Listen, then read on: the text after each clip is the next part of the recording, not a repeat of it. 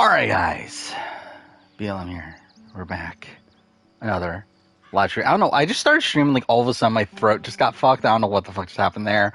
But yeah, we're back. I guess we're playing Red Dead. Let's continue on this.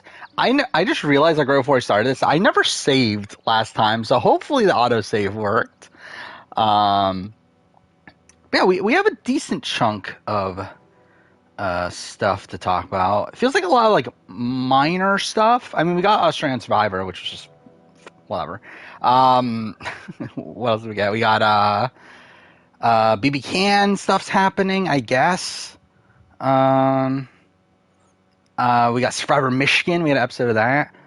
I did watch all of Rise and Fall. That is something. I don't know why I did that, but I did do that. Okay, good. We do have a save. I think a biggest party, 10th month reset. That's really insane to me. Knowing Shawnee got removed from the jury the whole season was so funny. It's also weird too because, like, I think did they spoil it in the, like, I can't tell if, like, was it spoiled or not, because, like, I noticed that in the was it in Nina's Ponderosa video, like, you notice that the entire group's together in one shot and, like, Shawnee's not there. So like, I noticed that at the time. I was like, yeah, I feel like that could be something, but yeah, that was funny. Yeah, what else did I talk about? So, I mean, again, the episode overall was just fine. I feel like this episode even more so. I'm pretty confident that, well, one, that George is going to get cut, right? I think that's like 100% sure at this point. I think the only thing that's making, like, the only, like, hope for George in my mind is the fact that in the Ponderosa video, they seem to be low on George. To where, like, I feel like that's really the only hope. But I think George is probably getting cut. And now that we know it's the final three, it's like, again, Liz, Matt, Jerry, like, I feel like it's Liz, right? Like, I actually think at this point, like, I think Matt, like, the fact that he finally articulated his game, and, like, makes it, like, so that, okay, he 100% was, like, always working with George to cut him at the end. What are you hunting? I think I would rather have Matt win from, like, a game standpoint. But obviously, like, I think story-wise, it's Liz. Yeah, Liz is all over the promos. Even the finale week on, like, thing that they posted on Twitter is literally a photo of George and Liz. I think it's Liz. I think everything's pointing to Liz, but I don't really want it to be honest. I mean, like, not that she's played, like, a bad game. This one's okay. Because, like, I think there are, like, I think her pre-merge is, like, very strong. But then I think once she gets to the merge, it's just a bit all over the place. But it's not like, yeah, it's not, like, entirely, because, like, even, like, in the post-merge, like, she is able to get back with George. I will say, like, it does seem like she was actually planning on taking George to 2, which is ridiculous. But, like, the fact that she was able to, like, regain trust with him and everything, like, does show, like, some, like, strong game ability, if only she was, like, not loyal to him. This is going to be fun, Arthur. You won't throw me? No, he's an angel. If I'm near him. You don't want George to win? Why not? I don't know, like, I'm kind of of two minds of it. I'm like, I think George winning would be the most satisfying outcome for me. Okay, the fucking, like, so every single time, like, the viewer count changes, I get, like, a notification in the bottom corner. But because of the notification, I can't see what buttons I'm supposed to push. Okay, what am I doing? Whatever. Like, I think Liz is winning AU. I'm pretty confident it's Liz at this point. I think it's like, actually 80% Liz, probably like 20% Matt. Like, all right, let's give 19% Matt, 1% George. it indicates that he like somehow gets there, and then Come on, he's not that bad. the All the time. yeah, Jerry has like nothing. Easy, I big think. fella. Let's head in. I think this I think this episode in particular, like I think that's the culmination of Jerry's story. The moment where he talks about his revenge is done or whatever. Which, by the way, that's super funny to me. That I mentioned this in the review because I'm already caught up on the review.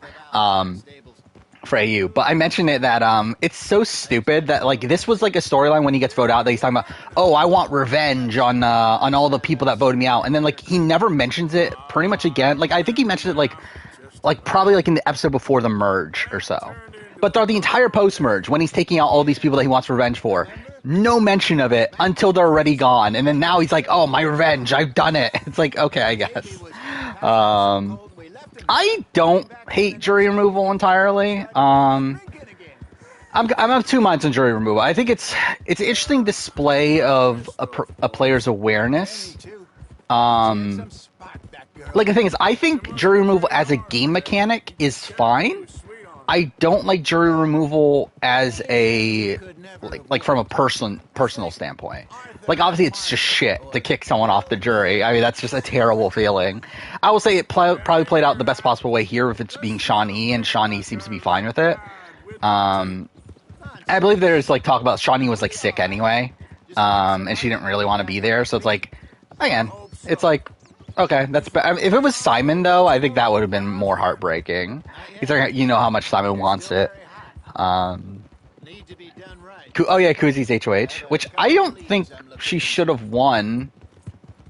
Like I think it's turning out like fine-ish, but I think ideally she wouldn't have won this one. But it's not entirely bad. Like it's allowing her to gain more trust with Ty. Stables are just up ahead. And what was the other benefit? There was another benefit that was in my mind that just faded. But anyway, it's like there is benefits to it, but like I think the fact that she like, especially like now that she's like putting Vanessa on the block, right? I think that's the issue, is that she's putting Vanessa on the block. Vanessa could go home. Like she wants Santina out, backdoor Dan if she has to. But she's putting Vanessa against them, which is the issue, because Ty and Zach want Vanessa out. Well, actually, technically, Zach wants Santina out, but Vanessa would be the target over Dan, I think. And Ty would try to flip the boat anyway. So I think it's not ideal there. Like she should have probably just went Dan and Santina probably. Yeah, I think that's probably what she should have done. But it's again still not all bad, but it could backfire on her. I mean, yeah, Kuzi says she doesn't care if Vanessa goes, but that's bad. Like she should care if Vanessa goes. What am I trying to do here? I've not been paying attention. No. Thank you for your help. You saw the sports bets odds? I will say I'm pretty confident I already know what they are anyway. Based on like people's reactions to things. But ranked to Final Four on gameplay, like George won obviously. After that, like I think the other three are like kind of close-ish. I would still probably have Liz, then Matt, then Jerry. Or no, Liz, Jerry or Matt. I think that's kind of a tough one. I think Matt is more aware of his game. But I think Jerry played a more stable game where like he was like not in like he was like consistently like alongside George the entire time, where like Matt was like a bit more rocky in that sense. Jerry's like the Laurel, possibly. Yeah, that's probably a decent comparison. Kind of. I mean, like I think the thing with Laurel though, there was some strategy to Laurel. It's just that she was wrong. And it's like one that she was wrong. Oh, am I supposed to go to the stables? I think that's what it is, right? He's like, I feel like this is where you get the tutorial to this, right? if Liz wins, does she have the least amount of confessionals of any AU winner? I think any of them would, right? How can I help you? Well, because like George had, I didn't do the confession. I haven't seen the confessional count for this episode, but George has like 140 something, and then the others have like 30 something, right? Or Jerry's not even there. So yeah, I mean, like I'm pretty sure they would all be towards the bottom. I don't know what Shane had, I show you. but like Christy had almost 100, You got papers? No. and that's Christy. Papers. Well, of course, that's going to affect what I can pay. Let's see, AU. Your luck's in. Again, not including the first two series, obviously, Decent workhorse like this for a while. because they would be beating Guy Leach. Otherwise, I can But always stable him yeah, here Christy for had you. 86, Jericho had 97. I didn't realize he had that many. Shane had 71. Holy shit. Pia had 87. David had 168. Haley had 115. Mark had 96. So this would be by a lot. Like this would be by a ridiculous number.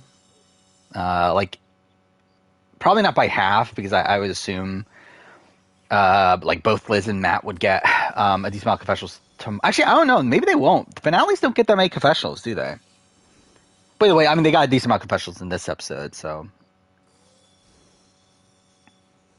Oh, I guess last time they did get a bit more confessionals when we had the final four.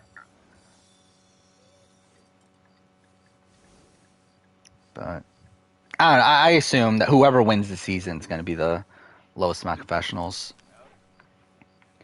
Okay, what do I do here?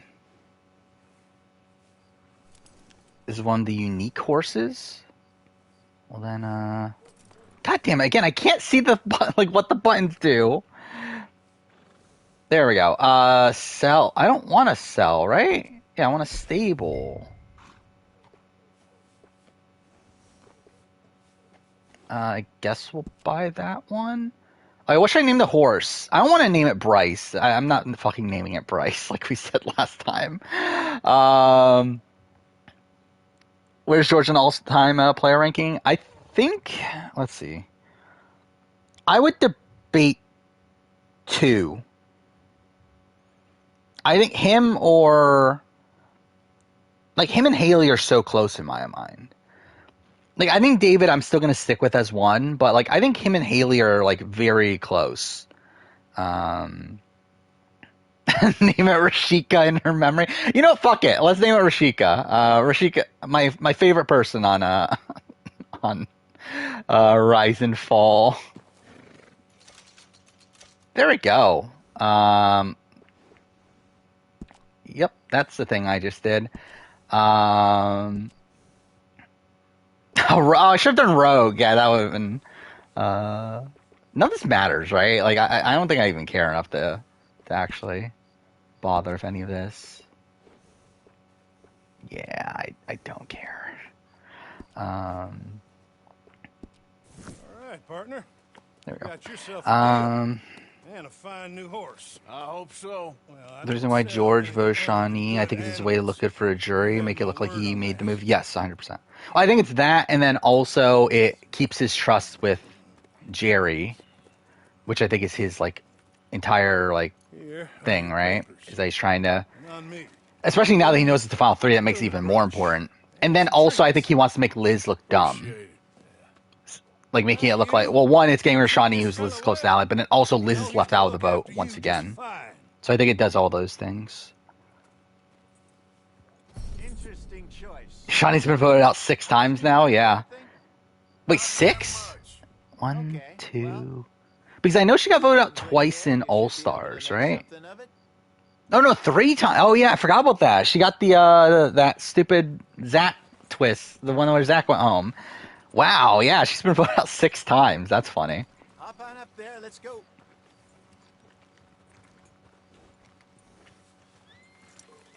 Boy.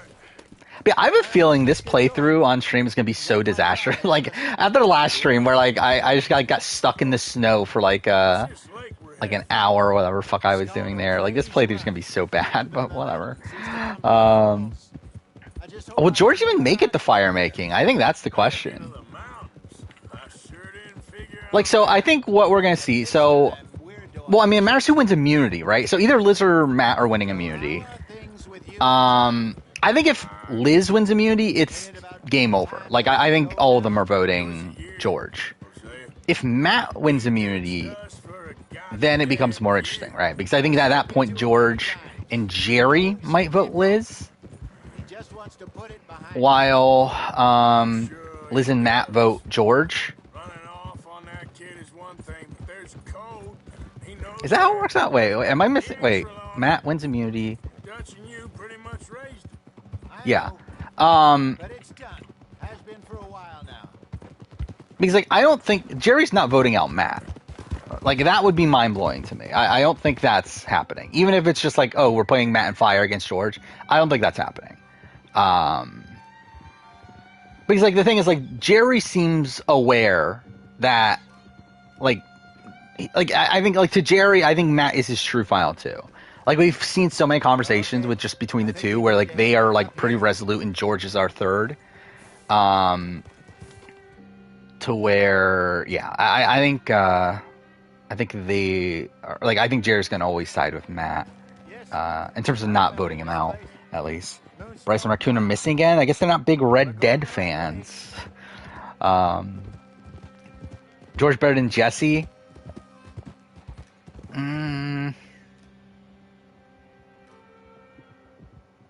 Maybe? He's definitely more out in front than Jesse. Good. We made it. Let's loop around the other side. I think they're pretty comparable. I think I would... Would I lean Jesse? I don't know. I think the thing is, like, as a player, like, I think I would have more faith in Jesse than I would in George, personally. Where, like, I think the thing with Jesse is that Jesse is able to do what George does, but also play from the background. Where George can't ever play from the background. Like, he only has one way to play, and if that fails, it fails. Where, like, I feel like Jesse is a lot more versatile. I did not mean to do that. Alright, was I supposed to get off the horse? Maybe not. I don't know. But yeah, I think of Jesse as a better player than George. Just proving that you can make it far off a target. I mean, yeah, but like, I think that's the thing. Is like, George's has 2 appearances, right? So I think, like, because of that, if I were to do a proper ranking of every global Survivor player, George would be higher than Jesse.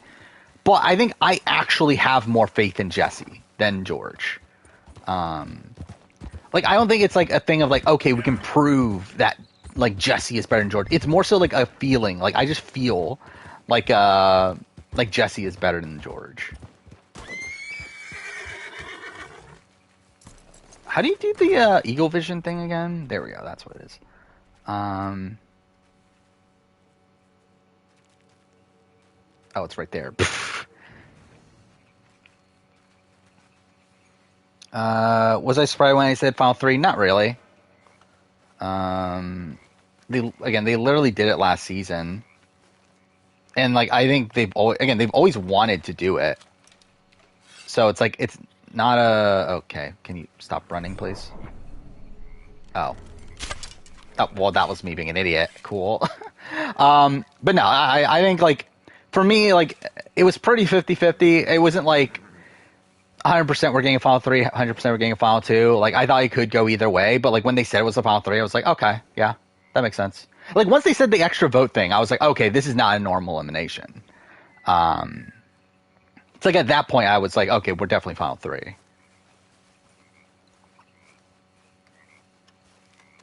It would be interesting if that was, like, a real twist, though. That there's no immunity, instead it's only an extra vote. It would be shit, but, like, I think it would be, like, I don't know, kind of interesting to see one time, at least. But, like, it is essentially a worse version. Like, it is, like, it just gives the majority more power. Or, like, potential for more power, I should say. There we go.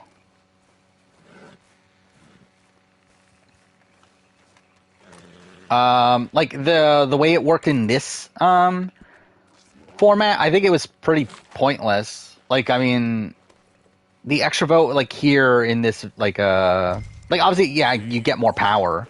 because you have one more vote. But it doesn't really matter that much, does it? Good job. All right. Like it's like even less powerful than having an extra vote in a normal vote. Sure. Well, then you get to set up. If Liz wins, is her win more or less legitimate than Ben Driebergen? Why are we comparing the two? Like, are we saying that because like she was supposed to be voted out in this round or something? Like, I wouldn't consider it that major of a knock.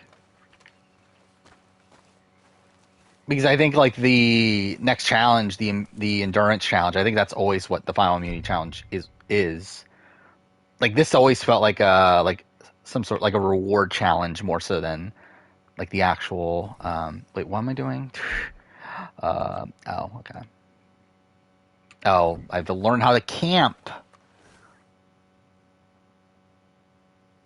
Yeah, I think that's 100% the case too. Yeah, they didn't want to tie in this sort of vote. Rabbit, then. How do you even break a tie? I guess like would the jury members have to go to rocks? Like how would that work? But yeah, I think that's 100% the case too. Yeah, they wanted odd numbers. Yeah, this entire mission is the tutorial on hunting and everything. Is my mic too low? I feel like my mic's a bit too low. Whatever. Is a challenge at risk of cancellation? I mean, probably not right away, but I could see it like long term. Yeah. Want some of this?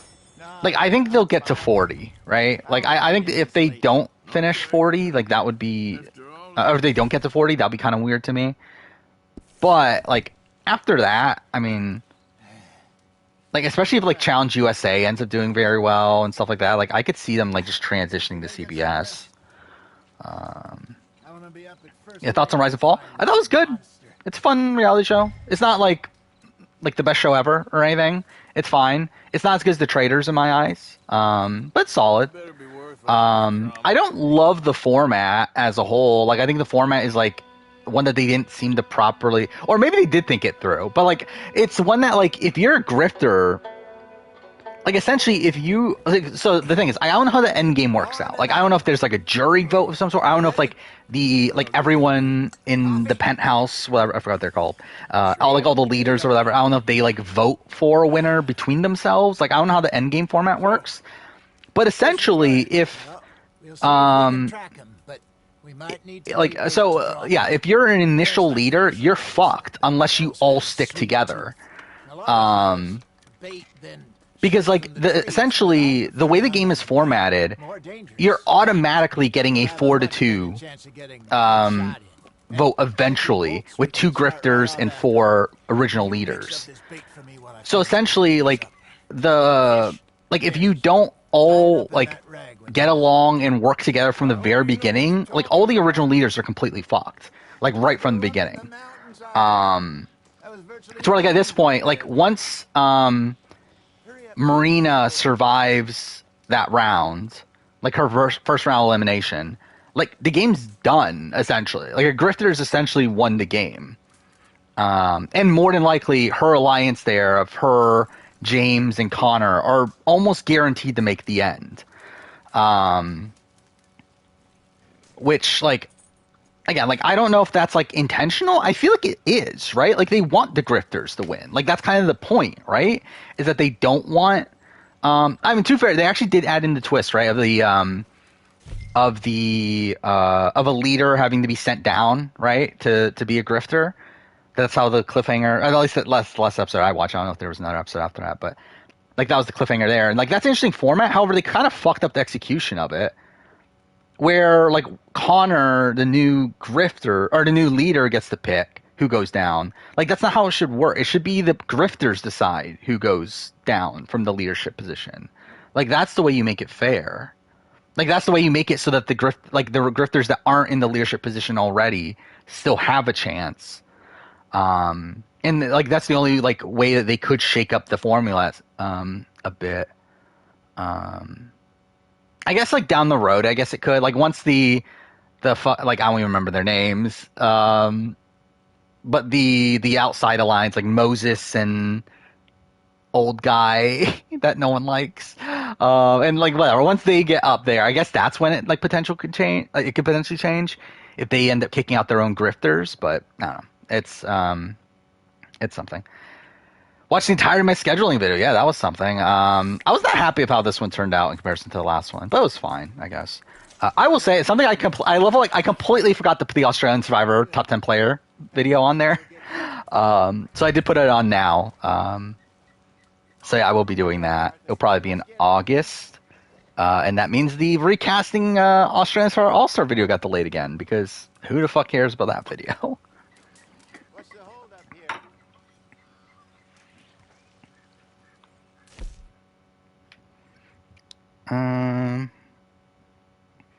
Yeah, World Championship is, I don't know, it's weird because like I think there's a lot of potential there. Like I think the global people are really good, but it's once again the OGs that are kind of like bringing it down. I guess like you do have Kelly and John A, so at least that's something. But I do think it's like the Torrey, Jordan, like that stuff is kind of making it not as interesting. Where like it's stopping like Danny from being able to really play the game. Okay. How's that horse? Most painful jury removal, Far so good. You know, probably Werner. with Bessie years ago. Like I think this is probably the least. Know that? To where like Shawnee didn't even seem to want to be there, so it's like okay. Did you What are the other ones? So we got Tessa is a big one too. Tessa was also so random. Like that was one where like Jericho completely got it wrong, right? Like that one was just like a complete bad read on him. Mind you, I guess to be fair, like Peter was still in the game, right? I guess that was the worry is that Peter he got the end of Peter, I remember you not being around for a while, but still, like that was pointless. Neil I think is funny. Like I feel bad for Neil, but like also like he's like extremely cocky, to where like I kind of feel less bad for Neil. No, of course not. So like if you talk to Neil, like Neil thinks he's like the best player to ever play the game. Like he's like the type of guy that's like oh if I didn't get medevac, I would have won this season. I would have been back for Winners at War. Would have won that season. I don't know. I never liked Neil outside the show, but I do feel bad for him. Like in the sense that obviously he's this big fan. Like obviously it sucks to get your dream cut short like that. Okay, that was something. Imagine Ica being removed from the jury. That would have been hilarious, actually.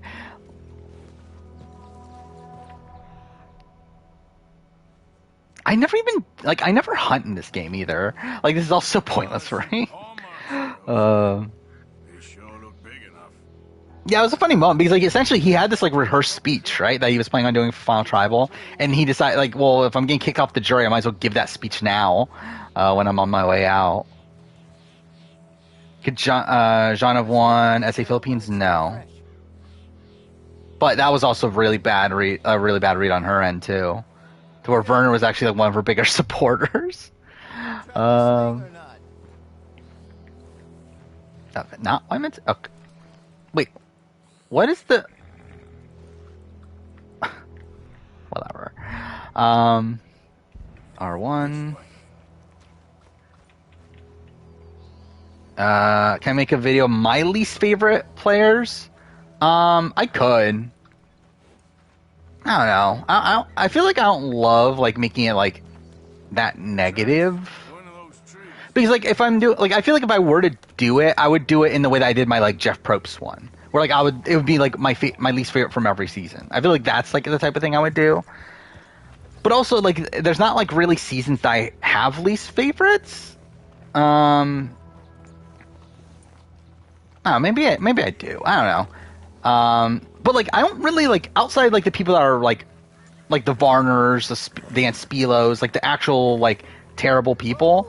Like I don't hate anyone else. It's more so like okay, maybe you're like boring, and that sort of thing. I guess there's like a couple people that do annoy me. I guess there are a couple people like that. But like I don't know.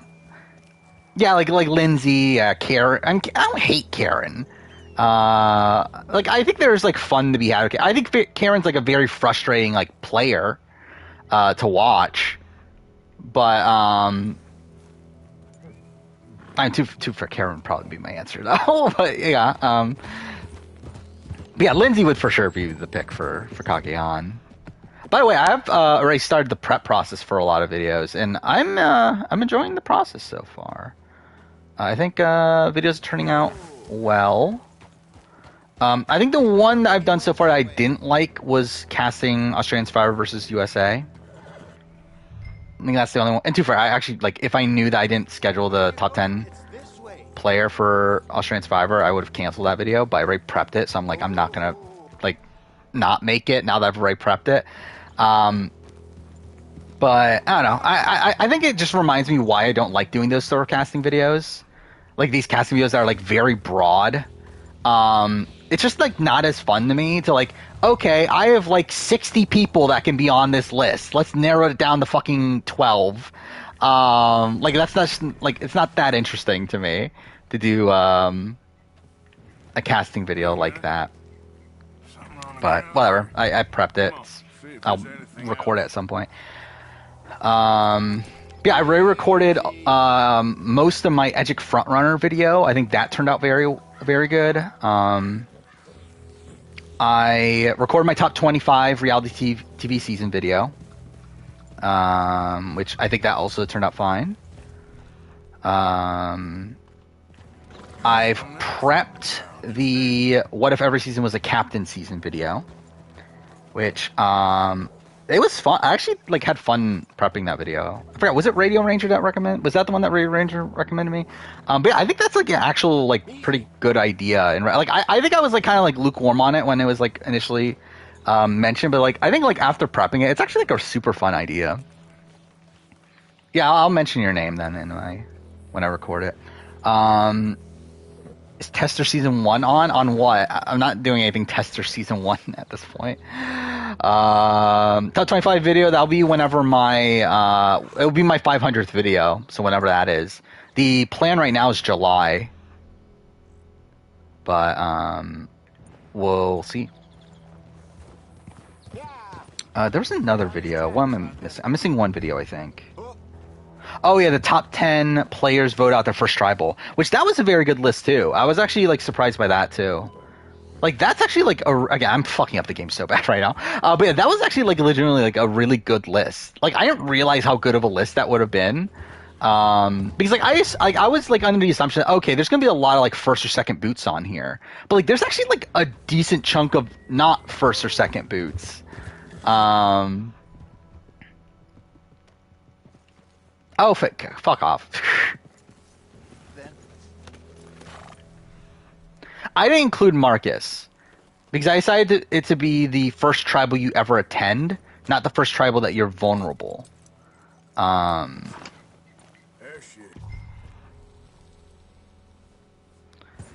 trying to think, like, if Marcus was booed, where would he be on the list? He would be pretty high.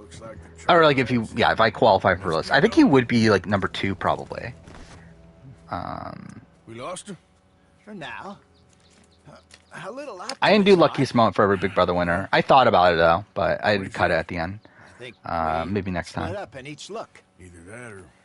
What happens if 44 ends up being the best season of all time? I'm pretty confident I'm not going to think of it. So, okay, so this is the thing, too. I decided to not put any limitations on the list. Come on, before we all together. Let's just make a call. Yeah, we'll work with them. But yeah, I decided not to put any limitations on the list, mainly because, like, the original thing was, like, okay, I'm going to limit it to, like, 5 seasons per show. But I kind of realized, like, well, one, like, this takes away the genuineness of the list. But then also, it's like, well, Survivor, because, like, I was thinking, okay, Survivor would be, like, 15 of the top 25. Turns out it's only 7. So I'm like, okay, if it's only 7, it's not that bad, right? So yeah, I have 7 Survivor seasons. So like this season had to be number 7 on my season ranking, essentially. Which I don't think it will be. There is a season from 2023 on the list.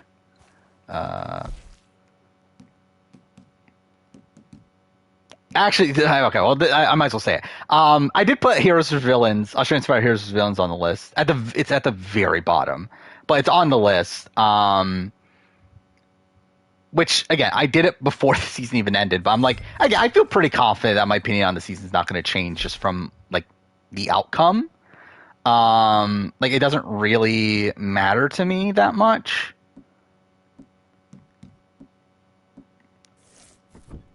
Wait, what am I doing? Okay, open. Oh, there we go. Okay, potent predator baits.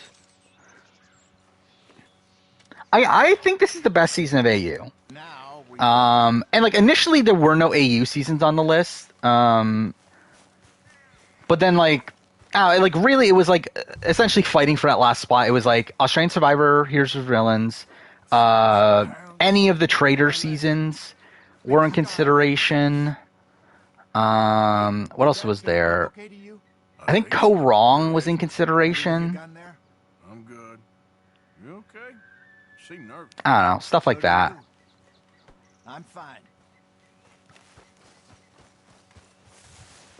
I don't know if it actually is a top 7 season, but like the thing for me is like on this list, I wanted it to also like feel more I like only just said it, Jose. like I didn't end up following my like true season rankings. Where Survivor US, like in particular, like it's not in line with my actual season rank. I mean, like 5 of the like top 5 are, but like the 2 after that aren't like in the same order and everything.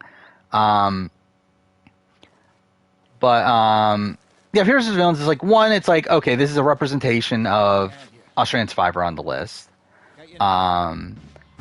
I think like in comparison to like the other seasons I had around it, it's like I think there's probably higher highs in Australian Survivor Heroes vs Villains than there are in Co Wrong, which I think was like the main one that was like in consideration. That's super loud on my end. What the fuck? Where like Co Wrong, I probably do like enjoy technically more as a season, but like also like the medevacs do fuck with things in Co Wrong. And like outside that, like it's largely just like it's a strong season. Like you do have the Debbie boot, which is great, the Scott boot, that's great. Everything else outside that is like passable. To where it's like I feel like Heroes vs Villains again. There's like these really like landmarks, is not the word. Like these really great like vote offs. So you have the Fraser boot, Jordy boot, and the David boot. I think all 3 of those are like all time great tribals.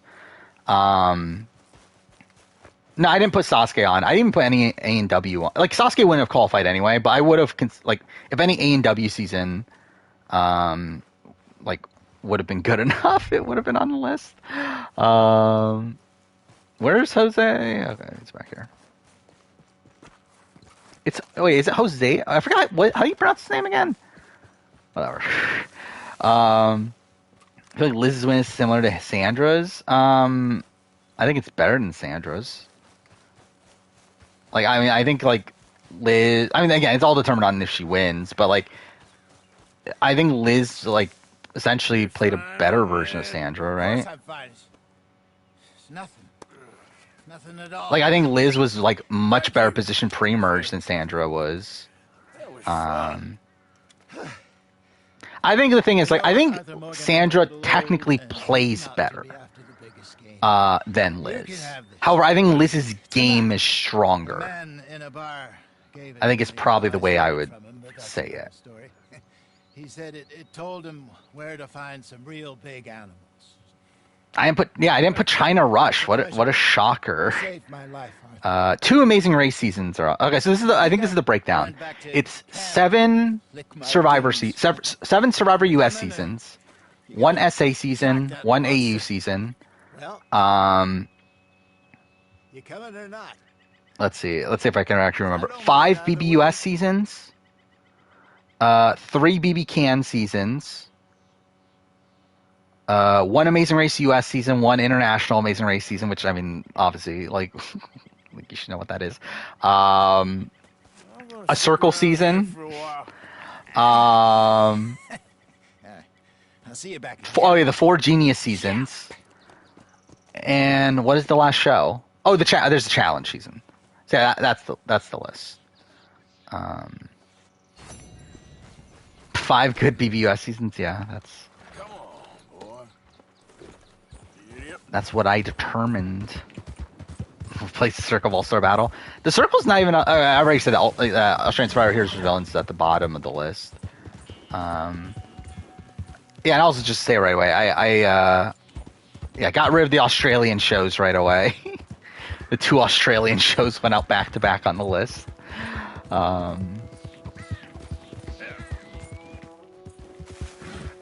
I will say, actually, I considered not putting. So, I mean, let's just say, I considered not putting Amazing Race Australia Season 2 on.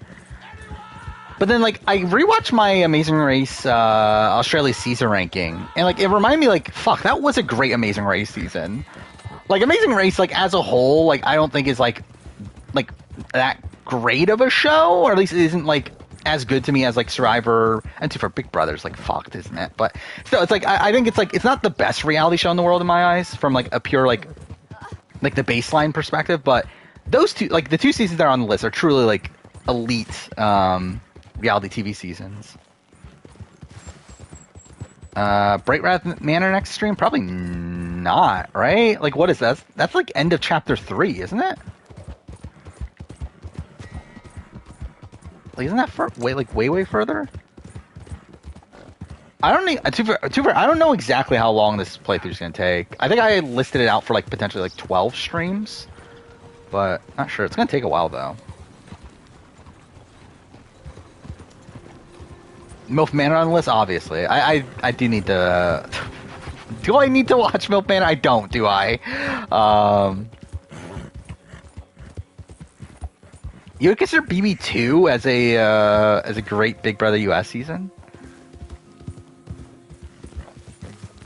I mean, the ones that I put on the list are 6, 7, 10, 14, and 20. Can Ty win BBK 11? For sure. I wouldn't want it, personally, but, like, he definitely can. Like, he's actually in, like, a solid spot, which is the frustrating thing, I guess. Oh, BB3. Okay, BB3. I can agree with that. Yeah, there's not really honorable mentions. It's more so like honorable, like it's not honorable mentions as in like show or like in terms of seasons. It's more so honorable mentions in terms of shows. Where I decide like, well, for the shows that like are already represented on the list, like, do I really need to talk about like seasons of those shows that didn't make it? And like, I do briefly mention it when I'm talking about, like, when I'm talking about Heroes of Villains, I do say like, okay, like 2017 could have been consideration, Champions for Contenders could have been consideration, but like, I don't really like go super in depth on it. But in terms of honorable mentions, I do mention like other shows that no show from those shows made it on the list. So I do mention like BBAU, I mentioned BBUK, I mentioned The Traders, I mentioned The Celebrity Apprentice. What else did I mention? I feel like there's at least one more show, and I did mention Survivor Maryland and Michigan. I mentioned Sequester, didn't I? But I think there's one more show, but don't know what it is right away. Is there one more show? Okay, let's look it up. Is it still even here? Fuck, it's not even here anymore because I already put it away. Where is it?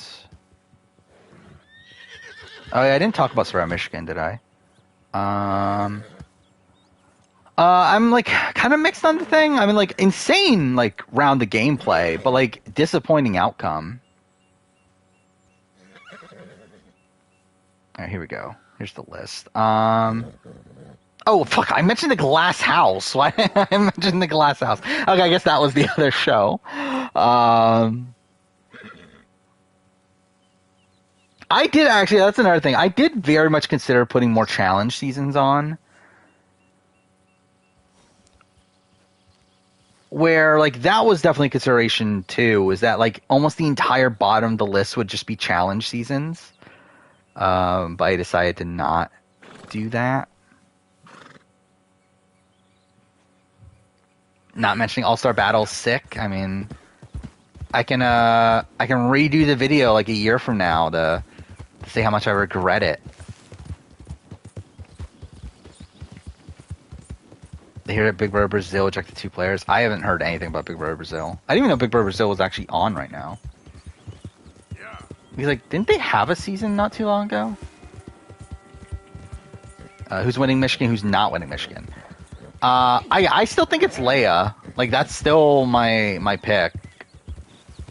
Like, I don't want Leia to win, but that's just kind of where I see things going.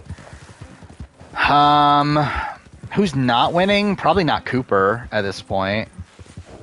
He seems like a dead man walking. And, like, while he might not be, like, the next boo, like, I just, like, at the point where, like, not even, like, it seems like everyone's willing to drop him at this point. So, yeah, like, I think Cooper's not winning. I don't think Andrew's winning. I don't think Bailey is winning. Adam's like a tough one. I think I can't like fully commit to Adam's not winning, but I don't think it's likely. I will say one thing that did surprise me. So I did listen to Emily, like the first like 10 minutes of Emily B's like exit interview, and like there she was talking about like Cooper as if Cooper's like a goat, to where that kind of surprised me. So, like, is there a world where Cooper gets to the end, he doesn't win? Like, that would be pretty insane.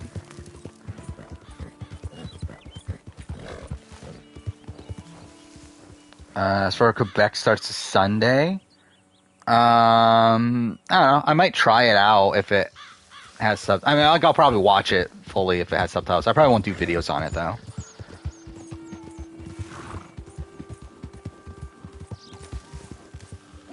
What was that question mark even for? Oh, that's not what I meant to. Wait, how do you open the map? Can you just do that? No? Wait. I love how like this is also the thing. I didn't even know there was a first person perspective in this game. I guess you learn something every day. Whatever. Is Tessa from AE 2017 a good player? Yeah, I think she's a good player. Flawed one, obviously, but I think she's pretty good. Oh, this is a stranger mission. You know, fuck it, let's do stranger missions. Why not? Again, I'm in no rush to finish this game. Like, I have no, like, reason to rush through it. I'm not even, like... Okay. Yeah, but I'm not, like, that close to where, like, I actually need to start making the video on this, so...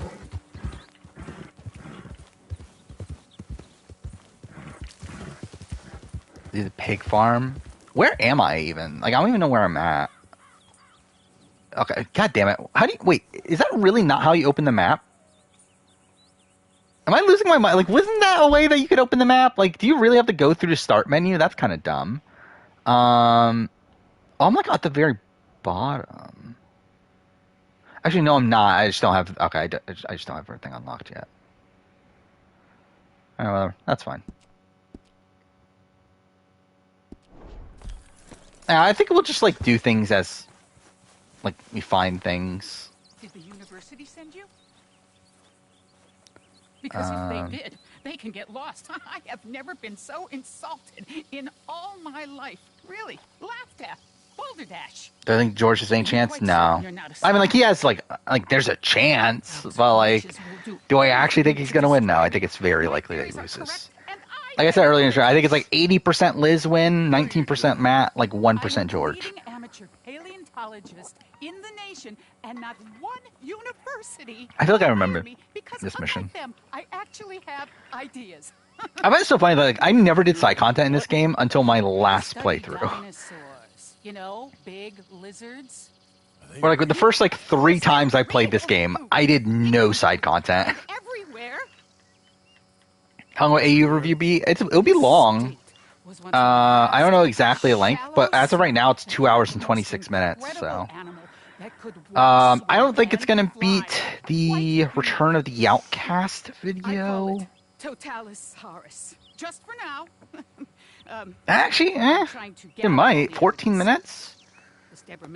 Probably not, but it'll be very close. Give me a hand here, please. Of course. Yeah. Listen. If you think Matt is winning 44? I could see it. Send them to my homestead. Yeah, I think the top 3 for me right now are Carolyn, Matthew, Matt. Or mail me the locations. I'll reward you handsomely. But I'm not like... I'm not like I feel like Matt's definitely the least And likely we'll of be those three, proving a lot of but stuck-up buffoons very, there's a chance. very Pick wrong. Kuzi for stock Which, wash. Not trust me, sure if she's is gonna the pick. I very think she'll be best fine. thing about I went all in on Kuzi too. Good day Let's to you, see. sir. What does she need to make money? She's at a 6, right? I feel like she's definitely gonna at least stay a 6. So it's like I feel like he should be fine. In terms of making money, but like in terms of it being the best buy, like maybe that could be a bit of a question mark. But oh my god, dude, the fucking stock watch page sucks. Alright, there we go. Yeah, I'm looking at the projections. I think she's the best buy. I think she's still the best buy. Maybe like I don't know, would Ty go up? I don't think so, right? Like I don't think Ty would go up. Yeah, really, I don't see many people going up. I think the only person that would go up is Daniel and Kuzi. Maybe Anika. Wow, if Kuzi goes up to a 7, then like that should be the best buy. Yeah, I'm talking about Matt from San Francisco.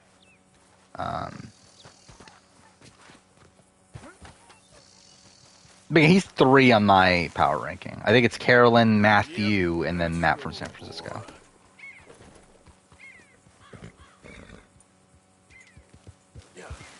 If Ty goes up by 1, he's the best buy. Is he?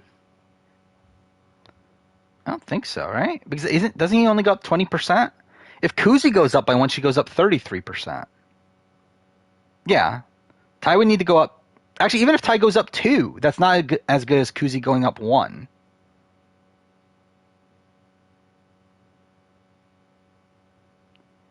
So yeah, it's like Kuzi's definitely the best buy, I feel like. Because again, I don't see anyone else going up. Like Anika might go up 1 at best. That's 15%. Claudia is probably going down. Dan is probably staying the same. Daniel's going up, but probably only to a 6, I would guess. But that's still 20%. I think I made the optimal move this week. I went all in on Kuzi and in used my remainder to go on Daniel. I think that's the optimal move. Hope is probably going to go up, maybe, but like 8% doesn't mean anything. Jonathan's probably going to go down. I think Kuzi might go up, but even if she stays the same, that's fine. Renee will probably go up, but like not by much. Would she get a 5? I guess there's a chance of her getting a 5. Rob's gone. Santina's going down. Shania might go up by 1, maybe. Ty might go up by 1, but like probably will stay the same. Vanessa's going down. Zach might go up by 1, but is probably staying the same. So yeah, I think the only people that are truly going up are Kuzi, Daniel, and I guess Renee might be a good buy. Am I doing a high honor playthrough? Probably. Like I think I made an honorable decision earlier, right? So like I think that's probably what I would go with. Now probably like I would want to get the ending of Arthur helping John, right? Like I'm not gonna go back for the fucking money. Like who the fuck does that? I love it, like I didn't do that ending until my last playthrough, and I realized like, wow, that's a shit ending. Like, why'd anyone do that ending? Where's them all? John, Michael, and Roberto rank on what? Like, I mean, I'm not really ranking them all, and then Roberto's obviously better than JM, but forgot Hope was still there. Yeah, he's a number for Zach, right? By the way, that's something we got since the last time we streamed was the DRs. We got BBOTT-esque DRs from the cast, which was interesting. Where's Frida on Genius Player ranking at the bottom?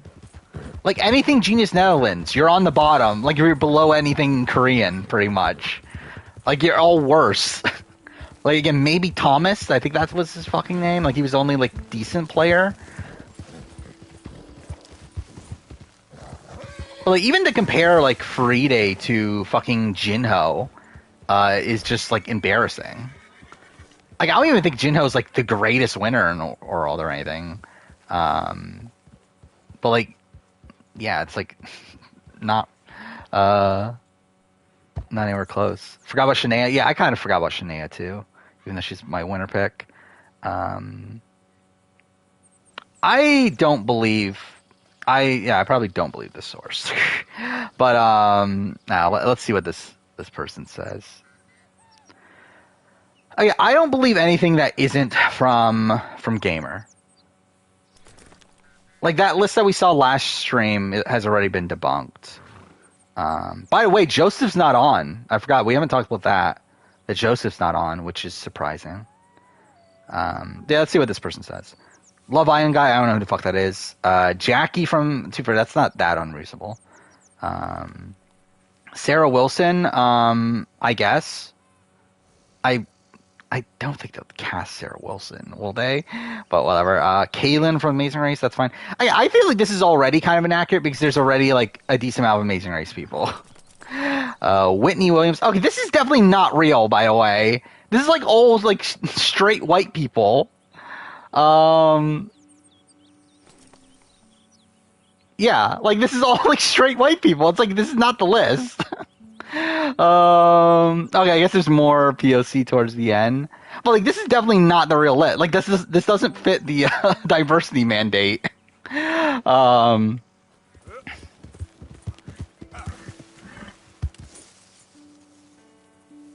Players might suck, but the season will be higher. Wait, which I like. Oh, you're talking about BB Can 11? Is that what we're talking about? But yeah, I don't think that's real. I don't plan on doing international top 10 worst. I would do Australian Survivor. I would do Survivor SA, but I don't plan on doing an international one. I might do a worst player global, like a global worst one though. I think that might be interesting. But like, I feel like just like keeping it to international Survivor is kind of pointless.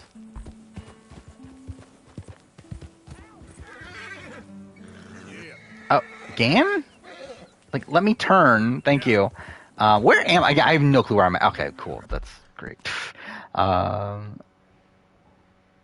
Which is this this is the Reverend, right? Okay. Yeah, this is where you can like play poker for forever, right? I think you can play poker for forever anywhere, but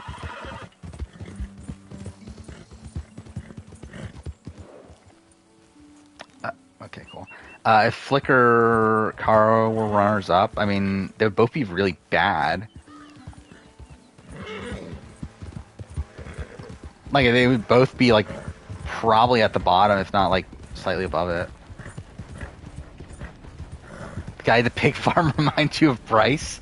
Alright, maybe we'll check it out in a second. I might as well do Suspicious since we're, like, right here.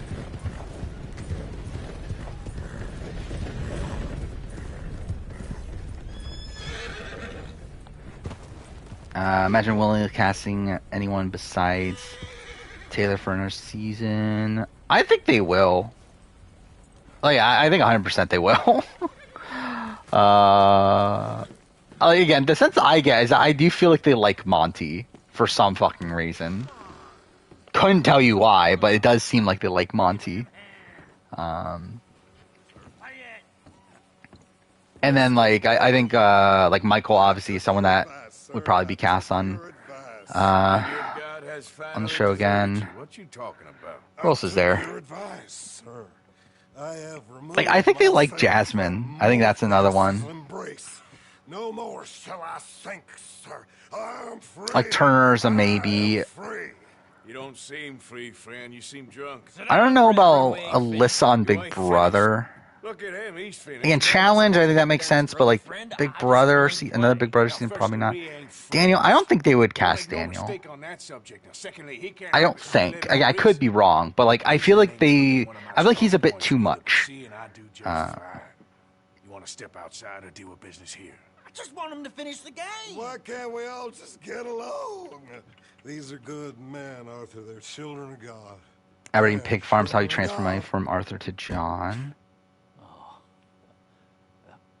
How's about you playing? Oh. That seems fair. Fair? Sure. I feel like, did I know that? I don't even remember. Yeah, we'll play. Why not? Sure. I'll play a few hands. Well, sit yourself down then. I thought the idea of everyone voting for a jury member to be voted out. I don't know. I'm kind of like whatever on it. I don't really have like a solid Fortunate for you both for being opinion on like that aspect of it. Same goes for you. Like I think it does So, kind of give the majority more power, but it's also like it's a fucking jury vote by that point. Like I don't think it really matters that much. We go along back. and now you're his chaperone? On like, okay, it's making the people in the majority more likely to win a jury vote. It's like, okay, I mean that's like I don't really care. He can't be no real clergyman. He committed about 5 cardinal sins just in that chair you're sitting in. I think he used to be. He's drifted a little. Wait, where? How do I? Wait, where's my? Life is a challenge to all of us. Wait, where do I see it? Oh, duh, it's right there. I can't see it because the fucking this is so stupid.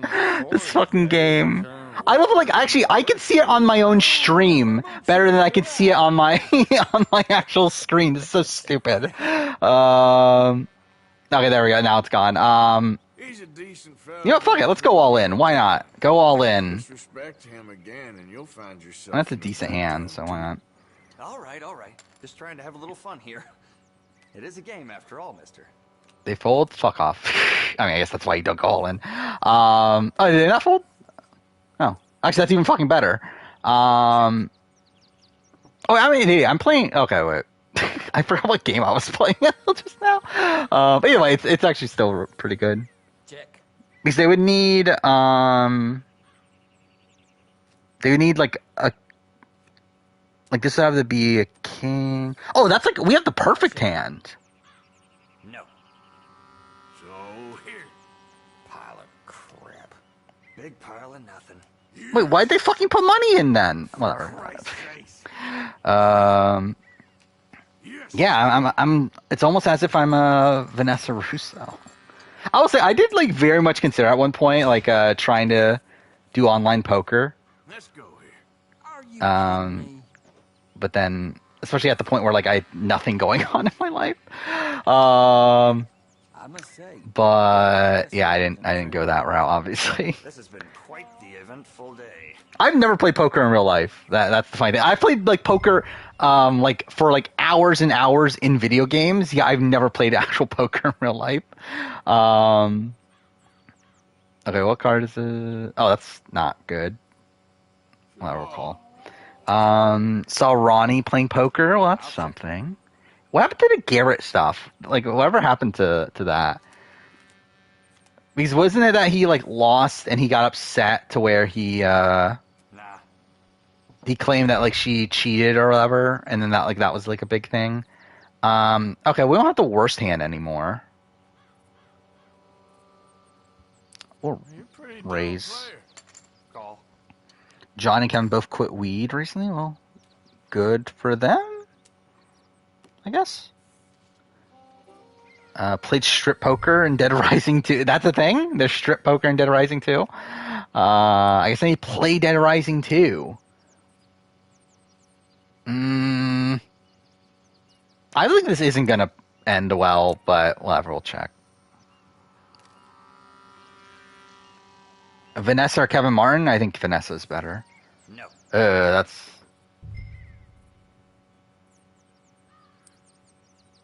do I... Like, it's only 18 cents. Fuck, I will raise. Yeah, I know. Pretty pathetic. Oh, come on. This ain't kid poker. Who Kuzi should target? I mean, like, I think Kuzi should target Dan. Or Santina.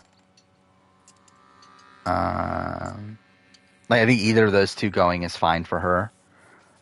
It weakens the like Zach Ty like contingent without going after them.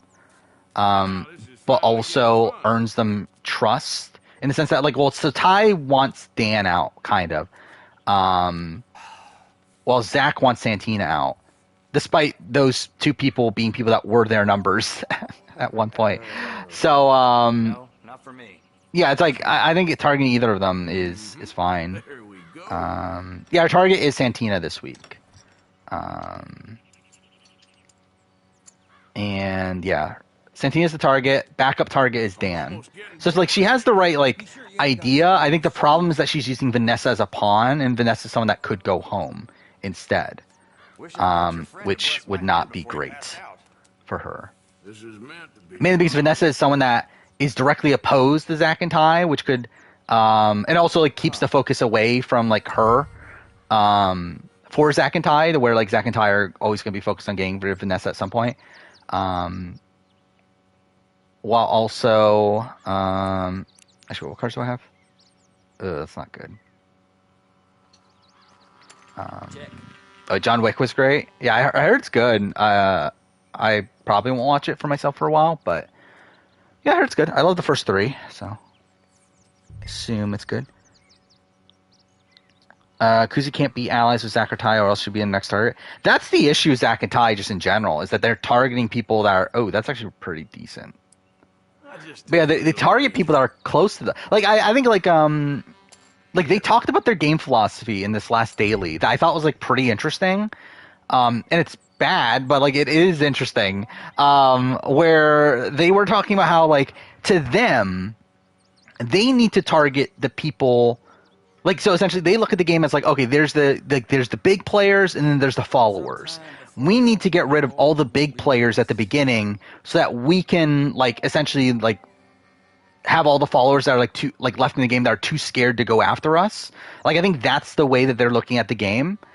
So I think through that, it's like they look at Kuzi like not as a follower, right? Like they look at Kuzi as one of their own numbers. So like in a sense, like yeah, that is a worry. Is that Zach and Ty might like just one day think like, oh, why don't we go after Kuzi because she's not a follower? Like, I do think they have other targets right now, but I think it definitely is a worry for the long term. If they're in there that long to where they can get influence again. But the thing is, like, at the end of the day, it's like, I don't know who they're getting influence from. I mean, like, well, that's the thing. Ty can, right? Ty definitely can. Zach can't. I think Zach's pretty fucked in terms of long-term prospects. What's the point of Frank in that cutscene in The Last of Us? What do you mean? Like, should I play my Last of Us video? What do you mean? What's the point of Frank? Like, there's a lot of point. Like, the point of Frank is to show Joel the dangers of what will happen if he continues to live in this like survival state of mind. It's just supposed to signify like what Bill lost because of the way that he lives his life. Yeah. I still love my Last of Us video, by the way. I still fucking adore it. It's still not out for 3 months, but or 2.5 months. But yeah, I'm very happy how that video turned out. I will say there's one thing that bothers me now, and it's like such a minute thing, but I knew this was always going to happen, is I forgot like one little thing to talk about in the video, but it's something so stupid. It's literally that I forgot to talk about that you can get launched out of tunnels in the game, where if you hold down run when you're exiting a tunnel, the game will launch you a bit. And like I just completely forgot to talk about that, but like also it's like it doesn't matter, does it? But like it is something that I'm like kind of bothered that I forgot to talk about it. Oh, I was not paying attention to the game at all, by the way. Oh, I did lose. Oh well. I saw a Quill. I don't know what we've been talking about. Just a lot of Australian Survivor, BB Can. 2 seconds of Rise and Fall. I've been playing poker for the last like 15 minutes or so. Probably not even that long. I did really well the first hand, and then after I didn't really pay attention. You're gonna have Most likely to go home BB Can 11. I mean, Santina's going home. Sometimes I love to go Probably if she doesn't win the veto. just to annoy folks. Again, Ty supposedly is going to try to keep Vanessa, which we'll see how that goes. But the thing is, like, Zach doesn't even want to keep Santina around. Ooh. Okay. Yeah, I did watch Rise and Fall. I thought it was good. Yeah, I don't love the format, but it's a fun show. Okay. Yeah, we'll call.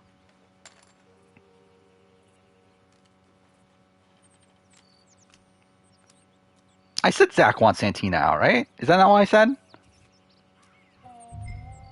Yeah, Ty wants to keep Santina. Zach wants Santina out.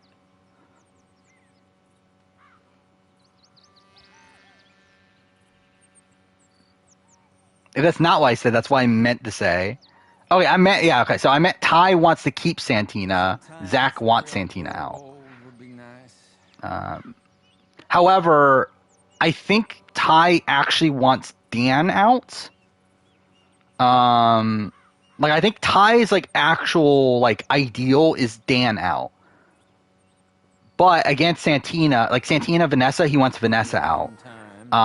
Zach wants Santina out for sure, and then he wants to try to save Dan if Dan's in danger. Okay, this is still not great, but, like, actually, to be fair, it's pretty good. We'll bet. Why not? Internet's fine. Yeah, Zach and Ty want Jonathan as replacement nom. Well, actually, no, they talked about it, right? Like, Zach wants Ty to use... So this is the thing. Like, Zach wants to keep Dan safe. But Ty doesn't want to. So, like, so Zach is telling Ty to get Kuzi to put up Jonathan. But I don't think Ty's actually going to do it.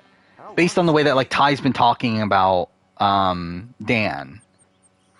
So, like, I think Ty actually wants Dan out. Like, I don't think he actually wants Jonathan out. And also, it's like, I don't think Kuzi would put up Jonathan anyway. Like, Kuzi's already promised Jonathan. So, unless she actually is like Santina and Dan and, like, breaks her word to someone she previously made a deal to, like, I don't think she will. Fuck.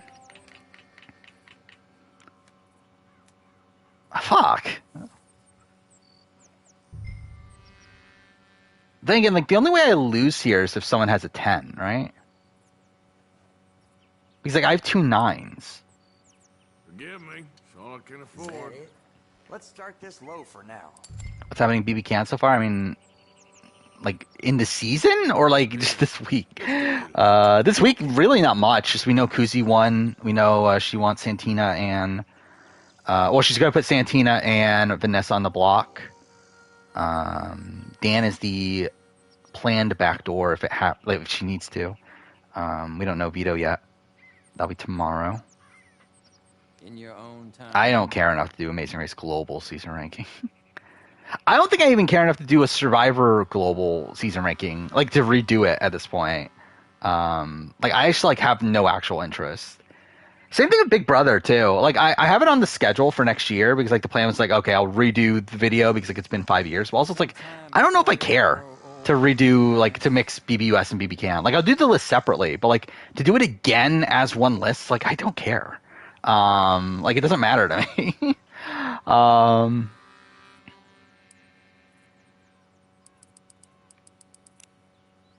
wait, he went 34. How much money do I have? 250.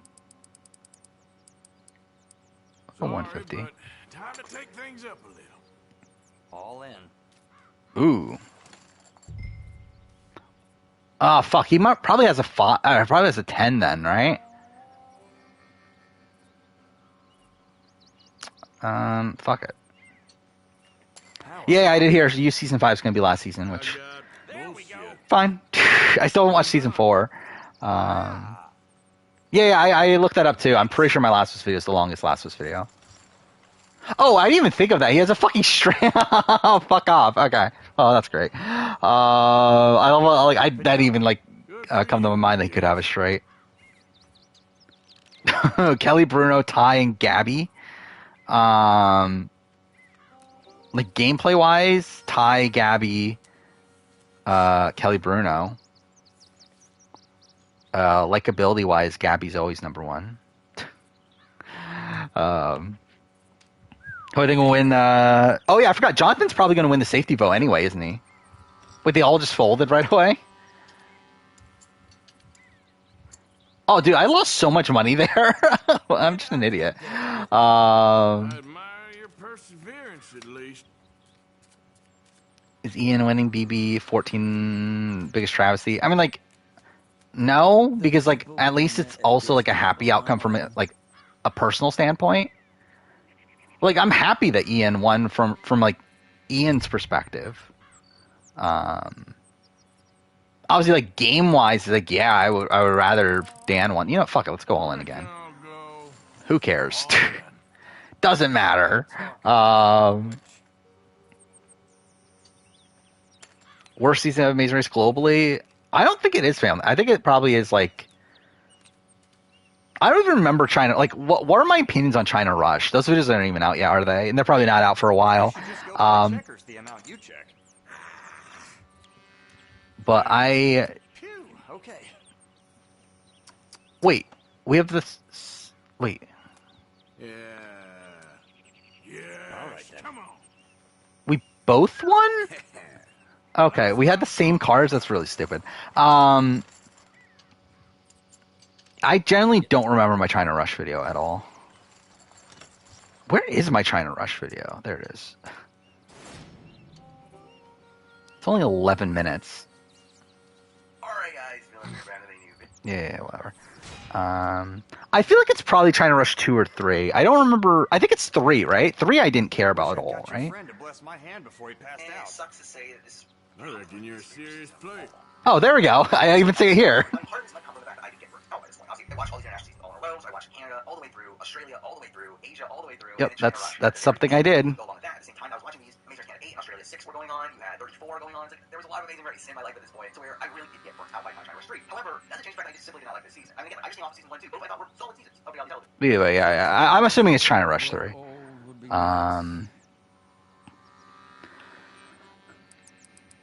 Oh, what am I doing here? I was hoping I was actually going to lose so I could continue on the story. No, I think China Rush 3 is still worse than AU6. Oh, wait, I haven't even looked at my cards. That's okay. I know. I think I'm literally going to play this until I run out of money. Oh, come Why on, not? this ain't Like, who cares, really, what I'm playing? Yeah, I know you can quit, but I was like, I wanted there to be like a natural cutoff point. We'll call. Okay. Is Ryan a racist like Jen said? I think he had racial biases. I don't know if he did anything that was like outright racist. Or it's nothing that we heard from him specifically. Like if what Jen said about him is true, then yeah, but Yeah. we don't 100% know if it is. Check.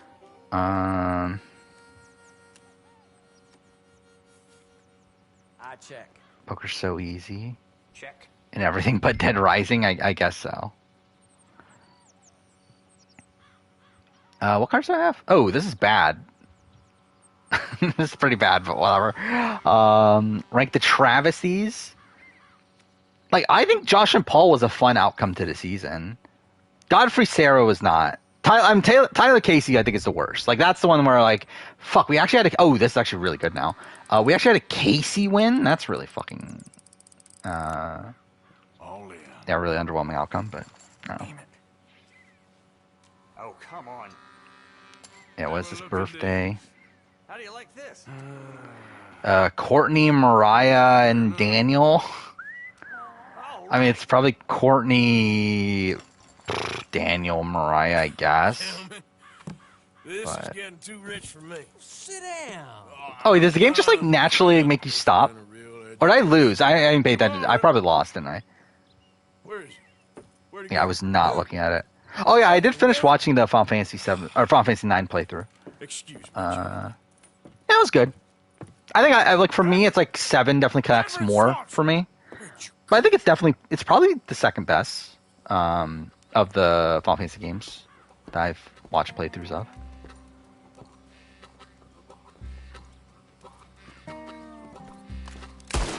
I didn't mean to do that. Oh, whatever, it's fine. And saying that all three of those people were born the same day. I mean, is it? He's like out here, right? Like he's like hanging off something, right? That's the thing he's doing. If Ellie dies in part 3, I'll be pissed. I wouldn't be. I'll be fine with that. It matters how they do it, though. I think it's the big thing.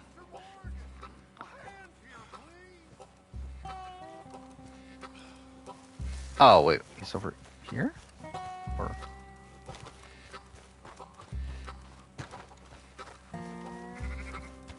three most important players in Survivor history. I mean, obviously. Courtney, Mariah, and Daniel. Oh, he's not hanging off a thing. Okay. I do not need a prequel of Henry and Sam. It'll be fine, but like I'm also like this isn't like necessary.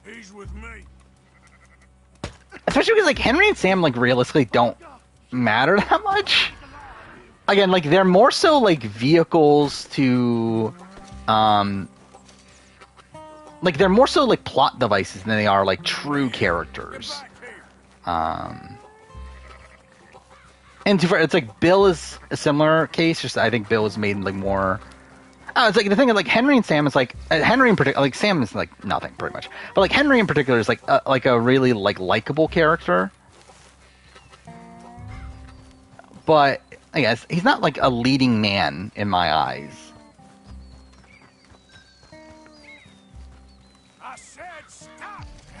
Oh, he actually just stops? Okay, cool. I probably am going to do a family edition retrospective. I plan on actually doing Amazing Race retrospectives, starting with season 6 again. Realistically, I should probably redo season 2. Like 3, 4, and 5, it's like obviously I didn't do like them as in depth as I would now, but like I feel okay with those. I feel like season 2 is the one that's like, okay, this is just nothing. Like this is just super, super short. To where like I should probably have done like I probably should have redone season 2, but I'm probably not gonna bother to go out of my way to do it now. Oh yeah, then he goes on train tracks. That's what it is. But yeah, I probably will continue from season 6 on though. I don't know. We'll see. Like I think I'll definitely do 6, 7, 8. I think after 8, I might question it a bit. We'll see. Depends on how busy I am with things.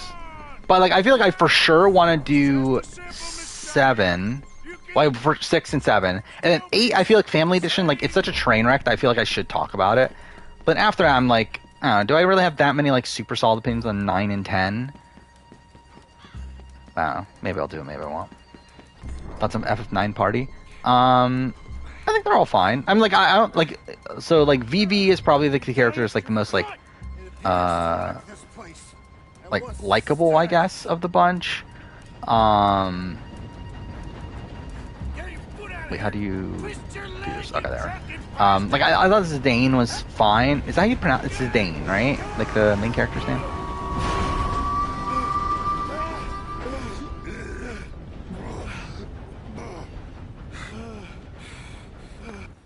No, I just feel like I came out of the like Final Fantasy 9 thinking like, okay, everything's good, like everything's like solid. Like I think it's like essentially just a better version of like the old school Final Fantasies, where like it obviously feels like a more modernized version of those. Like obviously very different from 7 and 8. Have I been bad again, Mr. Morgan? But I think I still connect to 7 a lot more. Yeah, I guess 9 does have BJ and Tyler, and Eric and Jeremy. So I guess there is stuff to talk about there. 10 is the one where I'm like, I don't know, like Dustin and Candace are there. Let's get you home. And I guess you do have like alliances, right? Like that was the season with like the David, Mary, Edwin and something, right? That was the guys that like made the alliance, right? Anyway, like there is like stuff to talk about there. 11, there is like 12. I'm like, I don't know. 13 is like, eh. I guess you have Andrew and Dan in 13, so I guess that's something. 14 I have a lot of nostalgia for, so I might do 14 and 15. I both have like a lot of nostalgia for. Like I'll be honest, like 16, I had like no memory of when I rewatched it. Outside of Jeff and Jordan being there, had no memory of 16 when I rewatched it. I was like, who the fuck are these people? Like I had no memory of Dan and Jordan. One for the road. I'll say like biggest party. Hopefully your week goes well. I'm gonna trash on 17. I don't hate 17. I just don't like it as much as most other people. What are you mumbling about now? All-Stars will be interesting to talk about, though. I feel like All-Stars is like kind of a disaster, right? Like in terms of like the overall like structure of the race and everything.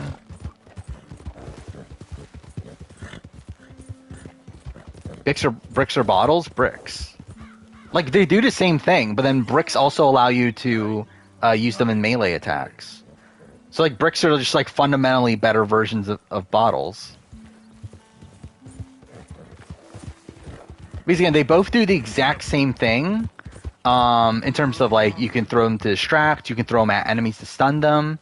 But then bricks also allow you to run up to someone with a brick in your hand and then like melee attack them to kill them. Well, like with bottles, you can't do that.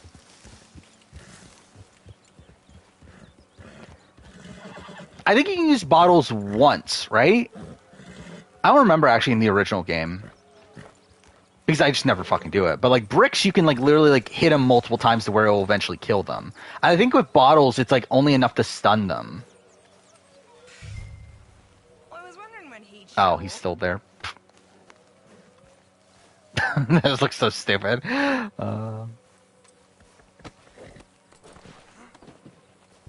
10 favorite Amazing Race teams? I don't think I even care enough to create a top 10 list. Oh yeah, I forgot. That's something I did since the last time I streamed too. I did finish Trek to Yomi, which got really annoying at the end. I actually like started to hate the game by the end, but it was still good. I played the entirety of Sifu, which I didn't realize Sifu was so short. Like, I thought coming into Sifu, okay, this is going to take me, like, I don't know, like 6 to 7 hours if I finish it. It's like 3 hours. Like, it's super short. But I really enjoyed it. I thought it was a lot of fun. Like, I actually, like, debated, like, is this, like, number 4 on my Games of the Year? I did drop it a little bit lower than that. But, like, I genuinely like Sifu. I just wish I was actually good at it. And I wish, like, I actually, like, had the time to, like, properly play it.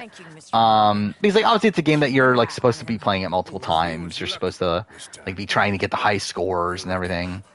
But yeah, I genuinely love that game. I think it's like just such a cool concept. Okay, what do I want to do again? Pig farm, right? Where the fuck is the pig farm though? Like where's Lemoy or whatever that's called? Is that even on the map yet? Oh, it's here. Maybe I'll do it later. I think maybe I'll do it when we get into that section of the map. Because, like, that's in Chapter 3, right? Yeah, I thought about Sifu over Immortality. I didn't do it, but I did think about it. I did think Immortality, though, is just, like, such a unique game to where, like... and also, like, it's, like, more of my type of game. Because, like, that's the thing about Sifu. Sifu is, like, a fantastic game, but it's also, like, not really my type of game. Like, it's not the type of game that I actually, like, have the time to get fully invested in and actually, like, Help me. Speak to them for me. like, play it properly. Don't cry, boy. Speak. BB Camp 3 player ranking, why is Bruno number 1? Because he's not, but... I can't. I mean, like, I think Bruno at the time, especially, like, I thought he was, like, a super underrated player. But also, he did get saved in week 5. Like, he was going to get backdoored. And if it wasn't for Cindy coming back, he was the plan backdoor for that week. I told you, mister. I told all of you. I don't know nothing, okay? They ain't no friends of mine. I just been ridden with them for a while. Horseshit. You see, we heard that part, so how about you tell the truth? I think there's a lot of weird things with Final Fantasy IX. Like, the storytelling of Final Fantasy IX is, like, kind of weird to me, where, like, there's certain things, like, there's a lot of things that feel like they happen off screen. And there's a lot of, like, transitions in between scenes that feel like they aren't done properly, where, like, like the way that scenes are like shown makes it seem like, oh, these things are happening like back to back to back, but then like if you think about it, it's like, oh wait, this is like not happening that way. I feel like there's like weird presentation things with Final Fantasy IX, but I think like so like the rumor is that it's getting remade, right?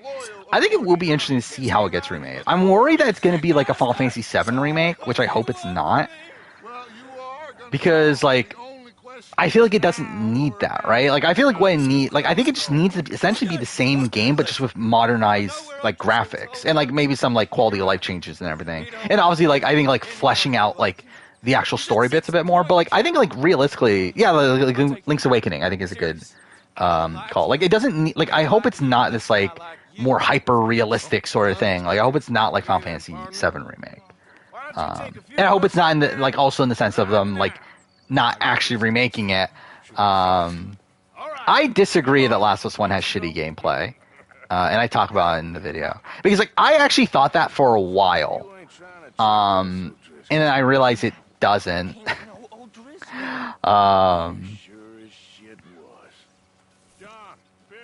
And I think the remake has made me recognize that. I think that's also a thing. Where I think it's through playing the remake and realizing how the remake isn't great gameplay wise. It's like it's what made me realize that the original actually is pretty good. Like I think it is like one of the most responsive shooters that are out there that I've played, at least. Again, like obviously I haven't played like a lot of the multiplayer sort of games, but like I think out of like single player third person shooters, I think it's one of the most responsive third person shooters that's out there. I think the one main criticism is headshot registration. In terms of like the shooter aspects of it, where like it's pretty fucked. But like outside of that, I think it is like a pretty responsive game. I think it's a very versatile game too, where like you can change like your approach to combat encounters like midway through and everything. Yeah, I think dodge button for sure. I do talk about that in the video. I do think a dodge button would have been nice for part 1. Especially the remake,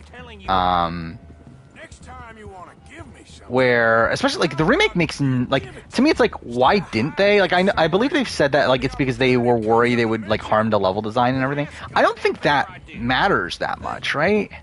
And I guess like okay you can say like okay Joel's like 50, like would he really be able to dodge that much? But still like I do feel like dodging wouldn't have been that difficult to add to part 1 to the remake.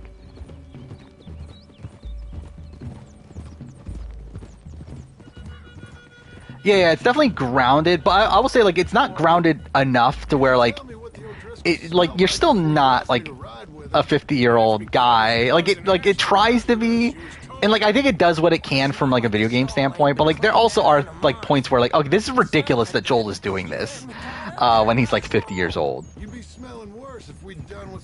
And I think that's something that the show like that's one of the few things I think the show does better is like the overall like groundedness of like Joel's actions. Of him being like a guy in his like early 50s. And that's the man you chose to ride with. A woman killer. I mean, I think there is like merit to realism in games. I mean, like obviously Red Dead here is like a super realistic game. I think Last of Us tries to be.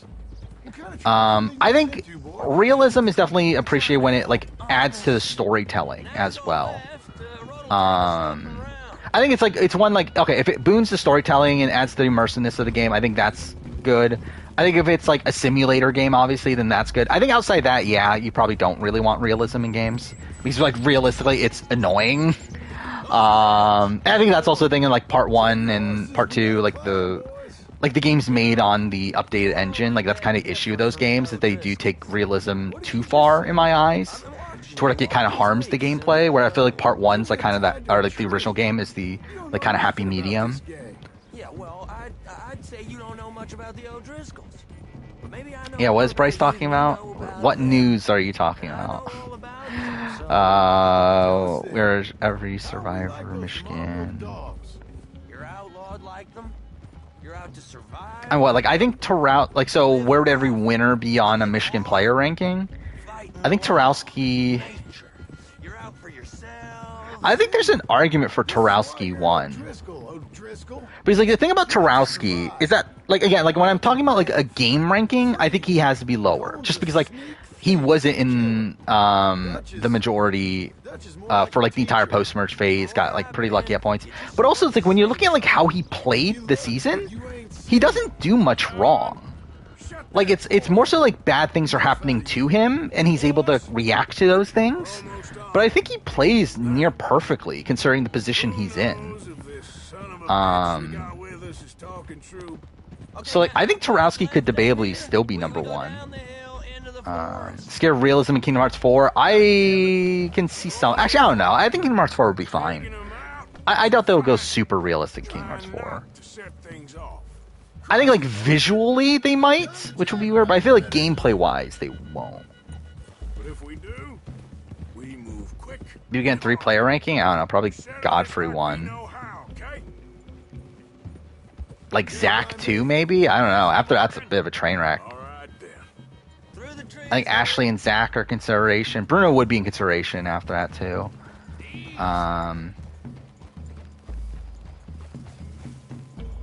Yeah, that's probably it. But like, I think that's like the top 4. I think. I'll get my guns off my horse, and I'm ready. I think the tough thing about Zack is that Zack obviously makes like a major mistake, in accidentally getting JP voted out. But like he is a pretty good player overall, though. Okay. Off your horses. Predict my top 10 teams. I don't know if I would have BJ and Tyler that high. Like I like BJ and Tyler, but like I don't know if I would have them in my top 10. But I think everything else is pretty close. Honorable mention to Jamie. Yeah. No, Jamie and Kara would be like if I'm doing this like purely. Oh no, actually I would put Globetrotters on. Like Globetrotters were like my favorite team when I was a kid. Like I loved the Globetrotters back then. Especially their first 2 seasons. Third time around I was like, okay, this is probably a bit much, but can't wait for Sora to take damage and start limping. Yeah. That's the funny thing about like fucking Last of Us Remake too. If they bother to add in Joel getting tired, that was a change I did not like for part 2 and part like everything outside the OG. Is that they make your character get tired when they're running to where they like slow down after a while. Like that's always really annoying. Likely as not. Hey, over there, someone's coming. So, who's gonna tell me you got nothing for the pot? Oh, let me think. It's not your birthday anymore. I'm gonna drain it. I'll catch up. Okay. No, we ain't gonna fall for that. I'm gonna wait so you can tell him yourself. Like biphonic? What are you talking about? Jamie and Christy from season 5 are your only Amazing Race crushes. Actually, to be fair, I would not even like if like nowadays I would not have a crush on Jamie. I would have a much bigger crush on Kara. I feel like than Jamie.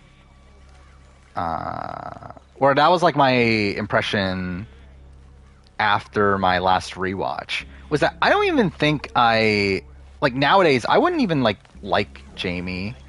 Like I would definitely have more of a crush on Kara than Jamie. I'll be stood guard duty. Sun up to sun down. Soil on my drawers in the spot. What the hell? Oh. What's going on? Yeah, I fucked that up obviously. Wait, okay, I do have to write that now. What's cover again? Okay, it is R1. Oh, by the way, also I did play 30 minutes of Elden Ring. It's the last time I streamed. I'm probably not going to go back to it. Like it's the same. Like it's essentially the same thing. I just, like Soulsborne games are just not for me. But I at least wanted to try it. But yeah, I don't really care enough to play more of it. I said haircuts are identical? Who are we talking about?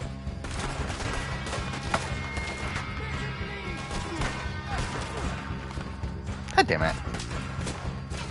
Can you get out of the cover? Jamie and Kara? I don't think, like, Kara's like a lot more intellectual, I feel like, than Jamie. Like, I think Jamie is the hot, like, Kara is the cute. If we're going by LJ's terms.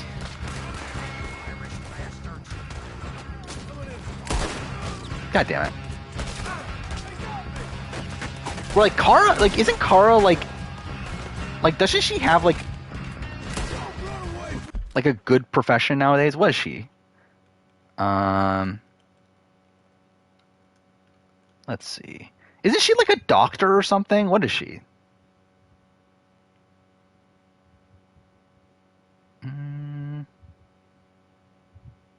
No, she's okay, she was I think she's a lawyer. But anyway, like, I think, like, yeah, I don't look at Jamie and Kara as the same at all.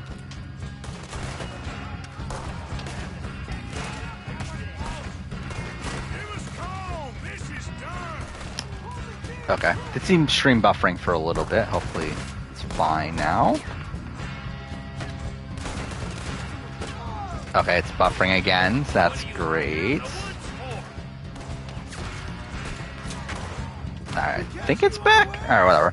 Oh, we got more screen rant about Power Rangers. But I did start my Mighty Morphin rewatch, even though I got barely anything watched on that.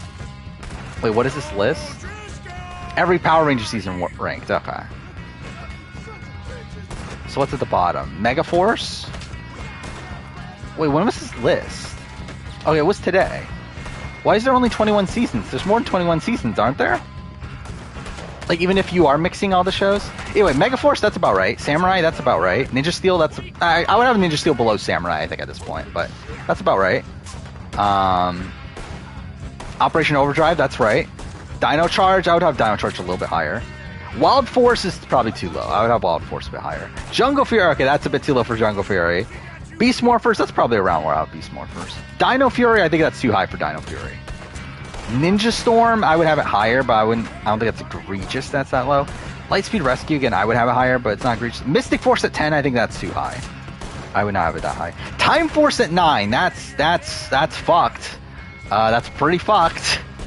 Turbo at 8. Okay. RPM at 7. That's okay. Fine. Lost Galaxy at 6. Okay. That's my favorite season, but like I get why you wouldn't have it at the top. SPD at 5. Fine. In Space at 4. Okay. Dino Thunder at 3. I mean, like, I wouldn't have it that high, but it's fine.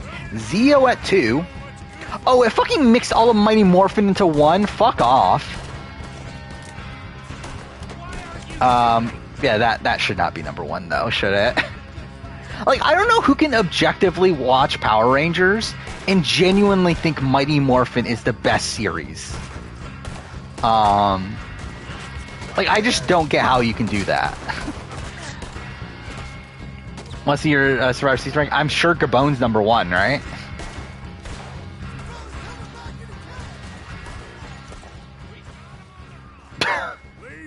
I only killed like 1 guy, didn't I? Whatever. I'll check. You look out here. I see stream buffering again. Either way, if I did mix, no, if MMPR, like, it was all mixed in one, it would probably be like 11 or 12. Oh wait, what? How'd I fail? But no, I think it would be still pretty low. Because, like, the thing is, like, season 1's like not good. Like, it's interesting, like it's interesting to rewatch in the sense that you like get to see like the fundamentals of the show, and I think there's like things that are done in season 1 that aren't done later that it's kind of cool. But like at the end of the day, it's like it's so much filler. And the same thing in season 2. Like, season 2 is like just so much filler and so much like nonsensical stuff happening in season 2. Like, I've always hated season 2 of MMPR, and I think I haven't rewatched it obviously since then, but like I would think I would still agree with that. Wait on my mark. But I think season 3 is pretty good. Like, I don't get the criticism of season 3, even though Alien Ranger sucks. Like, Alien Ranger is fucking terrible, but like the actual like base season, I think is like, again, the best of the series up to that point. like I generally like don't get why people don't like season 3, because I know that is like a majority opinion out there, and I don't get it. Very, very, very urgent. This be your final message.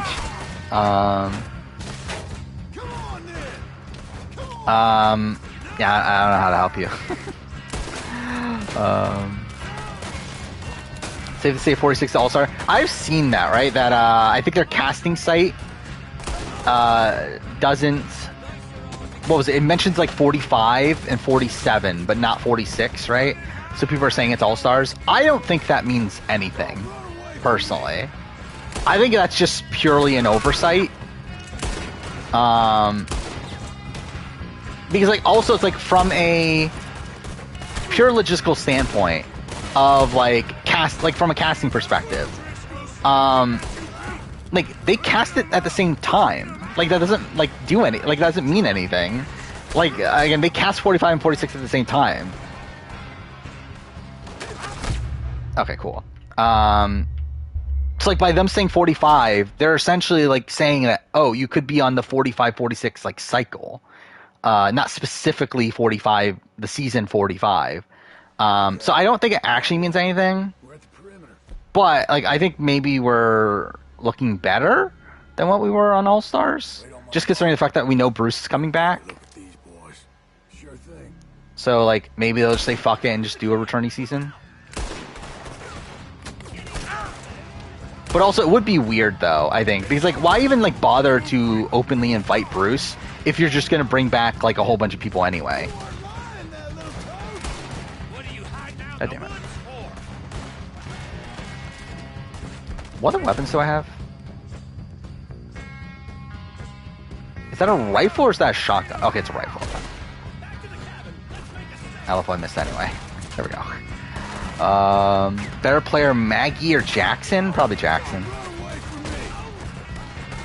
I think Jackson definitely has more upside. Where I feel like Maggie's like super high variance.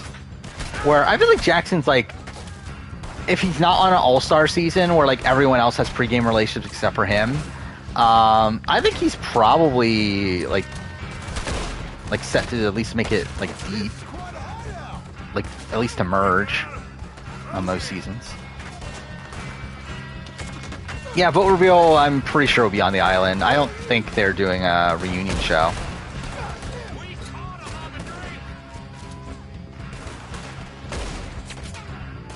Well, I'm just an idiot. I'm just missing every shot. Yeah, AU finales tomorrow. Yeah, I feel like the end of the season has been a bit slow. I do think this is the best season of AU as a whole, but I think the bookends are like not great in my eyes. I think week 1 was kind of just mediocre, and then I think this like the last couple weeks have been just kind of okay.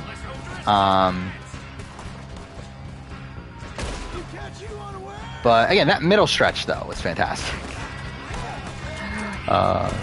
Like a Frazier boot to like Sean boot, I think it was the peak of the season. And, like even the Haley boot was like fine. It's just that I feel like the editing wasn't like great on that episode.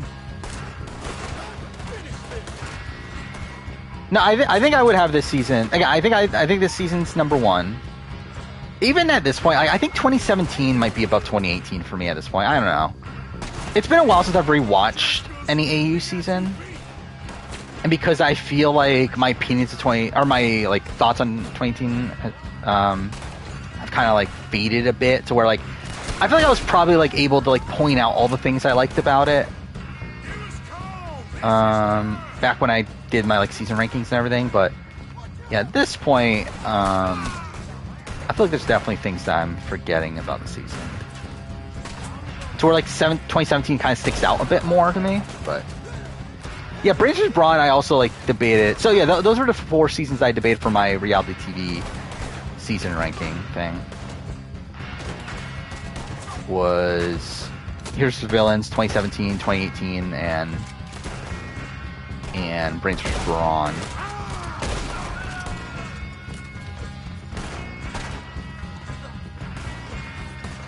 You have Nicaragua. Alright, let's look at your list. Alright, let's look at this. You got Gabon 1, that makes sense. San Juan del Sur 2, okay. You have Winners at War 4? Or 5, I mean? Well, you know, yeah, 4. Okay. Nicaragua 5, okay. What's at the bottom? Palau is the worst season? You think 42 is dog shit? I don't know. I wouldn't go that far. Wait, where's 41 in this? Wait, you have 41 in great? Okay. I feel like I'm like one of the biggest like I feel like I'm definitely one of the people like lower on 42, but even I wouldn't say 42 is dog shit.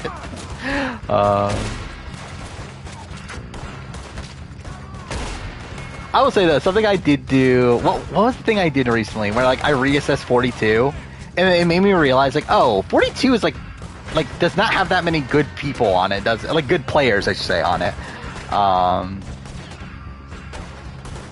Was it the first tribal? No, it can't be that. Maybe it was just the casting video I did, where like I was like looking at the 42 casting. I was like, yeah, there's like not many people that are like that good from this season.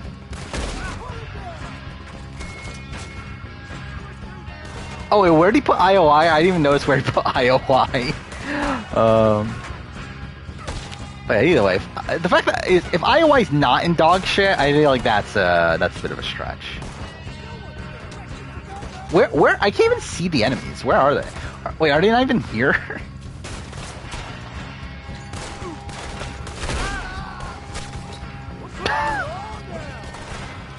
Why did he took so long to die? Whatever. You had token chains in dog shit too? Yeah, that's a choice. I rank the Arkham games, including Gotham Knights. Gotham Knights is at the bottom. Then I never played Origins personally, so I can't even like really rank it. And then it'd probably be like I guess it would be City. City, Asylum, Knight. I don't know. Like the thing is, like I think Knight is like actually the worst of the games. However, it's probably the one that I enjoyed the most. But like okay, I did not mean to pick him up. But like I recognize it's actually the worst. Like thinking about Asylum, I think Asylum is like a very focused game. I feel like I would like Asylum more if I were to replay it. I haven't played Asylum in a while. But I think Asylum like kind of represents like what I currently like in games. To where like it's something like AC1, where like I think my appreciation for AC1, Assassin's Creed 1, has gone up a lot over time. Because I kind of like have gotten to the point where like I like these like shorter, like focused, condensed experiences. I don't like these like more open world based games and everything. So like I feel like I would like Asylum more now. Why am I doing this? I don't know why I keep on picking up people.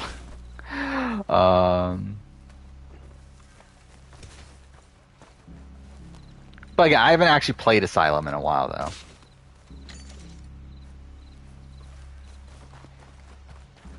Why have I not played Origins? I own it, which is the funny thing. But like I didn't buy it until after.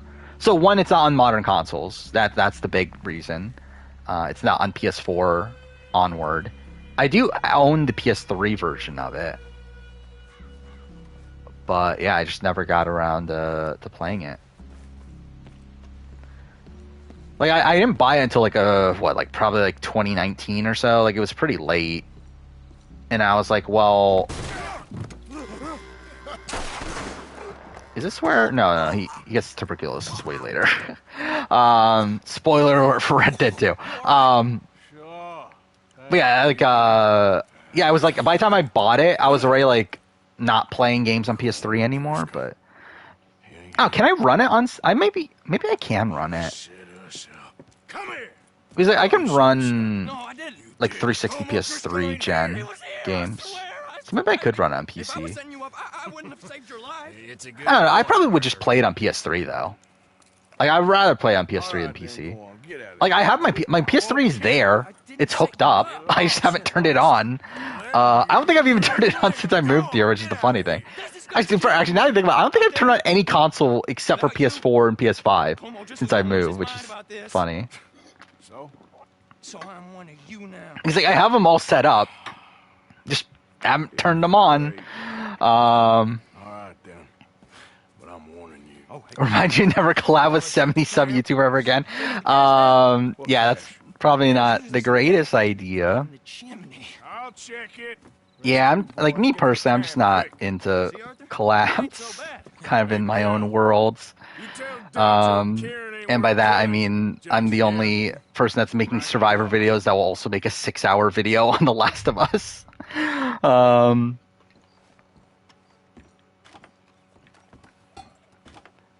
yeah. Yeah, I assume it was a disaster. Who is 70? Like, I don't know who's even out there anymore, like Survivor, or like reality TV content anymore. Like, I just like stopped, like looking. Where it's like obviously I know, yeah, like Flynn Masters obviously, but yeah, like I know like Russell Muscle's out there, right? Obviously the ones that were there like already, so like Peridium, Once Upon Island, Idled Out. What is that channel that I'm like just blanking on for some reason? Survivor Spencer, fucking Survivor Spencer, obviously. And then Bandit, right? That's a channel, Bandit Survivor or something. I think those are the only ones I can think of right away. Survivor Salads, okay, yeah, I guess that is the thing. They spoiled an AU for no reason. I haven't been officially spoiled, but like I kind of like get the sense of like what is out there by this point. Like I definitely like have an idea of what other people are feeling, which also like was already in line with what I was feeling anyway. So like it doesn't really change anything. I forgot you had to clean guns in this game. Stevie was robbed, I guess. I don't know, like I kind of would like to see Stevie play again, but also it's like I don't know, like I love it, like this is a thing that I didn't know about him until recently. Like, so he's like super political, right? And like he's like I guess like a big Trump supporter. Which is just funny to me, like to think of Stevie as a big Trump supporter. So yeah, that's the thing that happened. Imagine if Jerry wins. I would love it if Jerry won. Like that'll be funny. I don't know who would be the most satisfying if George doesn't win, because I'm assuming George doesn't win. Like I mean, like I guess Matt would be the least satisfying, right? Like because like I don't feel like there's that much there, right? I'm like I think game wise like it's fine, but like I'm talking about like more so like story wise. Like what is the story of a Matt win? Like the thing is like I think Liz is probably the least satisfying to me from like a gameplay perspective. Wait, did I not? Actually, that's probably not true. I don't know. Like I think the thing is like obviously Liz has been like more out of the loop at the back end of the game here. The thing is like I think her first half of the game though is much stronger than both Jerry and Matt. Got something tucked away. But it is her recent game that's obviously like super fresh in the mind.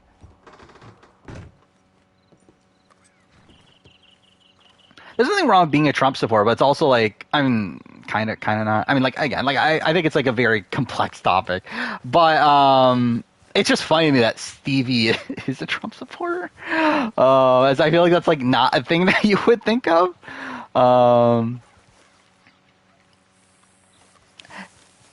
But yeah, like I think with as far as Spencer, I think it's about what you would expect. I've said this before, and I probably stick. I don't know if I would be like as like vocal about it as Survivor Spencer, but like I definitely do feel like when I was 17, I probably did think just like Survivor Spencer does.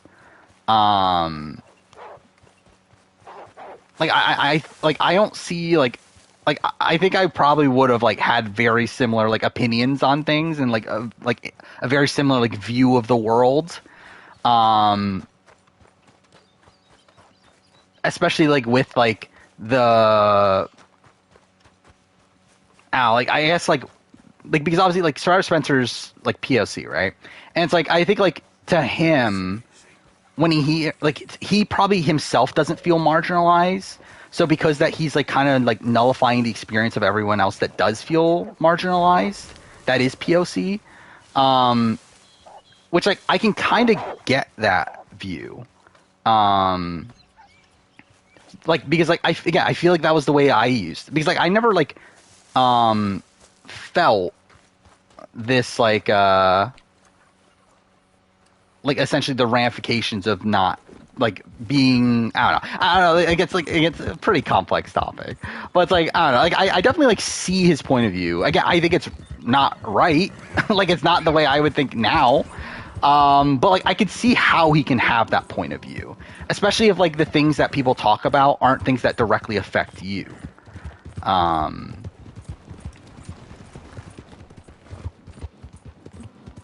22 can't imagine talking to. Yeah, it's like I just think you just don't like. I think there's like a lack of empathy to a degree. I mean, like it's a lack of like understanding of other people and like their points of views. Okay, I fucking like why do you have to, okay, no, I'm doing this all wrong. No, I don't want the social club. Sarah Spencer bashed the idol given the 3 people. I have no like. I mean, I have an issue with it, but like I don't have a major issue with it. Like I think like if you're going to do this twist, I think you have to give them idols. Like I was listening to Shannon Gus's podcast, and like she was like very anti giving them idols too. And like I personally don't see it. Like I don't know how you don't give them idols. Like you're essentially fucking like you're essentially swap screwing them, right? Like completely swap screwing them if you don't give them idols. To where like that's just even more boring. And like yes, this like outcome is also not great. To where like okay, you're essentially screwing over the people on their original tribes. But I still think it's better than screwing over like a single like a singular player than screwing over like 3 players that are on that like stayed at their original tribe. And also I think it just makes it for more interesting TV if every player that swapped had an idol.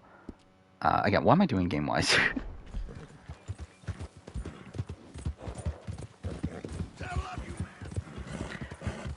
Yeah, I think Survivor Spencer's like kind of in the state of mind where like yeah, he's probably like stuck in that way for a bit. Are we in Valentine? Is that what this is? Right here if you need backup, partner. Show 'em who's boss. Hey, get out of here.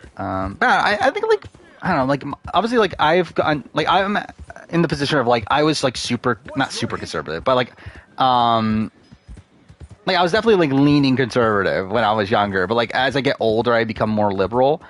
Where like I feel like that's not typically like the way that's like it happens, right? Because like usually what happens, at least like traditionally, is that like you're liberal when you're younger and then you get more conservative as you get older.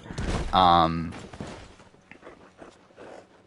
also I do feel like just the way the world like operates nowadays probably like makes people lean more liberal as they get older. Because I think there's like less of like a rigid. That's not a rigid. Whatever. I think there's like less of this like need to keep the like to follow like social norms and stuff. I guess is probably like a factor into that, right? I don't even know what I'm talking about. I love like this is just like gone all over the place.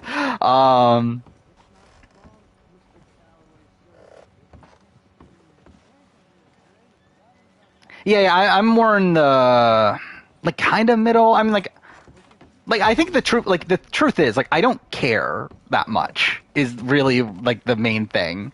Like because like the thing is like I think both parties are bad in the United States at least. And I think that's usually the way it goes just in general, 2-party systems. is that like no matter what, like probably both sides are equally bad. It's just that one, like I think the Democrats are better at like making their message sound better and like have like the like moral high ground, if you will. But like they're both bad. Like they're both doing essentially the same thing. So I think that's like caused me to like not care. Like to me, it doesn't really matter. Like it doesn't matter like which side wins because they're both essentially like the same thing. I guess like in terms of social issues, it can matter more. Especially in terms of like just pure like what do you call it? Legislation, whatever. Fuck, I can't pronounce words.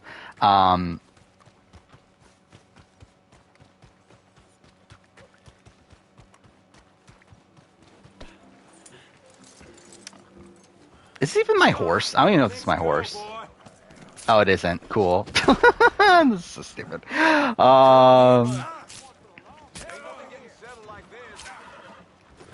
I think like the more time goes on, the Republican Party, I think both sides, like really both parties, are getting more and more not central. To where I think for a while they were both extremely central. And I think that was kind of the issue for a while, like during like the 90s and stuff, where like both parties were essentially like exactly the same. Like they were both doing the exact same thing. Like there's almost no difference between the parties. Yeah, I feel like now like there's like a massive difference, especially between like the more radical members of both parties. I still think there are people like more in the middle, but yeah, it's definitely, I feel like it's becoming more and more not centrist. Defeat Garm. Which one's Garm? in Ragnarok. I'll be honest, I don't. Oh, fuck, Armed of Wolf thing. Okay, you're pretty far then. You're yeah, you're pretty deep into it.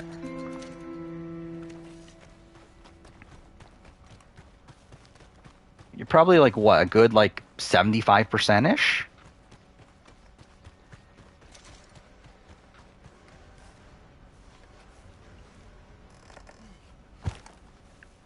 Did I win or almost win Stockwatch? I've never won by the end, or never like come close to winning by the end. However, BB Can 9, I was essentially second place for a bit. Essentially, there was like a 5-way tie for first place, and I was 6th place behind that 5-way tie.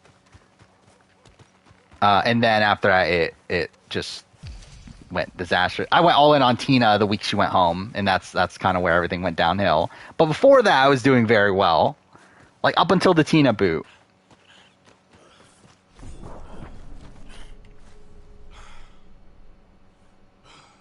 When I work on YouTube, do I binge work on an off day? Yeah, pretty much. Like pretty much, yeah. I just like do nothing but work. I mean, like, again, not nothing but work on channel, but like essentially, yeah. That's essentially how I do it. Even on days that I work, like, yeah, even then, again, that's the thing. Like, I have like no real life outside of the channel and work at this point, which is like the thing that's so depressing. But yeah, I work a lot on the channel.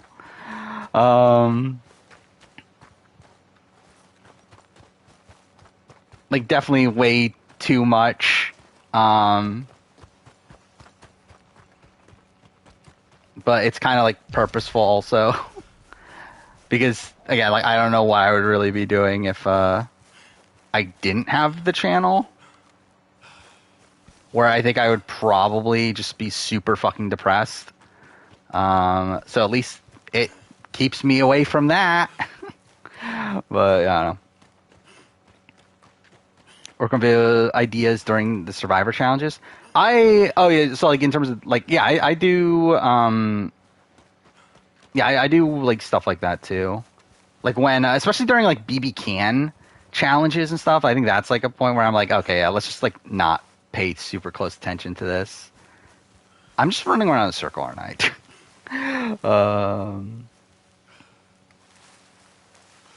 I? Top 10 players of U.S. Dan, Derek, Cody, Andy. Drew Daniel at 10 seems high. Eric at 11 seems high to me at this point. Who do I have on the list that you don't? Because that's essentially my top 10, but one person different, right?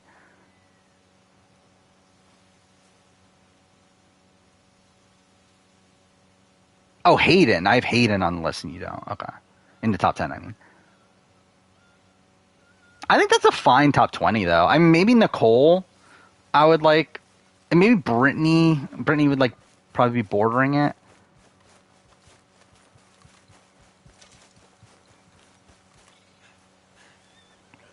BB Can 11 player rank? Yeah, like, Kuzi's number 1 still. Daniel 2. Claudia 3's probably... Actually, no, I think I have Ty 3 still. I still think I have Ty 3. And then I think I have Claudia 4. And then I think I have Anika 5, just because she's, like, well-positioned.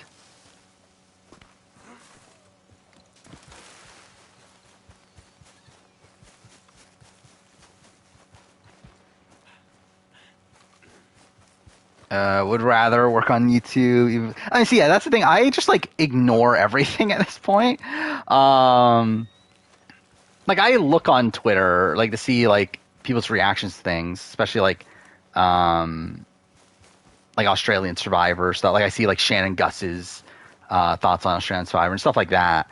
But, like, I don't actually, like, I don't do, like, a deep dive or anything into, like, looking at what other people... Like, I don't look at, like, the Stan Twitters, like, BB Twitter and stuff like that stuff. Even though I get it recommended to me. Like, I love it, like, I sometimes get, like, recommended tweets that are, like, bashing on me. So it's like, I find that funny. And I also got recommended the clip of me saying Vanessa is very mommy to me. So I did see that, too.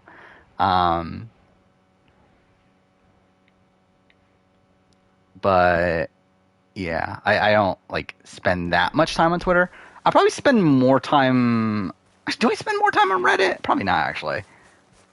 I look... Reddit's another one, though. Like, I look at it, and, like, if there's an interesting topic, I'll, like, look and see what, like, people's responses are. Specifically if it's, like something that I think could be an interesting video down the road. But, yeah, I mean, like, actually, now that I think about it, like, I don't really spend that much time on social media anyway. And, like, I don't do anything on social media. I'm really just a lurker on social media. You're like a goth kid, not an emo kid. Okay. Story of Ragnarok is great, but I don't feel incentivized to do side quests. Yeah, I think the interesting thing about Ragnarok is that it's not linear, but, like, it should be. Where, like, it very much feels like you should be playing it very linearly, yet it actually is, like, bigger than 2018. Like, there's more things to do than in 2018. But, like, it always feels like the story, like, should have this sense of urgency to where, like, you shouldn't be stopping down to be doing these, like, random things, even though, like, the characters, like, tell you that, hey, maybe we can do this sort of thing. It's like, well, why would I do that when, like, there's an important, like, story thing that's probably about to happen? Is your 48-way tie for first count for anything? I think it counts. Yeah. Yeah, it definitely counts. Is that, like, right now? Like, is that because everyone that went in on Kuzi week 1, right? Is tied for first, I believe, on the stock watch. Let's see. Because I think I'm in the, like, tied for second place because I went out on Jonathan. Not actually second place, but, like, the people tied after first place people. Oh, maybe not. I guess I'm part of the 50. Oh, I guess 65. What do people do outside that? Oh, did Claudia make more money than Jonathan? Wait, no, Claudia and Jonathan made the same amount of money. Oh, some people spread it out. Oh, because some people fucking bought Kuzi money. Or Kuzi stocks, I mean. while also buying. Okay, so some people did some really weird splits, but yeah, I'm tied for 65th.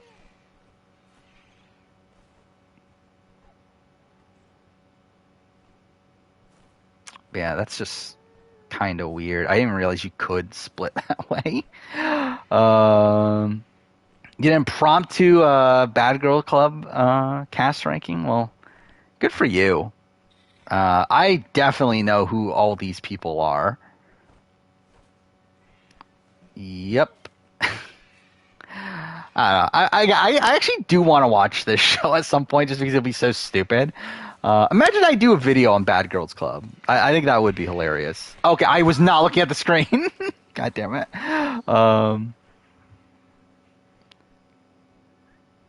How big would a real Big Brother stock market get? Wait, in terms of, what is this? Do I have Boogie in my top 20? Maybe? I don't know. I think that one's questionable.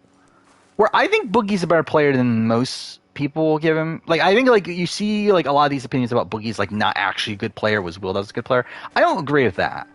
But top 20, I think he borders on it. I think if you asked me when I started the channel, I would have said yes, for sure. But I think at the point that I'm at now, I'm like, I don't know, maybe. I guess we'll see in like 6 months when I do the Big Brother ranking, but oh no, okay, stream buffered for a bit. Let's see if I can. Okay, I think we're good. I feel like that's happening more often now. That I see stream buffering on my end at least. Whatever. I see other Flynn Masters. That was probably a while ago. Whatever.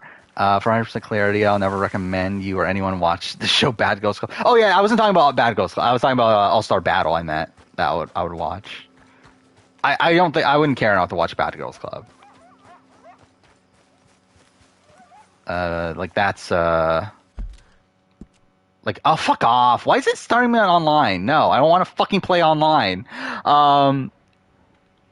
How far away am I? I'm still pretty far away. Yeah,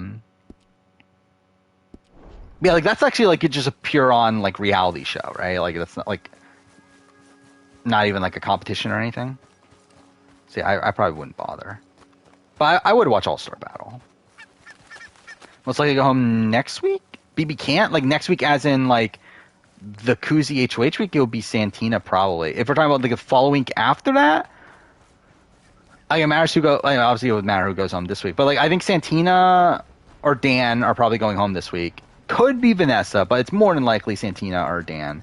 Following that, it's probably just the other one or Zach, because there's people targeting Zach. But I think that's really the pool of people we see. Or Renee. I think Renee can go home too. But like, I think like Anika, Daniel, Kuzi are pretty lock safe. Claudia is pretty safe just because I feel like they'll target Renee before her. Shania is probably safe in most instances. I think if someone wants to target Renee, and then Renee wins veto somehow, then maybe they'll go for Shania. Should Sony make an All-Star too? Maybe change it up. Like change up how I don't know. Like I would like it. Like I think it'd be interesting. Realistically, should they? Probably not. I think they're probably better off not doing it. But I would personally like to see it. I still want to do that video at some point of create a roster for All-Star Battle 2. The problem is I'm pretty sure like an actual good YouTuber did one. So I'm like, I don't know. Do I really want to make just a much worse version? Not yet. No. But Jose is working. Roberto as a player, I think he's I don't think he did that much wrong here. I don't know. But I think he's a very passive player, and I think that's a lot of like his main issues. The whole world's changed. Is that he obviously he trusted Zach and Ty too much. Ty in particular, I think he actually like fully trusted Ty when Ty was the one that was like actually like wanting to get him out. And And I think he was just too passive. Too passive, and then also I think like when he was campaigning, I think the thing that you noticed is that he was very not direct. Is maybe the way to say it. No, Hope's not quitting the game. Hope wants to stay to win competitions. They got Micah in the sheriff's. Dan Renee have not voted yet. Oh yeah. There's talk of hanging him. So this will be Renee's first time. Don't know about Dan.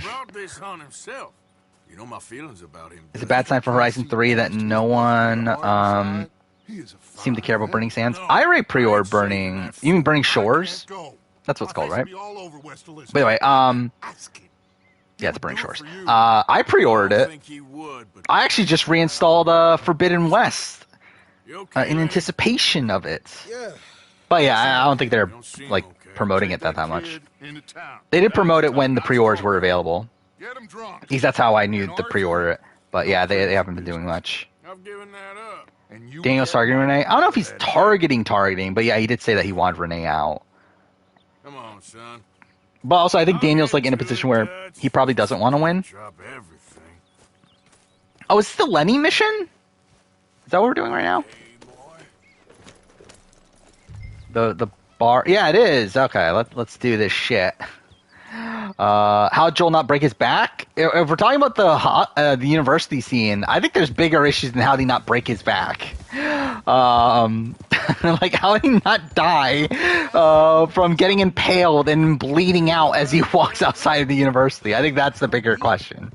Like I think breaking his back is like the least of his worries there. Oh, you mean elevator? Okay. Yeah, that's definitely a convenience, right? I don't know why they even bothered to make him hit his back. Like, why'd they even make that a thing? Like, they didn't need to do that. I didn't even talk about that in the video. I should have talked about that in the video. I would say that is one thing I noticed too. I think I skipped over that, like Joel falling from the elevator a bit. I feel like I didn't like talk that all out as much as I should have, but. But yeah, it's like, yeah, it was dumb. Like, why even bother? Why even bother making him hit his back? Like, you could have just made him fall, like, directly into the water. So you're gonna go get him? I'll come with you. Could Zach turn on Ty and back to warm? I don't think he would. It was Drank that started all at least not short term. Maybe, like, at the maybe, like, final 6 or something. If they're still there somehow. Maybe, but, like, I don't think they will anytime soon. Am I gonna watch the Nier anime? Probably not. I don't know. I still don't watch the Persona 5 anime, let alone the Nier anime.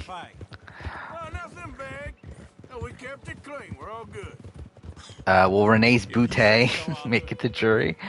When is jury? I think that's the question for this season. Are we really gonna do jury at 11? That seems so soon.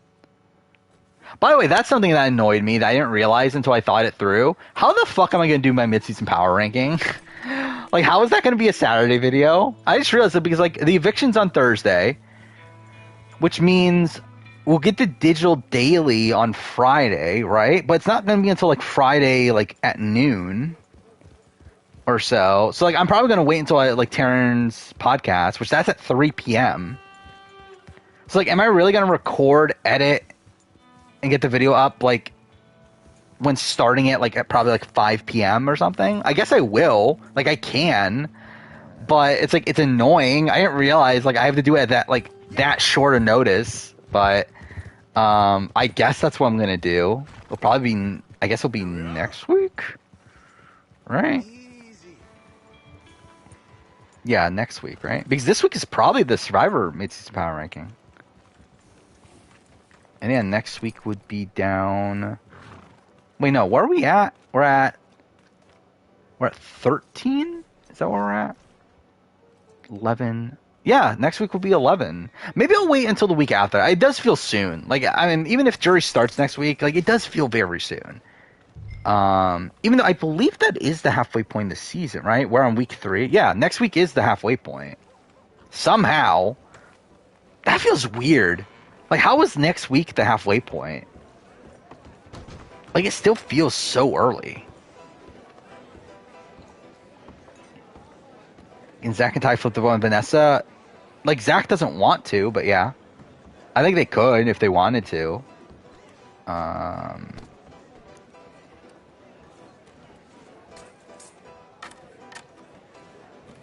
The thing is, like, I don't think Zach wants to, and I don't know if Ty, like, I'm too far. Ty would do it, right? Like, Ty would definitely try. I don't think Ty should try, I think is the big thing. But I could definitely see Ty trying. Thoughts on Mommy's fight with Zach? She was very mommy to me. That's how that. Dude, I'll be honest. Like, I still like don't fully get that fight. Like, I mean, the thing is, like, I think Zach's like response to it was like, okay, he's kind of a douche. But also, it's like I don't get like her actual like what she was that upset about. Like, so she was like that upset because like he called her emotional. Which, like, fine, I guess. Charm. Well, charm. Buddy, you're a charming fellow. One of the best. But me and Is Zach a better player than Kyle? If Zach or if Kyle went home this week, I would actually say no. But the fact that like Zach is actually not in the worst position in the world right now, like, I don't know, maybe. Zach is a player that has a lot of, like, he essentially ran the first two HOHs, but he ran them in ways that he got rid of two of his closest allies. Or essentially he like, he had like full control over the first 2 weeks of the game. But both times he got rid of someone that was like bad for his game to get rid of. And he was like the main orchestrator behind it. And then his entire game blows up. Or not entire game, but like his game blows up at the end of week 2.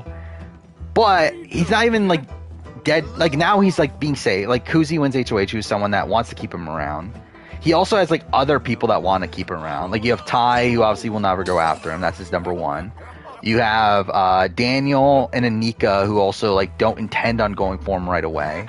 Like he's not like dead in the water for sure, right? And like even then, even if like he gets on the block with Ty, actually, Daniel, like, would he even go on the block against Ty? Like, I think they would do him and Dan, right? And at that point, I think they would like, I definitely think they could vote out Dan over him. So like, he's definitely not like dead to rights by any means. But his game definitely is in a downward trajectory. So like, I don't think he has long-term prospects in this game. Like, he definitely can make it a few more rounds. He could definitely make it to jury. But, like, I don't see how he gets to the end and also wins.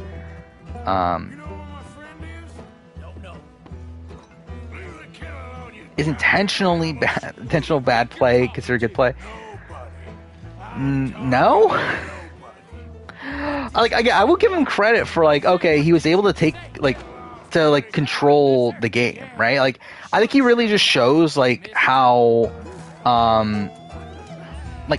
poorly a lot of people play early Big Brother. To where, like, all you need to do in early Big Brother is, like, actively play the game, and you should be able to get your way.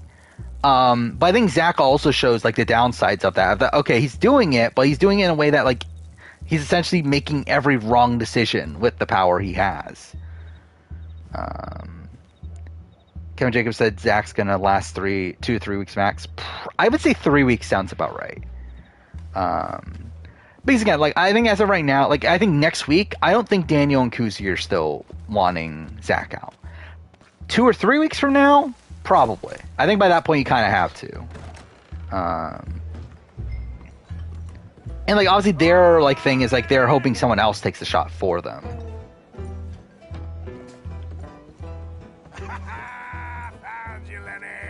So stupid. Maybe you should switch to water, my friend.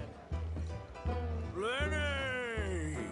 How many of you had, pal? Do I think I could be a great Big Brother player? Is that what you were asking? Not really. I think I have more potential. I think I have more potential in Big Brother than I do Survivor.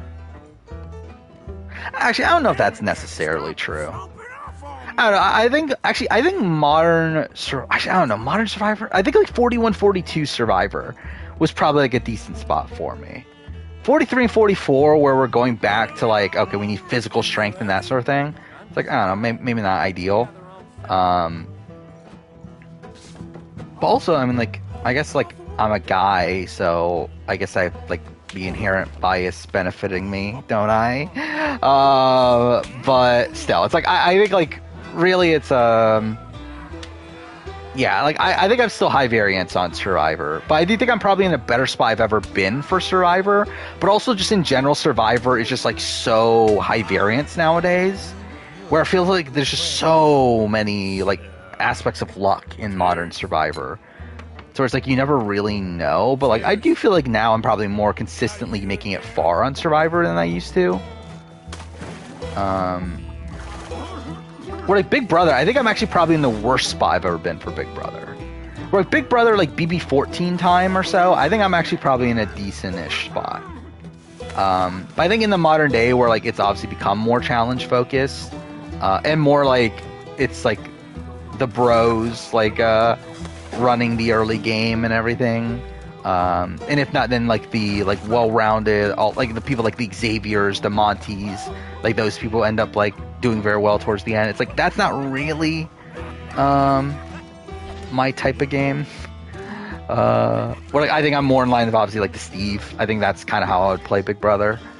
Like pretty much like Steve is exactly how I tried to play Big Brother. I don't think I would be able to play like that like nerdy innocence as much as he was. But I still think like the overall game approach would be similar, of like trying to play like a active like bottom position. I guess like to a degree Kevin Jacobs, but like I wouldn't be able to do what Kevin Jacobs did. I don't think. Like I don't think I'm good enough to do what Kevin Jacobs did. But I think I would be like able to do something like Steve though. Of like playing like actively on the bottom of a majority alliance, but creating like one like a special bond with the person at the top of the majority alliance, to where they want to keep you around to the very end, and then cut them at the very end. Degenerates. There's a fine for drunken violence in this town. You're just lucky no one was killed. Active weapons. What was it talking about? Like, I mean, I think like actively playing a position on the bottom. Is that what part of the conversation was it? But anyway, it's like yeah, it's like if I were to play like Steve. Like, that's essentially like you actively playing from the bottom of a majority alliance. I don't want to see either you around here no more. It's like you purposely put yourself at the bottom of the majority alliance, so that people underestimate you, and so that the person at the top of the majority alliance like wants to take you to the end, with thinking that that you're just going to be a blindly loyal number for them, only for you to then cut them at the end and get the credit for cutting them. True. I gotta get out of here. I'm just gonna have a little sit down and feel sorry for myself.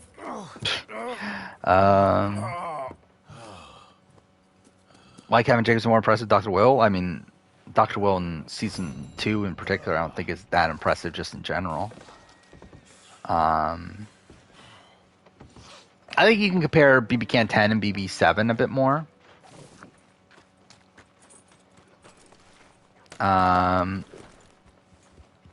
Like I think like obviously the benefit to BB Can 10 though for Kevin is the fact that he won. Where Will makes like a very simple mistake that gets him voted out, which is pretty bad.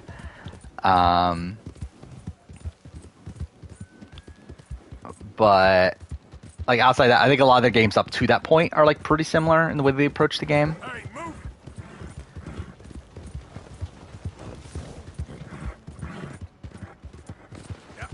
Wait, where? Fuck off! I keep on forgetting how to open the fucking map. Okay, where am I going now? Does you want to do that mission? How do you get fast travel in this game again? It's like annoying, right? Like you have to like you have to buy like upgrades and stuff, right? Oh, I should have done the stranger mission. I guess I'm actually still there. Whatever. Let's do stranger mission.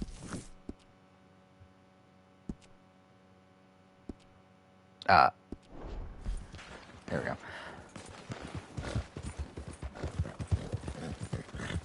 Like 2.5 hours in the stream. Have I even like what have I even done like narratively? I guess that's really the thing of Red Dead 2, isn't it? Is that like the narrative doesn't really progress that much in the early chapters, but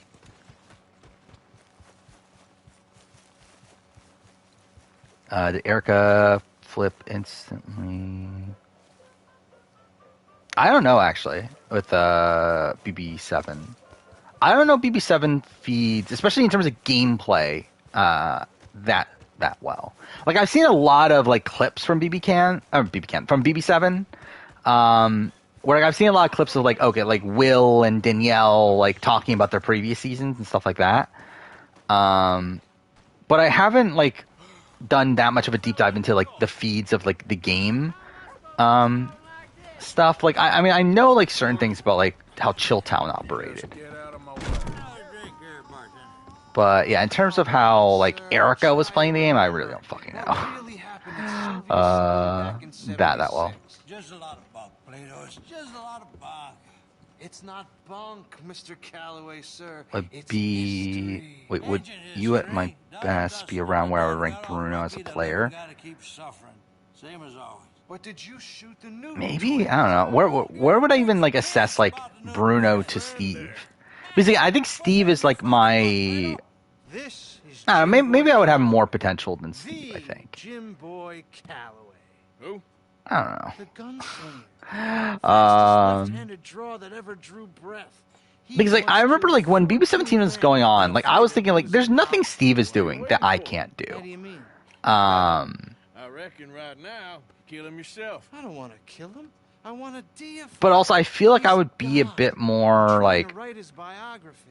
How's that going? I don't know. Like I think it's like kind of close. I don't know where Steve even like is assessed like next to Bruno. I would assume Steve would be higher than Bruno, right? BB Can 3 or BB3? Probably Can 3, but I think they're both good. I don't know. Like BB3 is like more iconic, obviously, but I think I would rather rewatch BB Can 3 for sure. What's your name? How Terran do research for so like the thing is like they're there, like you can go to Joker's and look at their archives, and like the updates for like every single day are there. I just like never bothered to actually do it for myself. And you ain't interested in fame. But yeah, if you want to do the deep dive into them, they're there. I need money, sure. Okay. Like I'm gonna do it myself for BB5 if the BB5 documentary doesn't come out by the time I do my BB5 video. Which like haven't they been working on that for like years at this point? Like so BB4's was like in 2020, wasn't it? It was during quarantine, right? Like 2020 2021. So it's like how long like are they gonna take for this BB5 one? But whatever. Shoot him.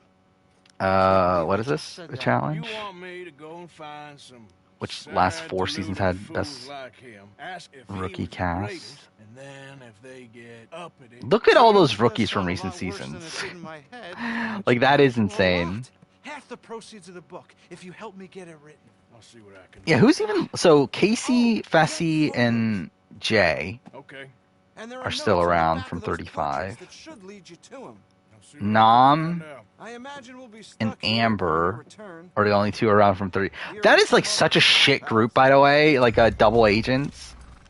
Like what a shit group of rookies that is. You get Spies, Lies, and Allies. Like how many of these people even return from Spies, Lies, and Allies? Did any? Michelle.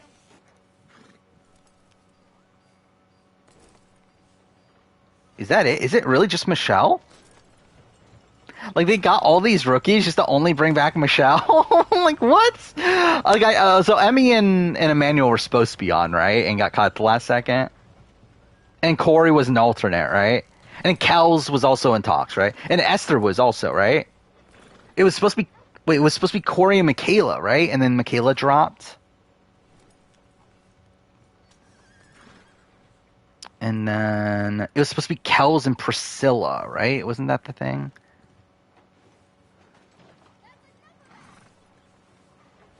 But yeah, that's weird. And then this last season, I didn't realize there were that many rookies. on this last. Like obviously, like I knew there was still a lot, but I didn't realize it was that much. Yeah, seen that Olivia said she won't come back, which is interesting. I mean, Horacio definitely will, though, right? You would think. Like Horacio's probably back. Johnny and Raven are probably back.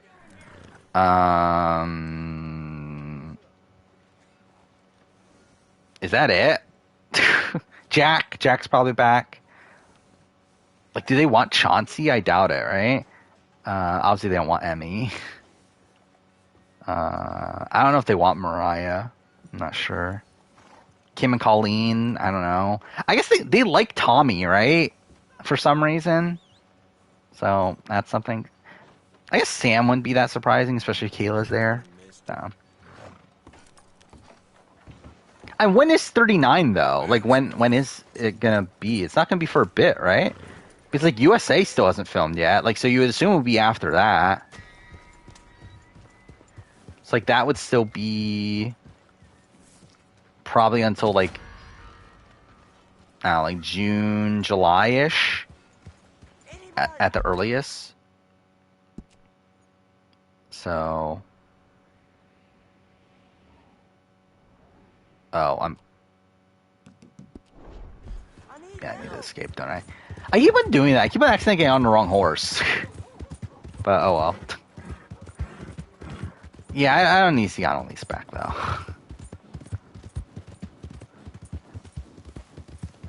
Like, Annalise and Mariah are essentially, like, the same person, right? But I guess, like, you get the sense that they liked Annalise more than Mariah. So I guess because of that, they would bring back, Annalise, but still.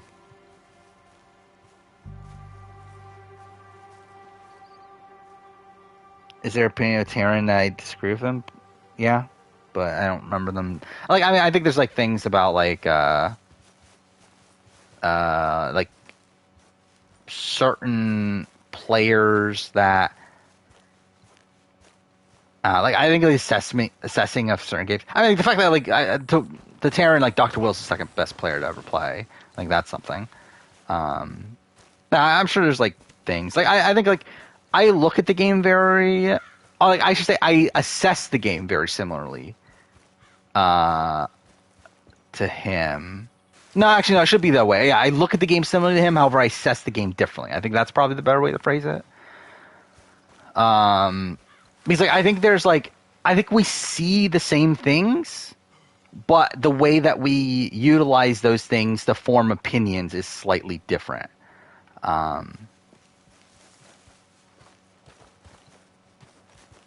Whereas like I feel like I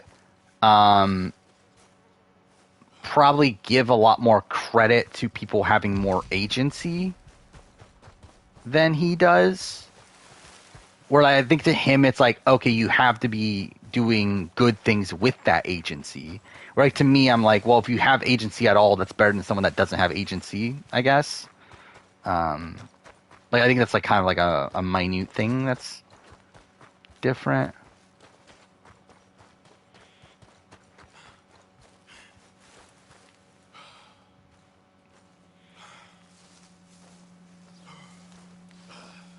Thoughts on Swaggy and Bailey confirming they're in an open relationship. Good for them, I guess. But yeah, it is funny that like this is like brought back the Tyler drama. VV24 Taryn was the only person saying Kyle played terribly. Weeks 4 and 5? Yeah, I agree. Like the thing is, like I think he played. Yeah, he definitely played poorly, right? Where I think he wasted a lot of opportunities, right? Like he wasted. I think that's the thing about a lot of like his formation of leftovers and everything. The fact that he didn't bring in Alyssa to begin with is all really bad. What the fuck? Oh, do I not even have any weapons? Well, that's great.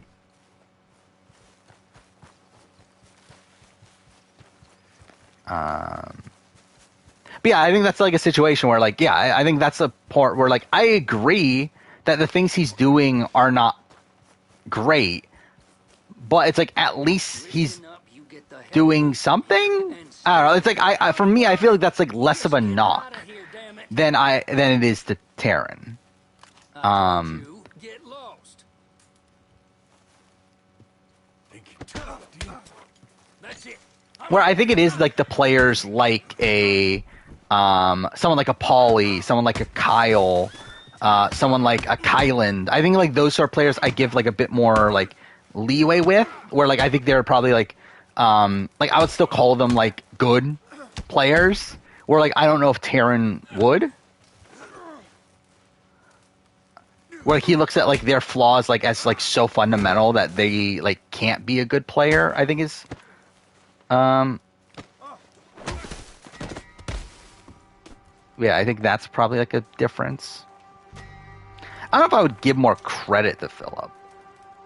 Because again, like I don't think Philip is a good player. I think his game is not entirely bad though. Like it is, but it's like one that like I still would like rather vote for someone that was in the majority. Okay, cool. That was in the majority the entire game than someone that was not in the majority the entire game, and like scrape their way through. Where again, I think like like so when I compared the Philip to Kelly Wentworth thing in the video, one, I think it was probably not the best comparison. I think maybe I shouldn't have gone with Kelly Wentworth. I should have probably gone with like someone like an Aussie. I think it's probably like makes more sense, like Aussie and South Pacific in particular.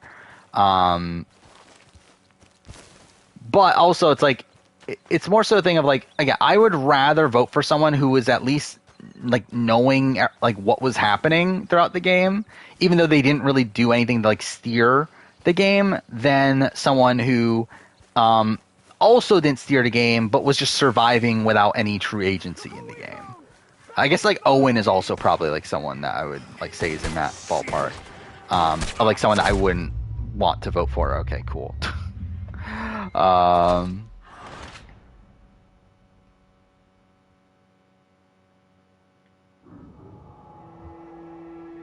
I mean, yeah, I would agree with that. Like, Kyle is... I mean, but the thing is, like, I think with, like, Kyle, though, it's like, I think, yeah, he still recognizes that he's a good player, but I think with Taryn, it's like, whenever he thinks of Kyle as a player, I think he brings up the negatives more than he does the positives. I think the same thing goes... Like, you hear Taryn talk about Paulie, it's almost all negative every single time he talks about him. And it's like, obviously, yeah, it's like, Paulie definitely blows up his own game by the end, but I think the fact that he was able to have like as much control as he did for like, I get pretty much like over half the game, is still impressive in its own right. Even though again, like Paulie also was like making like wrong decisions for his own game. Okay, did they kill the horse?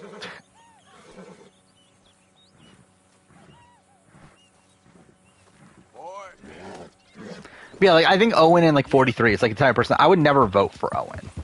Like I don't know if there's any scenario that I vote for Owen in 43. Like I feel like that's the type of player that I'm talking about. I think Kelly Wentworth was like not the greatest comparison because I do think there are points where Kelly Wentworth took the game into her own hands, particularly like the Stephen vote. So like I just think like the Kelly Wentworth comparison wasn't the best. Even though like the sentiment is still there, but also it's like I think nowadays I probably would have voted for someone like Kelly Wentworth over Philip. I don't know. I think that one's still like a bit tough.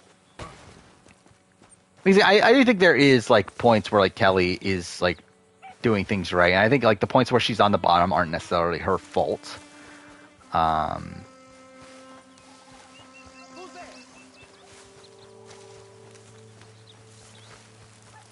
But still, it's like, I don't know. I think that one would be a bit more complex. But still, like, someone like an Owen, someone like, yeah, like, Ozzy and South Pacific is, like, tainted by, like, him getting voted out and coming back. But still, like, I mean, yeah, like, someone like a Terry Dietz, though, I think that's, like, also one.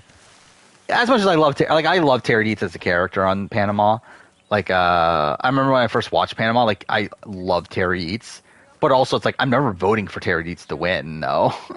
Dutch, I need you to do me a favor. Nothing too serious. I need you to help Herr Strauss. I've been working hard, Dutch. Yeah, I think that's the tough thing with Kyle's game as a whole. Is that so? Like with Kyle, like obviously, like because like it feels like a lot of like Kyle, like because Kyle had a lot of like influence on the game, right? And I think through his influence, he essentially caused the things that he was scared of to actually happen. So like because he like feared that there was this like POC alliance like working against him, that actually caused the likes of like Monty, Joseph, and Taylor to like get closer. And that also caused like because like he looked at himself as like his close relationships are Turner, Alyssa, Michael, Brittany, which all just so happen to be all the white people. It's like kind of just a weird thing because like it's like I think there were biases there, and like those biases end up greatly affecting like how the game actually played out. Because he utilized those biases to inform all of his game decisions. It's legal work, Mr. Morgan. Debtors belong in prison. We are doing them a favor. I'll make sure they see it in them terms.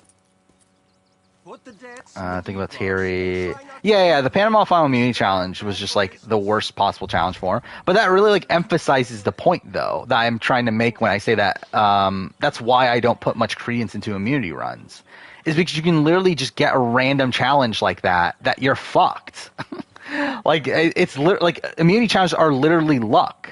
Like that is the point. That is what like the point I'm making every single time I mention it, is that like Terry Dietz is like the prime example of that.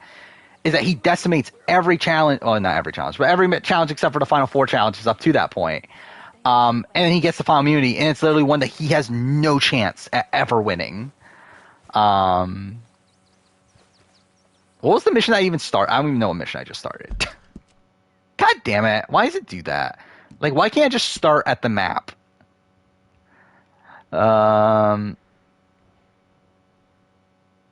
Isn't this the mission against tuberculosis, or is that later?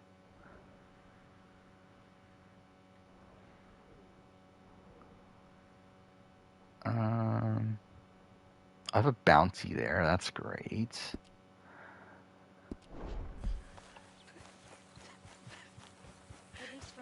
Should I just go sleep? I guess I probably should, right, to restock on stuff.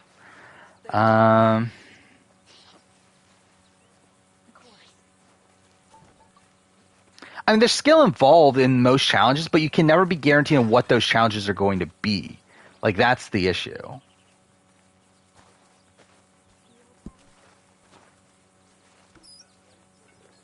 And I do think, something to factor in, though, is I think recent challenges have become a lot more gameable. I think it's become a lot, like, they definitely don't do like as much different with challenges nowadays. It's usually like the same style of endurance challenge, the same style of obstacle course into puzzle. Like Jeff Probst himself even said in the fucking his podcast, that we like it that people like know that like former puzzlers are going to come back and everything. It's like, okay, but that's making like everything like that much more gameable, though. To where like people can study the puzzles beforehand and like essentially win immunity off of that, which is not great.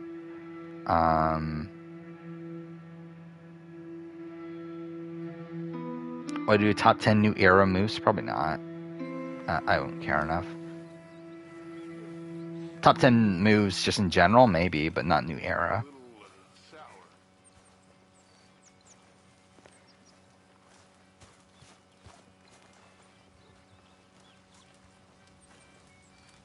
But yeah, like essentially, like again, like the concept of like challenges and needing to win challenges to progress through the game, like you're essentially relying on production picking a challenge that is in your favor. He said when it was convenient to head into Emerald Ranch. He's looking at a few business things there. Okay. I should probably shave too, right? That's a thing I can do. Well, you be well now, Mr. Morgan.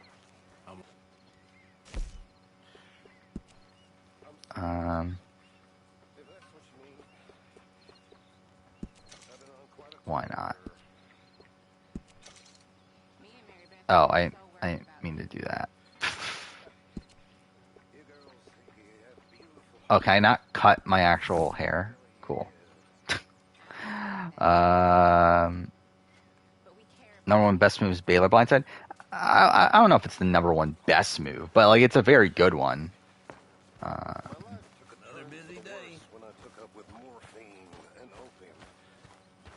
What would be number one actual best move? I guess that's the thing. Like, I have to like formulate my like criteria for it. Because I guess if it's like, okay, this move actually won this person the game, then like I guess Baylor Blindside like would be. I don't know. Baylor Blindside wouldn't necessarily be that though, right? Because like it's a position where like she was already winning the game. It's just that secured it. I think like maybe like the Tony convincing Woo would be very high. Hatch Final 3, yeah, that'd be goodish. I do think there's a lot of luck in that too, though, in the fact that he like still was like it's a good move, but it's still one that like can result in failure. To where like if he throws it and then Rudy wins Final Immunity, well then he's fucked. So I feel like that's like the one thing that I would like take away from that move. So like it's very good, especially for the time of like Survivor Borneo. It definitely shows like that his awareness of the game being much higher than that of a lot of the other people out there. But I still think the like the fact, like I think if it was like, okay, Rudy's out and it's down to Hatch and Kelly and he throws it, then that's like actually good. But the fact that like Rudy was still in the running and everything, and like he loses to Rudy, I think that's kind of where I'm like, I don't know. Like, probably not in the conversation for best move ever. Yeah, Sophie Blindside's definitely up there. I think my criticism would be that it's, like, too far away from the end. To where, like, there's so much game to still be played at that point. For it to be, like, number one as, like, the best move ever. But it is a very, very good one. Cody Blindside, like, I think that's the thing. Like, I think there's, like, two different types of lists, right? I think there's, like, a list on execution, and there's a list on effectiveness. Where like effectiveness would be one where like that's based on like did this win them the game? Like is this a move that like directly like caused the eventual like outcome of the season? While there's like the moves like the Cody Blindside, that's like a very impressive move from like a like execution standpoint. It's like the fact that like Jesse was able to pull off that move is very impressive. But again, the fact that it doesn't lead to an eventual win, like kind of like makes me not want to put it as like a best move ever, just in general. Yeah, like it's definitely one of the most complex moves ever made. That's what I'm saying. Like I think it's like for sure up there in terms of like the execution of it. And I think that's kind of where the Sophie Blindside would be too. But like I think the Sophie one would also like still have a lot more merit to a more general list as well. But I don't know, like I think the Cody one's just kind of tough because like mainly because it just doesn't lead to his win. But I guess like it gets him into a winning position though, right? Which I guess is kind of the point.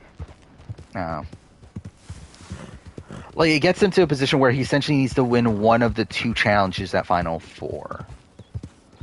And if he does, he wins the game.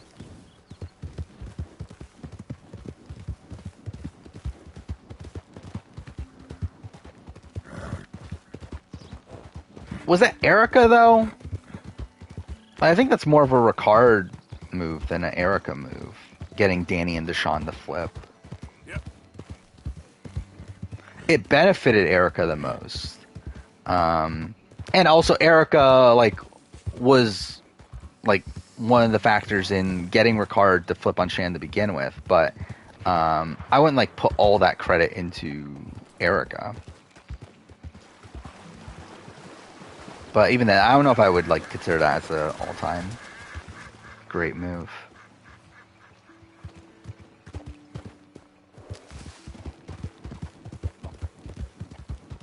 Yeah, Erica made a split vote, but like that's not like much at all. Like that's a self-defense move. Like that's good there, but like it's not like all-time best move. It's like something that she didn't even need to happen. Shan didn't play her idol, so like it's again, a very defensive move, but like it's one that didn't matter.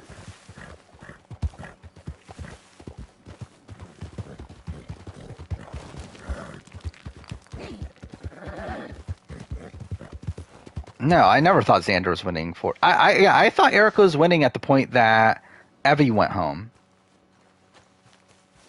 Yeah, this is my trajectory 41. I thought Tiffany was winning up until Tiffany went home. When Tiffany went home, I thought it was Evie. Evie went home the next episode. I thought it was Erica from that point on. I never thought at any point Xander was winning. God damn it. I don't even think there's a point where Xander's higher. I think I had him at number. Did I have him at number 2 after the Tiffany boot? I might have at that point, because I think at that point I was like still into the complex tribe theory of it all. But I guess the only point I had like any semblance of thinking Xander might win. I'm here for money. I don't know how people thought Xander was winning. German man? German. Like from an Edgic standpoint, it's simply not there. He doesn't get personal content until he wins final immunity. Money. Yeah, this is the moment, right? That he gets From Leopold Strauss. Leopold Strauss. Yeah. So it's time to pay. Where is it? Well, no, have nothing. It's very bad winter. I'm sure it was Shan from the premiere. Yeah, most people thought it was Shan, and I never thought it was Shan. Like Shan's edit didn't like feel winnery to me. Like it always felt like this kind of like Sophie style of edit of this like you're supposed to think of her as the potential winner, only for her to not win. Oh, still don't understand you. Where is the money? And then there was like minor aspects of her being undermined early on that also like threw me off to it too. Yeah. Yeah, because like that was a major thing. I forgot. Yeah, that was like a major thing with Shan. Is that she would constantly talk about how she like trusts somebody, only for to then blindside them by the end of the episode. Because she did it with Brad, she did it with JD, she did it with Jeannie. And essentially, it made the show made it out to be like she's saving these people for Ricard, wherein Ricard like clearly was not as loyal to her. I have your things. Okay? I have anything in here or out there. Yes. Is this the guy that gives him tuberculosis? I don't think it is it? Not good yet. I don't believe Shannon and Ricard have made up, but I'm not 100% on that. I haven't heard anything about them making up. And if I were to guess, I would say probably not. I think it's probably like a Shireen and Max situation. No. Yes. Has Matt potentially been screwed over? Yeah. I think if he's in the final 2 with Jerry, he's probably definitively the winner. Final 3 with Liz and Jerry, I think it's Liz, but like I think Matt still has a chance. But based on the Ponderosa video, it did feel like Liz was someone they were rooting for. But also the fact that they like made it openly so in the Ponderosa video makes me think like, well, then does she win? Like, would they release that footage in that way? I will say, like, the one thing I would like to know is how would George have done, or how would he do, I should say? Because again, I don't think he's gonna make it. But like how would George win? Because like the Ponderosa video, the jury reveal of it, whatever the fuck we want to call it. It makes it seem like they're not pro George, which like that's kind of like the one like semblance of thing that I'm thinking like, okay, maybe George can get to the end if like we're in a situation where like they're not pro George. But it's like I don't feel like that's the way this show has been edited though, for George to lose at the end. like, while there have been, like, aspects of him being undermined, like, it's never been in a situation where, like, it felt like he was going to lose because of that. Where I feel like in Brains versus Brawn, I feel like we saw that a bit more. Where, like, in Brains versus Brawn, I always thought, like, okay, if he gets to the end of Haley, he's losing to Haley. I just think he was actually getting to the end of Haley. That actually, I forgot about that. That was the thing that did blow my mind at the time. I did not think it was going to be Haley and George, did I? Because I knew Haley was going to win. Like, that was pretty apparent from the edit. But, like, I don't think I ever thought it was going to be George and Haley until we got, like, Final Four or so. I'm pretty sure I thought it was going to be like Haley and Kara or like Haley and Wei or something.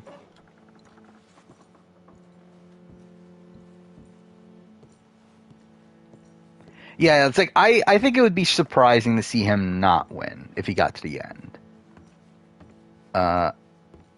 From a like in-show perspective. But I do wonder like practically, because it's like, again, like I'm almost 100% sure he's getting cut.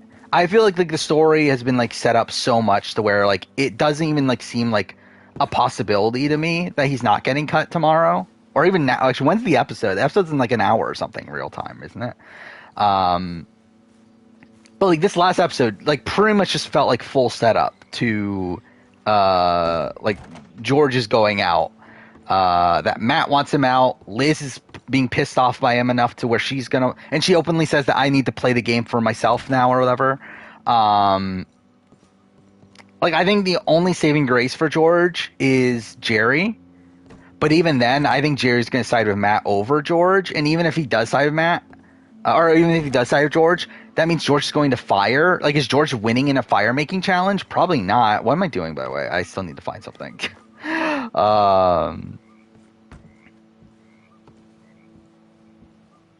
So I really I don't see George getting to the end. But do you think it'll be interesting to see like how like the likes of Sean and Flick and like how those people would have voted, because they seem pretty low on George in the Ponderosa video. Like, I still think they could, like, still be pro-George, but they're just, like, annoyed at certain aspects of him. But to be fair, that's kind of what I thought of at the time of Brains vs. Brawn. Like, I remember, like, looking at the Ponderosas for Brains vs. Brawn, and, like, you would have, like, someone like Emmett saying the same things that, like, Sean is saying. Okay, this is probably what I'm looking for. But, like, then I was thinking, okay, well, he's saying this, but, like, if George actually got to the end, he would vote for George. But then he didn't.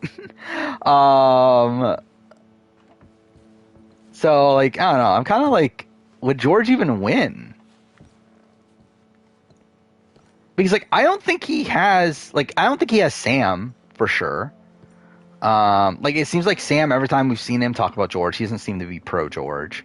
Flick seemed to be wonky. Like, Sean seemed to be wonky. I think Nina would vote for George, but even then, if it's like a George-Liz final two, like, I don't think it's out of the realm of possibility that that Nina votes for Liz. And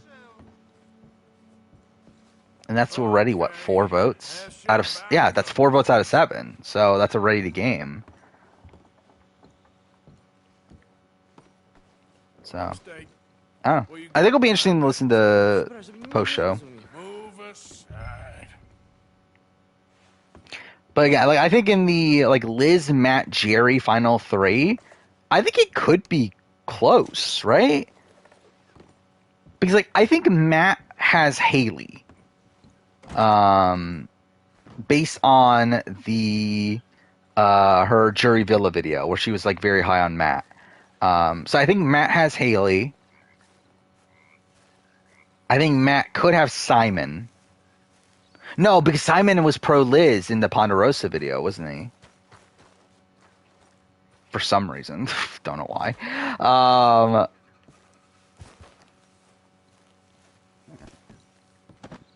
It probably is just a Liz win then, isn't it?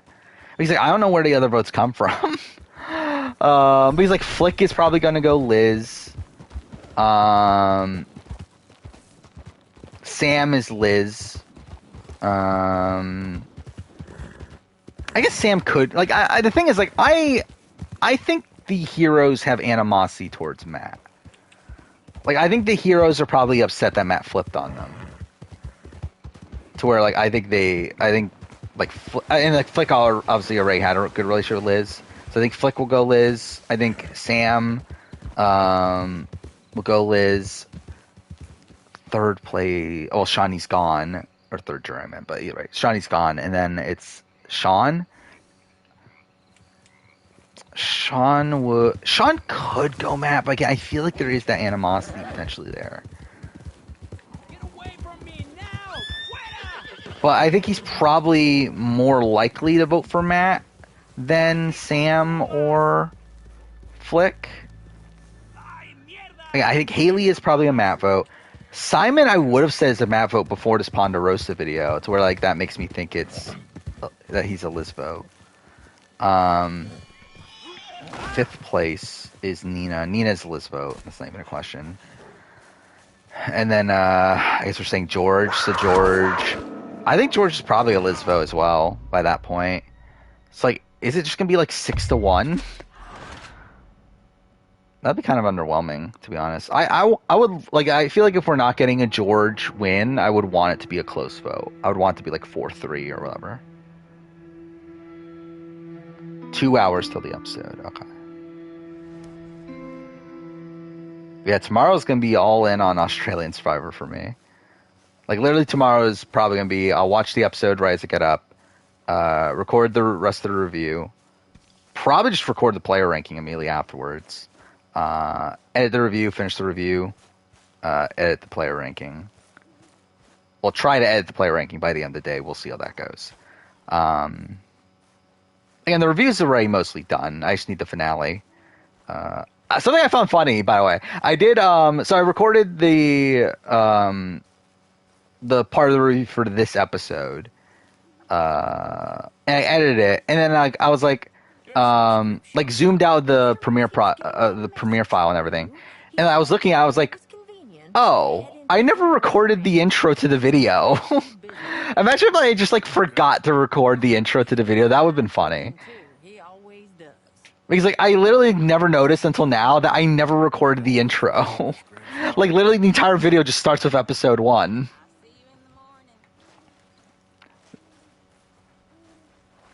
So that would have been funny if I just like forgot to record the beginning. Preseason power ranking of the Final Four are so bad. I had Liz very high, right? I had like Liz like 2. But also it's like for completely different reasons. Like I thought Liz would be like the like my thing was like I thought she'd be like the hero of the villains. So like I feel like she would be like this like outlier, to where she could do well because like one that's like they're not going to vote her out early, you would think, because of physical strength and everything. And once she gets to merge, she could like bond with like everybody. And like we kind of saw that with the swap, right, where she like bonded with like Nina and Sam and David. But the game itself was definitely not what I expected. What am I looking for? I'm looking for power ranking. God damn it. Do I think jury removal is rigged? No. I wouldn't be surprised if it was a last second addition due to Jackie's medevac, though. And by last second, I mean like they decided it when Jackie got medevac, not like now. Yeah, I had Jerry 24. I had Matt 15, George 11, Liz 2 on my preseason power ranking. Yeah, my winner pick was Sharni, so that is something. Ben was number 3. Flick was 4. Nina 5. Sam Webb was 6. Why the fuck did I have Sam Webb at 6? Simon 7. Jackie 8. That's Rogue 9. Dude, at that point we knew nothing about Rogue. That was before even those promos came out. So I was like, okay, I know nothing about her, so I guess she's number 9. But yeah, that was a disaster.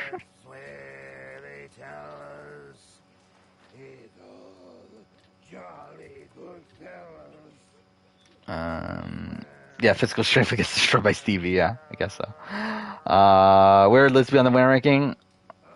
For AU, let's think about this. So we got, I think she, like, in general, I think of her as a middle tier winner. I think her first half of the game is very strong. I think she's essentially a better version of Jenna Maraska. Like, she's essentially Jenna Maraska, but like, didn't lose as much agency in the post merge. Like, Jenna Maraska is in a position where after the Alex vote off, she's really just left on the bottom with like nothing to do, and then she just wins the last couple of immunities to win. Liz is in a position where after Shani gets blindsided, she's able to reintegrate herself with George and become George's like number one ally immediately after that.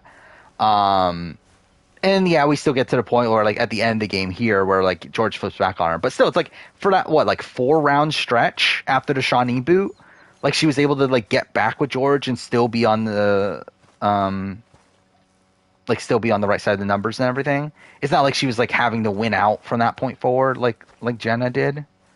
And even now, it's like I think like what will make it even more impressive is if she doesn't win final immunity. If she doesn't win final immunity, I think that would elevate her, in my opinion. If she's able to get through this final 4 rounds without winning immunity. But yeah, in terms of AU, like David's still higher. Like really, it's like, I mean, her versus Pia. Like I think she might be better than Pia. Because like I think Pia like had like a massive twist that like saved her. I guess like advantage, I guess more things say. But yeah, like Pia was dead to rights at Final 5 if it wasn't for Luke. So it's like I don't feel like Liz has that. I mean, like unless we're saying that like this episode is that. To where like, oh, she was gonna get voted out here, but then they made it a non-elim, which like I don't think that was ever really the case. And again, like I still think we're in a situation where like I think Matt would have voted out George. So it's like I think she might be like, what is my ranking? I don't remember what my actual ranking is anymore. But like I think she's better than Pia. So like where's that put? Is that like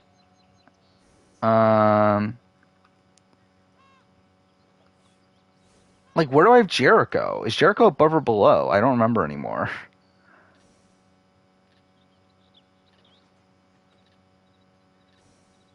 I love how I did a winner ranking when there were only 5 winners. Okay, that's super loud. I did have Pia too. Like, is she number 2? Just in general? Oh no, Mark, because Mark. I forgot about Mark. So it's David, Mark. And then she's 3? I think that's the world we're in. In terms of a winner, like, in terms of winner ranking. Like, player? I don't know. Does she crack top 10? I think is the question there. Like, she would not be at the top. She would not be David, like, Haley, George. Good morning, Arthur. I don't know. Who else is there, actually? I don't even know if I agree if, like, I think at a point I was saying Shawnee is 4. I don't know. It feels weird to have Shawnee 4 the more I think about it now, but maybe I would still agree with that. I don't know. When did Liz get saved by a non-elim?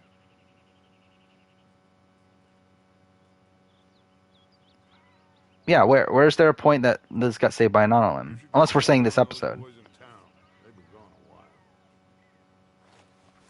At least what, Haley was going to get voted out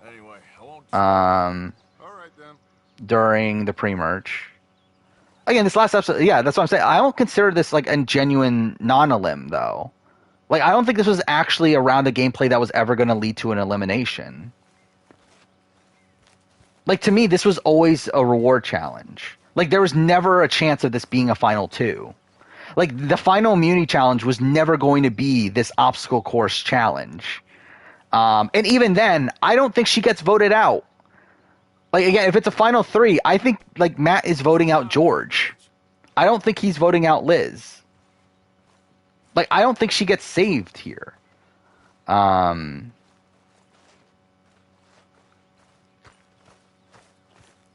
you, I think the one thing, I think we can say that the announcement of the final 3 saves her. I think that maybe that's a thing to say. But also, they're always going to announce that if it is a final 3. Like, they're never going to say, like, I guess they didn't go wrong, didn't they? But I think that's, like, the only time in Survivor history where, like, it's a final 3 and they don't tell them it's a final 3 at the time of the final immunity challenge. So, I don't know. I don't agree with this being her being saved by an on a limb. I think the problem with Matt, like, I think Matt's post-merge is better than Liz's post-merge, but Liz's pre-merge is way better than Matt's pre-merge. So I think that's kind of my issue, and, like, the issue is, like, how much am I really... Because, like, the thing of Matt's post-merge, I think this last episode did a lot for Matt's post-merge.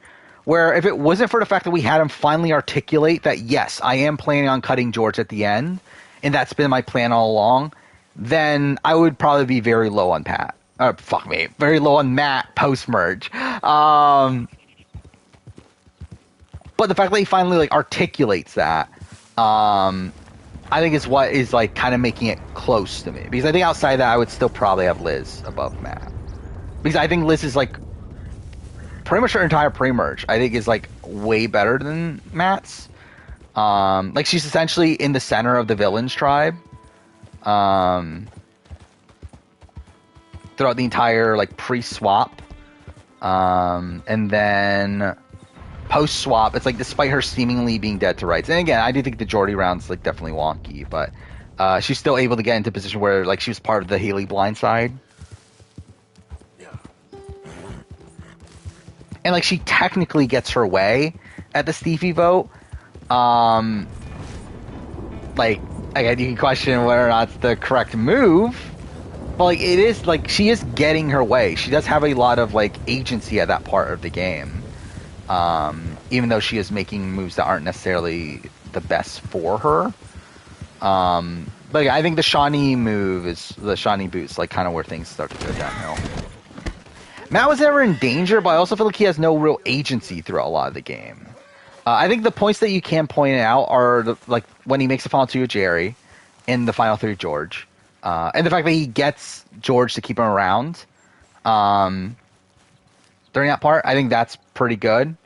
But it's like post-merge, like, there's nothing he really does. And again, I do think the knowledge of, okay, he's purposely doing this so he can cut George at the end is good. The problem is that that's, like, very much relying on the fact that there's a final 2 when we just had a final 3. Where I think the problem with Matt as a whole is that he's lumped in with Jerry as these blind followers to George, to where there's no respect from them, from the jury. And I think also adding in the fact that Matt flipped on the heroes in a position where he didn't need to flip on the heroes.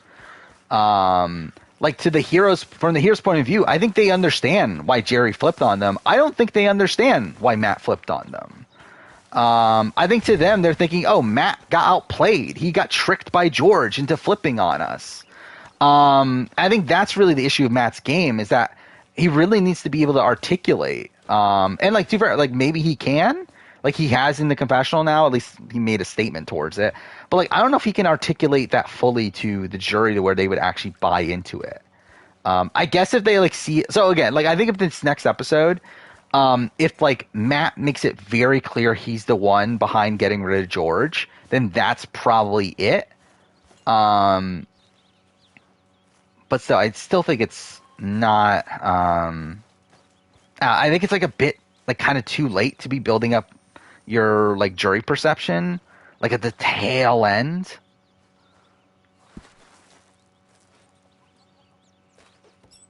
I don't know if I would vote Matt over Jerry. Like, the thing is, like, I would have voted for Jerry for sure until this last episode. Where, again, at the point where, before we knew that Matt was, like, intentionally doing this, I would for sure vote for Jerry. basically, I don't look at Jerry getting voted out pretty much as a genuine vote out. It was going to be Ben instead, but once they found out about the twist, they were like, okay, let's sacrifice Jerry. Which is still a bad position to be in. And like there definitely are points where like he does make questionable moves, like him going back to the heroes is definitely questionable. Which one is it to get fast travel? Is it lodging? Oh, I don't even have money anyway.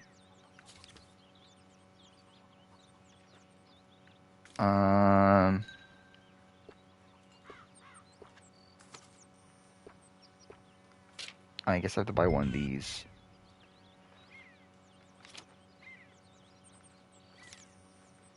But I think at this point, maybe I would go Matt. Just because like I feel like Jerry, the problem with Jerry is that I think he actually like buys into this a bit more. Like buys into like following George and that George is his mentor and that sort of stuff.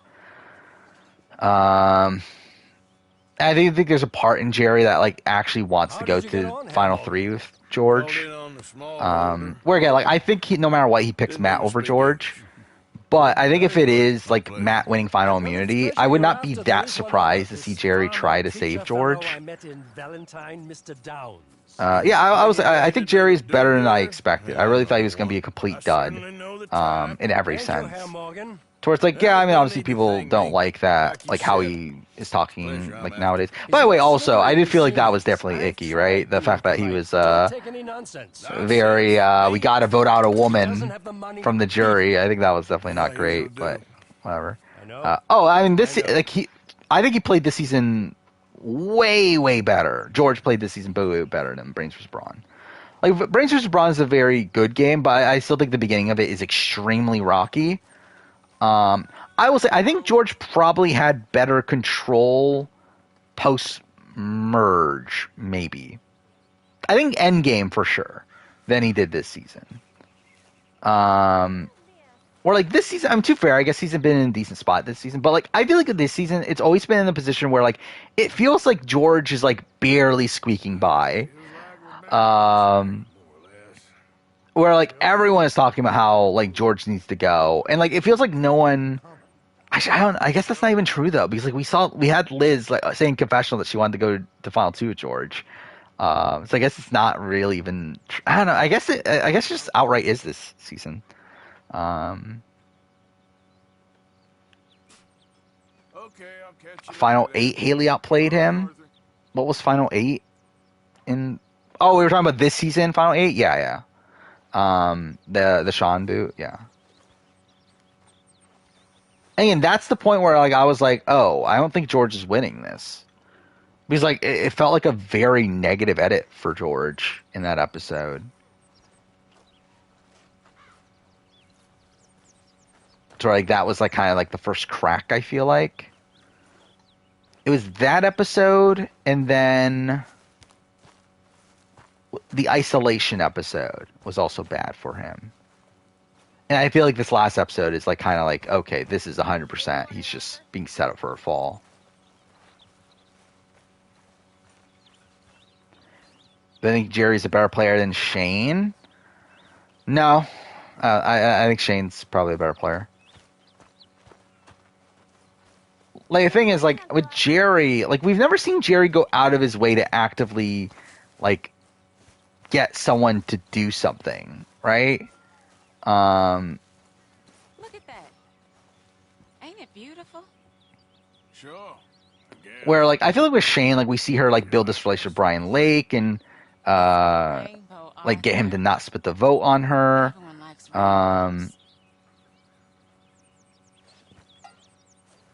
Didn't she do something else? Anyway, like, I feel like Shane's probably, like, a bit more willing to actively, like, go out of the way. Mind you, like, Jerry was never in that position, though. I guess that's also the difference. That Jerry was never, like, actually on the bottom in a position where he wasn't, like, being courted. I guess on the original Heroes, right? But too far, Shane was also on the bottom, the original champion, so I guess it is kind of close. And, like, I feel like with Jerry, it's more so, like, we don't know how he plays from the bottom, but I think I would still lean Shane, and obviously because Shane wins. Which Was there ever a point at George as my number one? There were multiple points. I did have Shawnee as number one for a lot of it, though. But I'm pretty sure I had George number one. Let's see. Yeah, I had George number one after episodes 6, 7, 9, 17, and 21. So, there are points. Right now, he's number 3.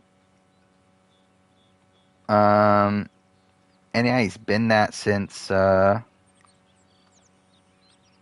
Nina boot, but... Wait, wasn't 21 the Simon boot? Isn't that... Why did I have him at number 1? Because that was the isolation episode. Oh, it's because fucking I bumped Liz down. And I didn't feel good enough about Matt at that point. Okay, that was not even actually George being number 1, I guess. That was actually like more of a situation where like the other two went down, or like Liz went down, and then Matt didn't go up enough to where I was like, I guess George is number 1 because of that.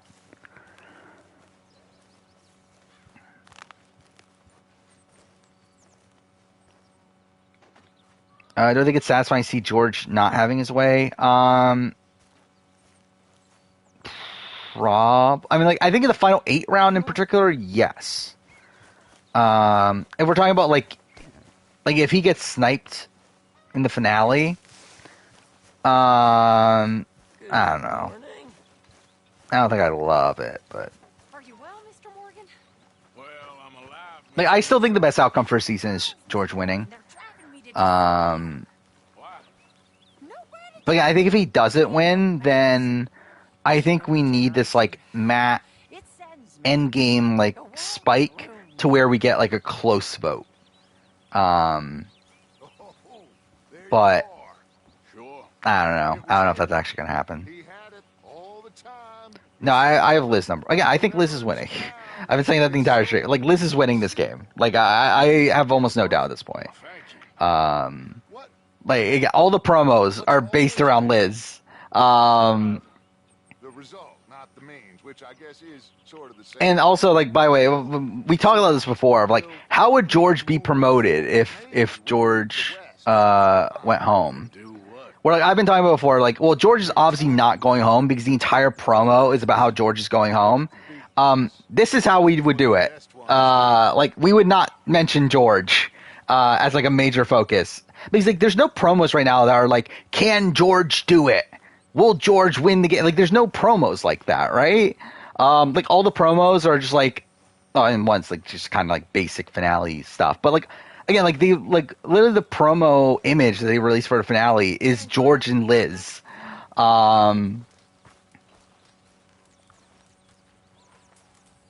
Like, I feel like it's Liz. I'd be surprised if it's not. Especially now that we know it's a final 3. I think if it was a final 2, I would have said, okay, Matt definitely still has a chance. But edit-wise for a final 3, I don't see it. I mean, like, I think, like, again, like, if they do change things and, like if they go all out in this finale of, okay, this is Matt's story, then, like, maybe, but that would be, like, so un-Australian Survivor of them to do that at the last second. I guess, like, you can debate they did it with Christie, but, like, even then, not really. Because even with Christie, like, I feel like we had, like, setup for, like, weeks, not weeks, but, like, episodes of, like, Christie, like, thinks she can beat Elle and Lee in Final Immunity. Towards, like, with Matt, it's like, we don't even get mention of him wanting to actually cut George until now. I mean, like, we do in the, like, okay, final, like, we got that talk right before the merge of Matt and Jerry talking about how they're going to cut George at 3. But that was like it was a one-time mention. But also, it's like, I feel like if Matt was winning, we would continue, like, we would be continuing to see Matt talk about how he needs to get rid of George. Especially if this actually is a thing that he, like, fully intended on doing. He's talking about, I just completely forgot I named my horse for Sheikah. So that's funny. But yeah, again, like, I just feel like the edit doesn't feel right. Where, like, I feel like with Liz, like, it doesn't also feel right, but it feels more right than that.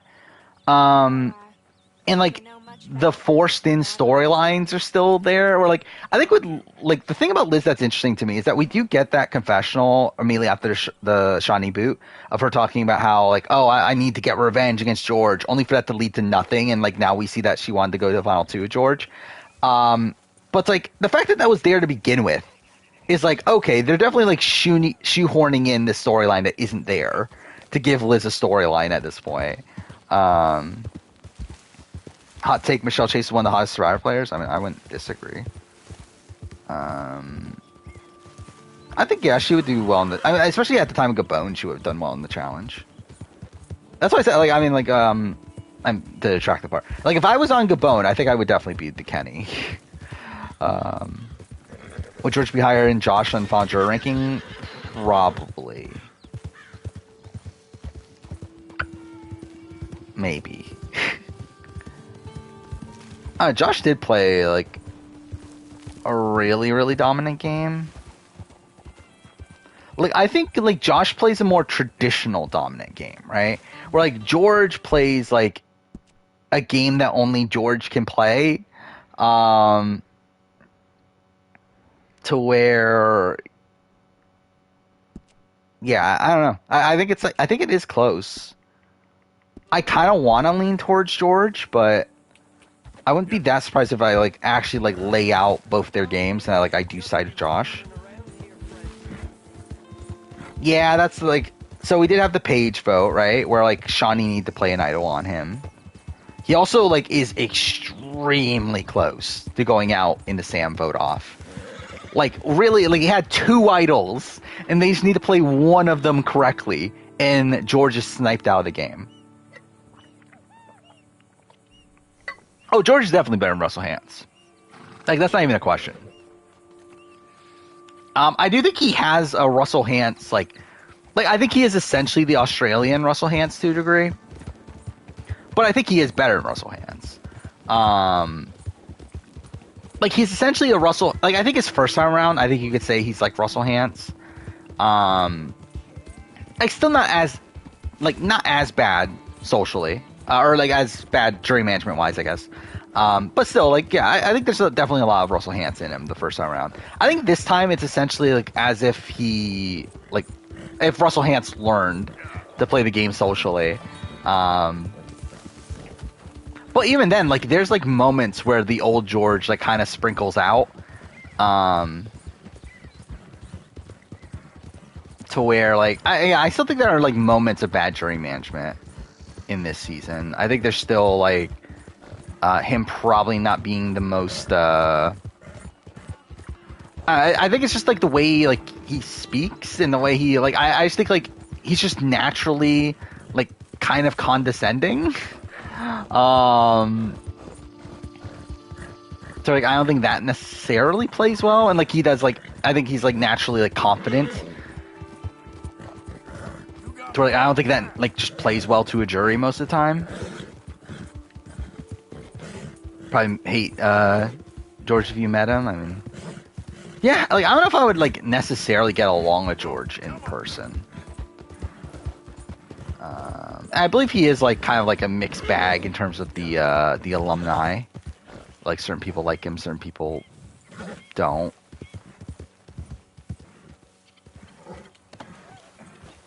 Russell plus Redemption Island Boston Rob. Kind of. I think this game is like, yeah, it's kind of more like a Redemption Island Boston Rob.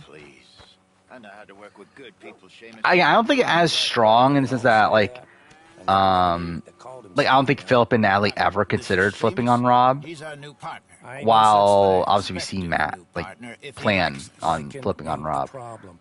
Is, as I said, keep your voices down. I don't want my boss hearing. This is a sideline. Of course. Look at us. Honest as the day is long. Australian Survivor production listened to audience criticisms for making it. No, they didn't. I can assure you they didn't. I don't think Australian Survivor cares about their audience, like what their audience thinks. However, I believe this season was edited by different editors, though, right? Where I believe that's a thing that we know is that this season they end up hiring some of the SA editors. I'll tell you what, Arthur. So I think that might play a factor into things. And I think really the big thing is that it's a returnee, like half returnee season, to where they care more to prop up the half returnees. Actually, that's insane, isn't it? I just realized that we're getting a final 3 of all newbies. Take out your competition. Well, he's not just an acquaintance. That's insane. Like we start what do we have at merge? Survive that. Where is he? Actually, is every jury member? Just northwest of here. Every jury member's a returnee. Just up the train tracks as you're heading up towards Fort Wallace. Yeah, because David didn't make the jury. That's fucking insane. That's your business, not mine. But don't kill nobody. Folks know we ain't intimate no more. They'll know it was me. But you're fine with that. But yeah, I mean, like I think like the returning player aspect though is definitely a major reason for the edit. By marriage. Where I think they were always going to prop up the returning players. I do find it weird though that like Sam got as much content as he did, considering like how irrelevant he is. Really? Where it's like I feel like that, and I guess to be fair, like I think with Australian Survivor just in general, the confessional count doesn't necessarily represent visibility. Because like we've seen Liz now, like I feel like we've seen like a good chunk of Liz, despite the fact that Liz like only has like 30 something confessionals. Like it doesn't feel like if you look at her confessional count, especially early on in the season, I believe she only gets like 2 confessionals in the first like 10 episodes or something like that. And it definitely doesn't feel like that. Like it feels like we saw a lot of her. And like that's because like we saw a lot of her from Shawnee's perspective. And I feel like that's just like kind of the consequence of I'm going the wrong way. But I believe that's just the consequence of the returnees being there. That's how they would have edited the season anyway. If the two of us can't steal the stage, How the season's still edited badly when SA editors are working on it, I don't know. Again, like at the end of the day, like editors are only doing what production tells them to do. So like if production tells them, hey, make George the star of the show, then they're like, fuck, we have to make George the star of the show. But I don't know, again, I think this season's done a better job at making you know these players, even though they're not getting confessionals. So what's the story with that Emerald? Where like I think that's definitely an improvement upon last season, and I don't feel like we've gotten as much of the like the same confessional over and over again. Where like I feel like last season, like we got so much of like obviously the meme of Khan is king in Arabic and like that sort of stuff. Like I don't feel like we got as much of that on this season. Like we got a lot of King George. But like outside of that, like are there that many like confessionals that felt like they were like just retreads of the same thing over and over and over again? I can't think of anything right away. I guess like Haley kind of, but like still not that much. Oh yeah, and Jordy's calling himself the Joker. Yeah, like I think just in general, like the actual editing of the season was much better here. Like while it's not reflected in the confessional count, I think like you got to know the cast better as a whole. Like again, across the entire thing. Obviously, there's still people that are purple, but I think that's just what you're gonna have to face with Australian Survivor. Oh yeah, Ben. I guess the Ben is shifty stuff early on. Yeah, Jordy even like barely even got mentioned as the Joker. Is that in the review? I don't remember if that's in the review. I might have cut that, but it is a funny thing. Back in I think it's episode 4, is it?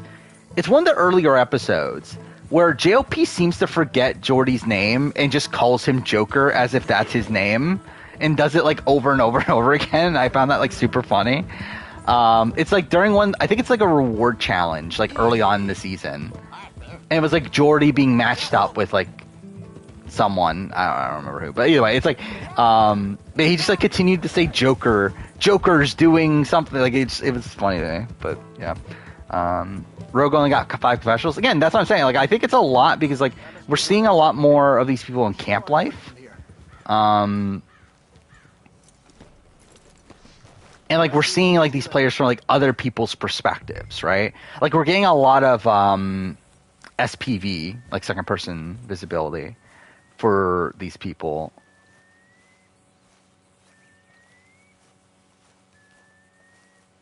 There's the house. I see the barn in the back. Oh yeah, I knew that. We knew that. We've known that for last few seasons. They did that ever since Brain vs. Brawn. They record everyone winning, and then it's weird, dude. I don't get how they do it. It's fucking stupid. I will tell you that. And like BBAU does the same thing. They literally do the same thing of like record a ending of like everyone like they do. Okay, Mark wins, everyone celebrates. Fucking Chrissy wins, everyone celebrates, even though no one thought Chrissy won. Shay wins, no one thought Shay wins, but we gotta pretend like we do. It's so dumb. Like I don't know why they do it that way, because I believe with AU 2019, they just did it normal. They just like showed Pia winning and that's it. But they, like, for some reason try to avoid spoilers, even though spoilers are out there anyway, and they record all three of them winning and don't even have JLP actually reading the votes to them.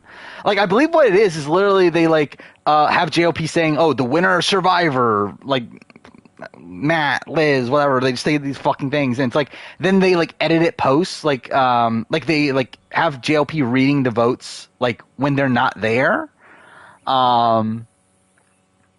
It's weird. And then they like intersplice it, obviously. Like, I don't know why they do it that way. It's stupid. And again, BBAU does the same thing. Like they do in BBAU. I mean, there's no vote read, so it's at least kind of better there. But yeah, they did that with when Luke won VIP. Like they record all three of them winning, and they didn't know who won until it aired. Especially because they couldn't, because that was a fan vote. But the show was pre-taped. And then they did the same thing with another season, right? No, Reggie was live. Was it the Marley season? Was Marley's winner reveal live? I don't remember anymore. No, it was live, wasn't it? Okay, maybe it was just Luke. Either way, it's stupid. Like I don't know why Australian TV decided to do that. I'm supposed to... Wait, what? Oh, do this. There we go.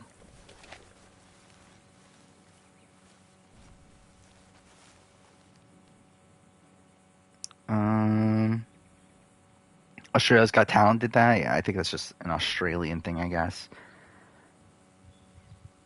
Making a comment on Wednesday on the winner...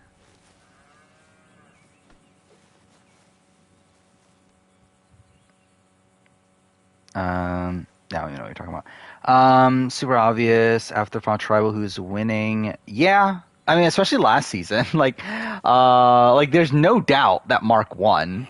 The jury just like bashed on Chrissy and Shay and propped up Mark. It's like obviously Mark is winning this.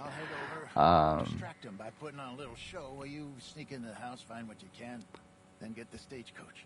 Or I guess the Haley and George one I think is like maybe a little bit less clear, but even then George did get like bashed on there. Comments on the last video were dragging Cam for playing against a weak cast. Yeah, I could see that. Do it now. I don't care though, but I could see that. Don't follow me.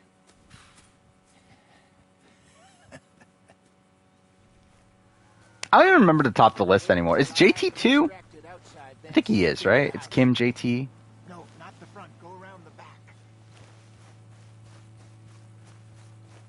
Yeah, I don't even remember the rest. Again, I genuinely don't remember a lot of these videos. Like after I end up editing them, especially when too fair. This isn't even that much of a layout. Like this was only edited like a month ago, right? When did I edit this video? Okay, a month and a half ago.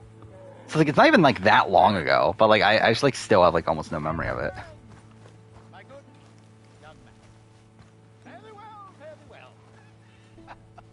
Liz had a bad premiere and first you had, like I think the thing is like she had a bad premiere, I mean she had bad like opening episodes in terms of like her perspective of things, right? I think now like with the knowledge that we have now, I think we can kind of see it as again, it's like she's getting this content from Shawnee's point of view, and like because like she is still in the show, like she's still there in all the scenes that Shawnee is there for. It's just that we're seeing it from Shawnee's point of view instead of hers. So in a way, like, and I mentioned this back when like was this the mid-season power rank? I don't remember when exactly I mentioned. this. But like I didn't mention that like I think there's a chance that like if Liz were to win, it would be Shawnee goes home and then Liz essentially picks up the Shawnee edit. And I think that's kind of what this is that essentially the Shawnee's content early on now essentially represents Liz's content, but they gave it to Shawnee because she's Shawnee.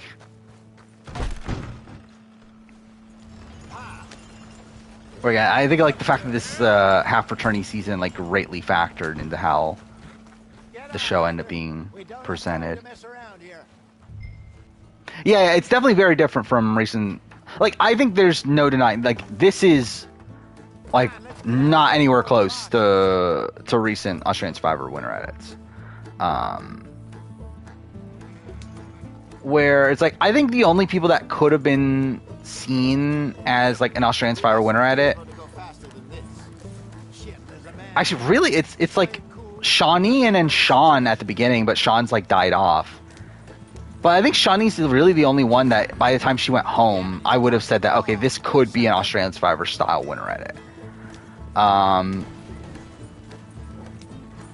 Like everyone else like doesn't like I mean I obviously like with Liz and Matt and like these people it's like they like were barely there. Well, like George was like the opposite of like he was so much there, but like not in the way that like Mark and like Haley were. Because like the thing about Mark and like Haley and them is that yeah, they were always there, but they were never like the main character early on. And I think that's a big thing with Australian Survivor with winner edits. Like they're like the winner is shoved down your throat, but not in a way that the winner is actually the biggest player in the game. Where again, this season obviously like George was like the biggest player and everything. 20s also in Brinksman's Brawn, like George was also that person. 20 and why am I saying 2017? Blood vs. Water, like yeah, like the likes of like a Sam, like Sandra obviously dominated a lot of the early screen time. But obviously like Sam like kind of like overshadowed Mark in the edit. But like usually like the winner isn't this like out in front person outside of David, but even David's is like a little bit different too. But like David's like really the only winner that was like completely out in front the entire time. But like David's like trajectory in the game's a bit different, I guess.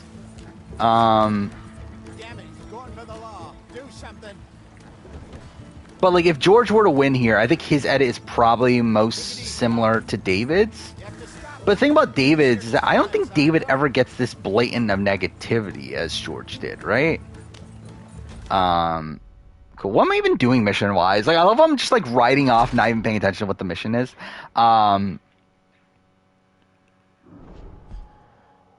Because like every single time, because like David could have been edited so negatively, but then they just didn't. Again, like because we know like post show that like David was actually probably going to be targeted on the original tribe next. Like everyone knew that he was working with Matt. And like AK and Brooke and them were like saying that there was like potential plans to take out David next if they went to tribal.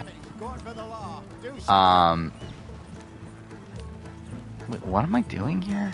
But anyway, like so that could have been like a massive like negative mark for him. You have him at the swap, right? Where like his treatment of Phoebe, like the show edits it as if like, oh yeah, good on David, he's getting back at Phoebe. But in reality, it's like he's being a dick to Phoebe for like no reason.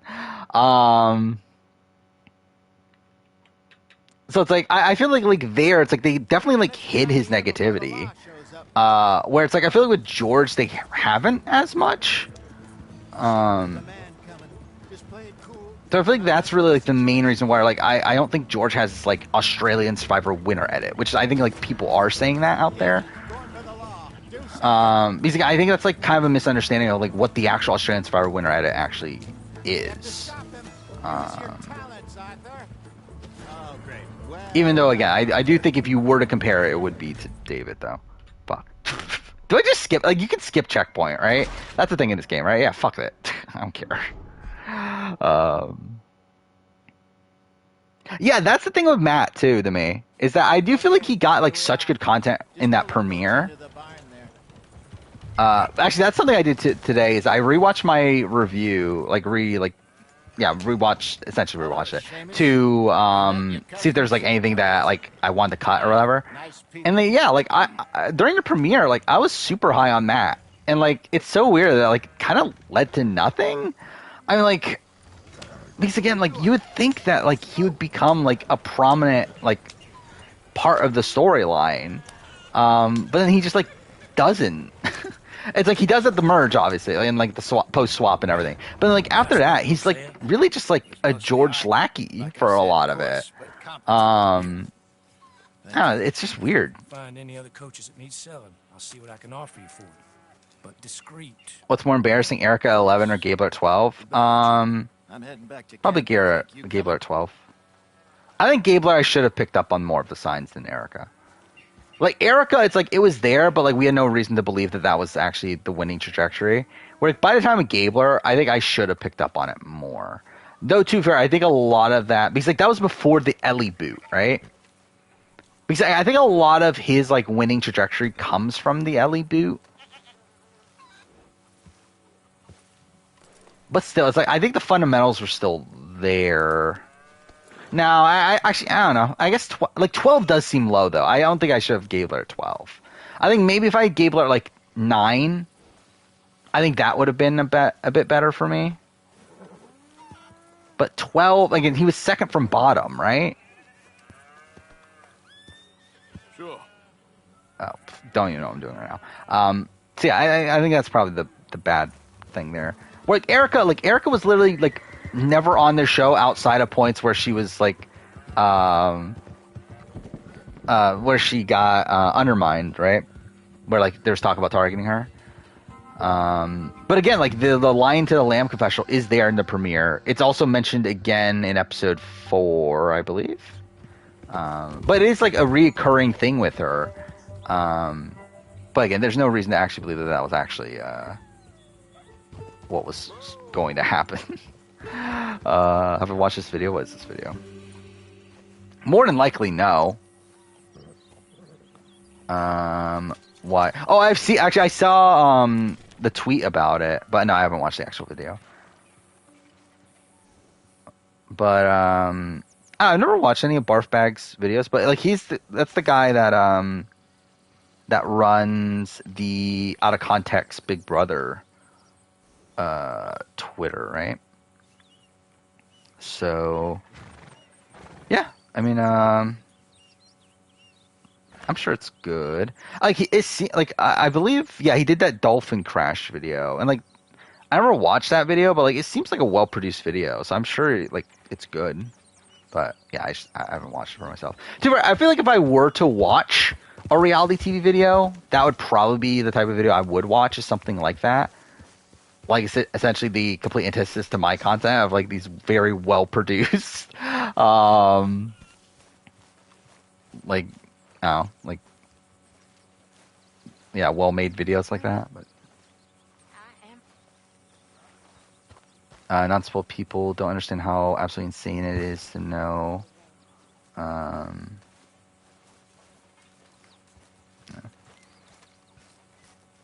There's signs of him being underestimated. Who are we talking about? Oh, Gabler, you're talking about?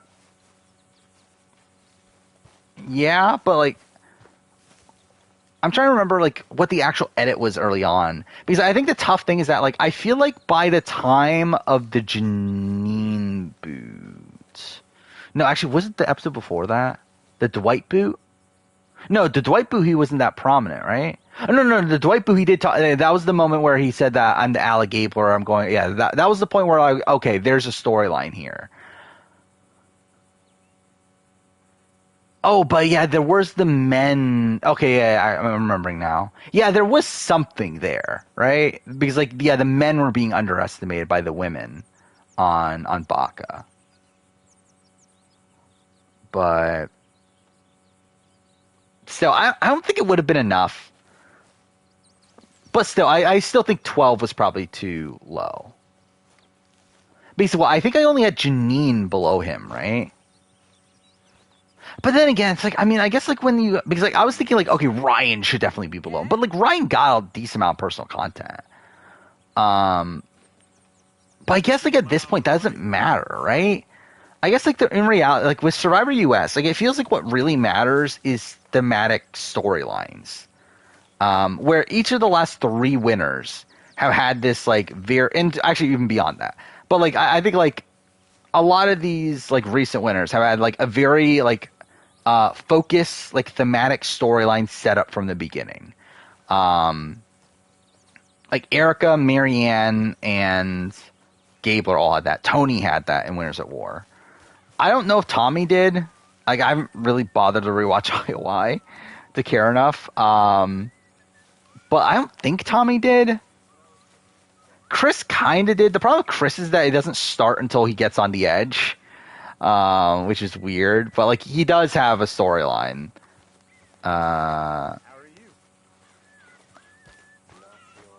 Then I don't remember if Nick does. Like obviously the Davids as a whole do, but I don't remember if Nick himself does.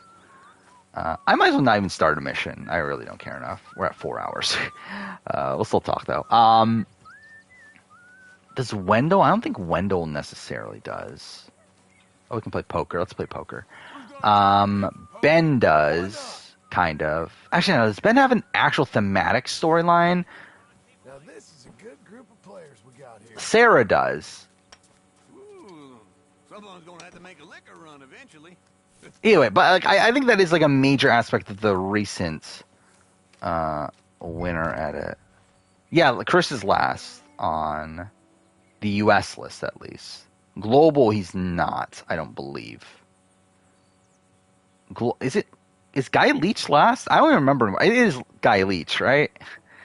I haven't rewatched my winner ranking in forever. What is this?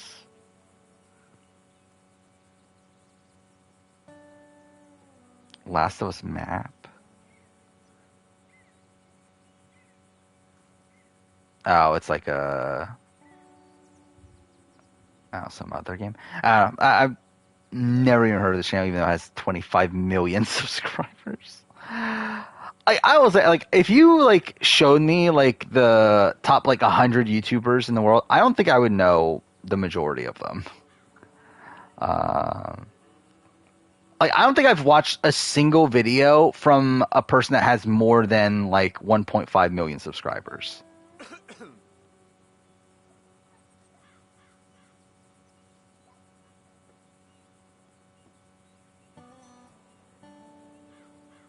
I'm just like looking at YouTube. Why the fuck does RHAP have so many podcasts scheduled at the top of my subscription feed?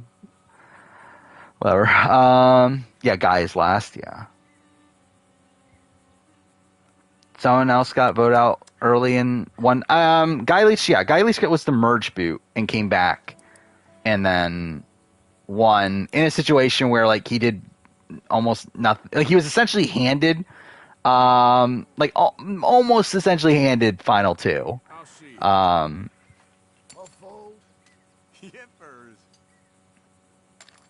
then you have Vanessa, who was voted out at the end of the game and came back. But she wasn't trying to win and won kind of by accident. And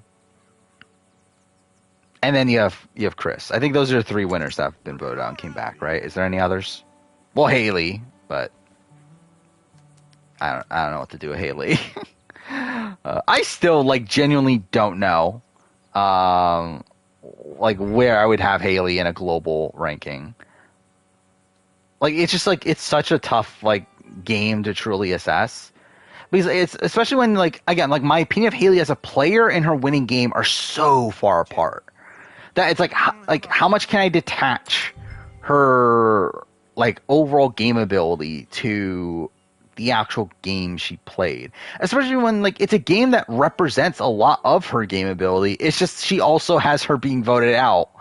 So I don't know. It's a weird game.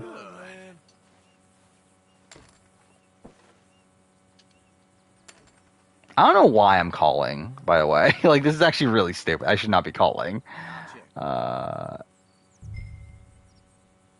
I needed a jack. I would have been good if we had a jack. I'm fucked though. Can't believe the Vanuatu endgame 3 best players all get picked off. Uh-huh. Well, look at that.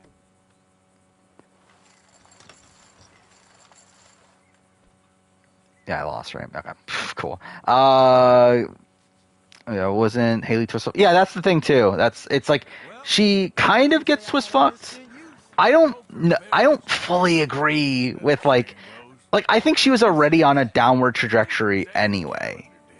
Like I think her like splitting the vote into Danny was already really bad, to where like she's able to get through the merge vote and like get her way through George and his idol. But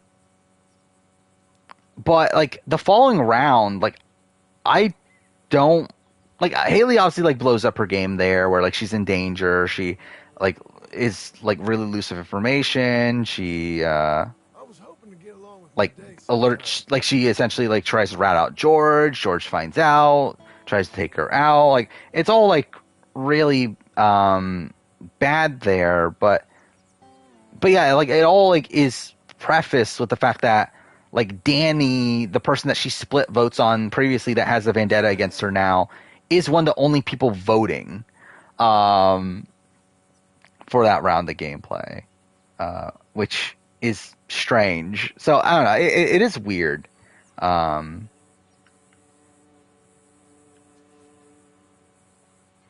That's bad, but whatever. Should rank every player. Yeah, that's the plan. I'm going to rank every AU player after Season 10. Season 10 Network 10 series. And it will only be Network 10. If I can get an 8 and a 9, this could be good, but that's not happening, is it? I can't see my options because the fucking watching thing is covering. There we go. Check. Okay, we'll check.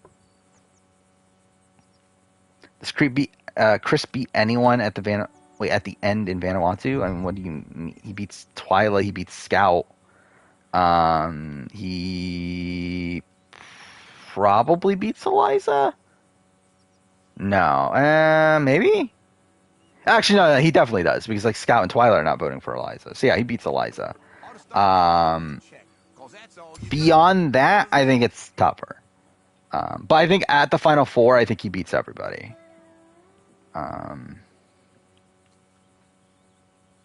By the way, that was an interesting thing. So again, like through the Edgic frontrunner video, I ended up doing a lot of research into Survivor Sucks, the original like Edgic stuff and Survivor Sucks. And again, like I've shown you like where I've seen like Edgic charts from the past online, and those have only had since Palau. So like I found out information about Edgic before that, which I'm surprised that like Vanuatu, and I talk about this in the Edgic frontrunner video, which again I'm very happy with how that video turned out. That won't be out for a few months still, but I'm still happy with how that video turned out. But yeah, like Vanuatu is actually like a really weird one where like Chris had a bad premiere, but then after that, like Chris was like the front runner for like the entire pre-merge until like at the merge it was considered like, oh, it's so bad that he's out of the running, that he's out of the loop in the merge, that he's out of the running the rest of the game, and now Scout is the front runner the rest of the season, with like Chris only being like in third at the finale, or like right before the finale. To where, yeah, it's kind of weird. It's kind of where like the Edgic community was like right on track until the merge, and then like it just went all downhill to where like they went all in on Scout. Oh, that's actually kind of good. It's not great though. What am I at 81? Oh, so I'm actually at 90. Yeah, I'll do that. You can't fool this old man. Okay, here you go.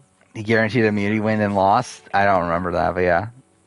I'm interested in rewatching Vanuatu. I've never watched Vanuatu with the mind, like with an Edgic like perspective on my mind,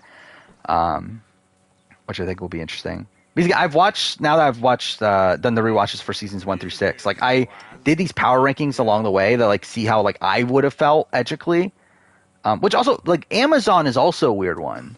Like so edgically for Amazon, Jenna was #1 from episode 4 on. Like, how?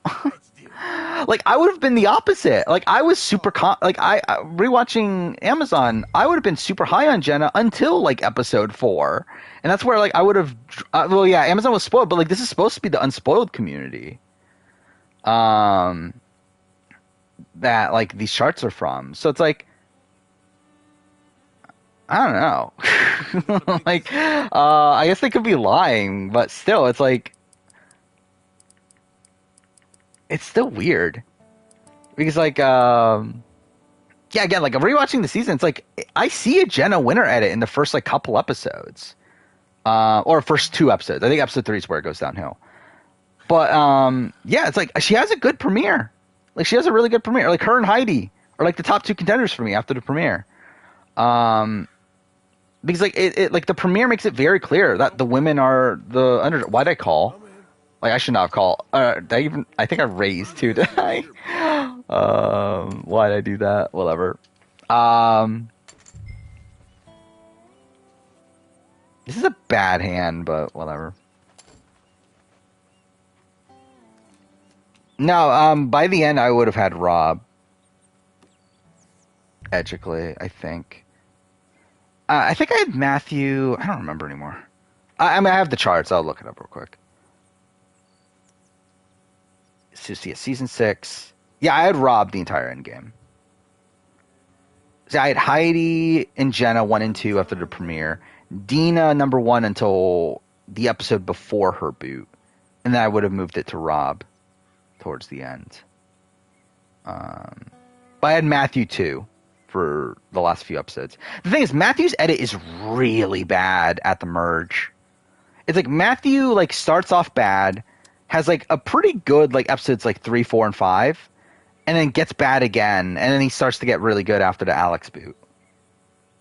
But like it just never felt like consistent though. Ooh, this is actually okay.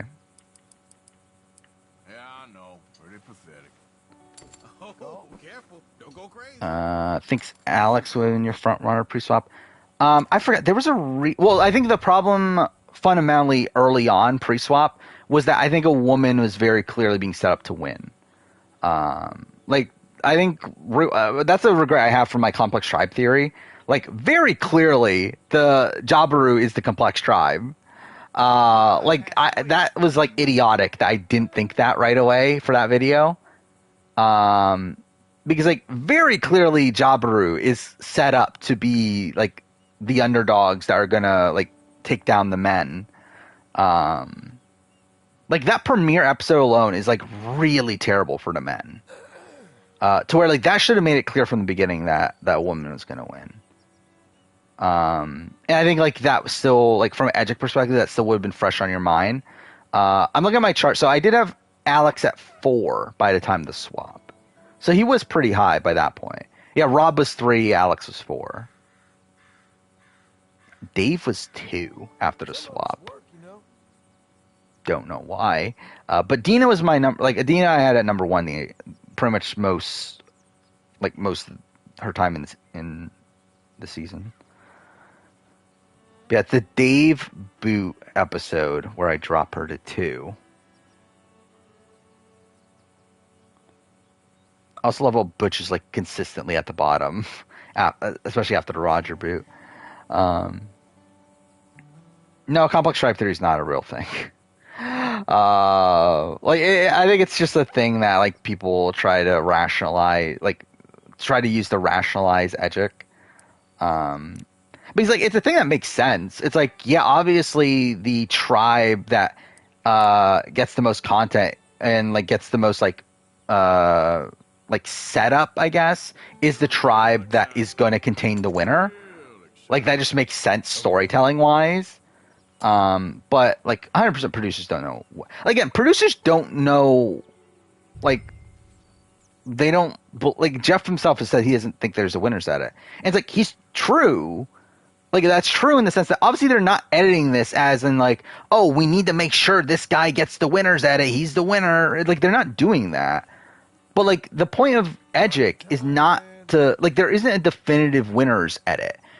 Again, the point of I'm really like the entire concept of Winter's Ed is kind of dumb when you really think about it. But it's more so about like predicting how production would want to portray their winner. More so than there actually being a certain edit that a winner would get. Especially in the modern day. Where like I think in the modern day they don't follow any of the rules that they used to. Because again, back in the day, like if someone got a bad merge episode, that would pretty much be a death knell for them. I guess like Chris is pretty much like the only exception early on. But then once we get to like Millennials vs. Gen X, it's like we have it over and over again. And we have like someone like Nick get a bad premiere episode in Dave vs. Goliath. Do I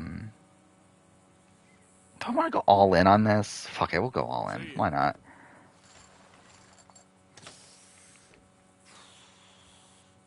Let's do this again. So I had a so the Edgic charts. So there is like this link here, if I can get it copied.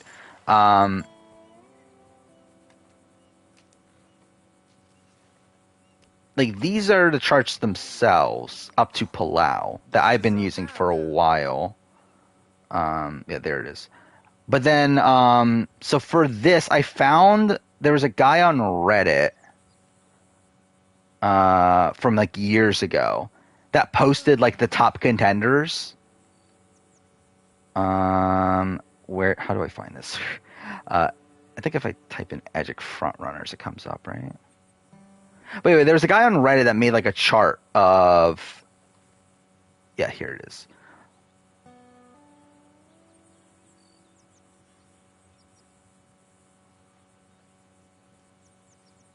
Okay, yeah. I'll post the chart in a second once this fucking thing loads.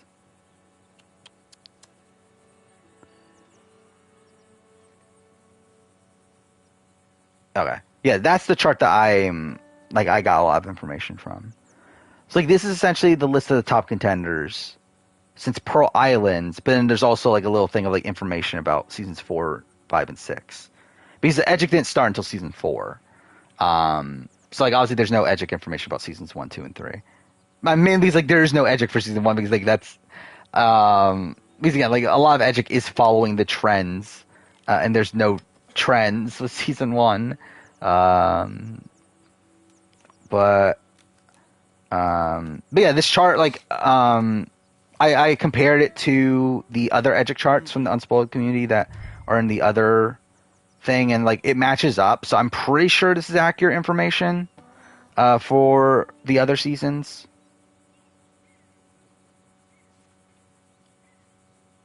But yeah, it's interesting to see like the Edgic stuff from from some of these seasons that I haven't seen before. Like, the fact that Dara was a top contender for a lot of Pearl Islands is insane to me.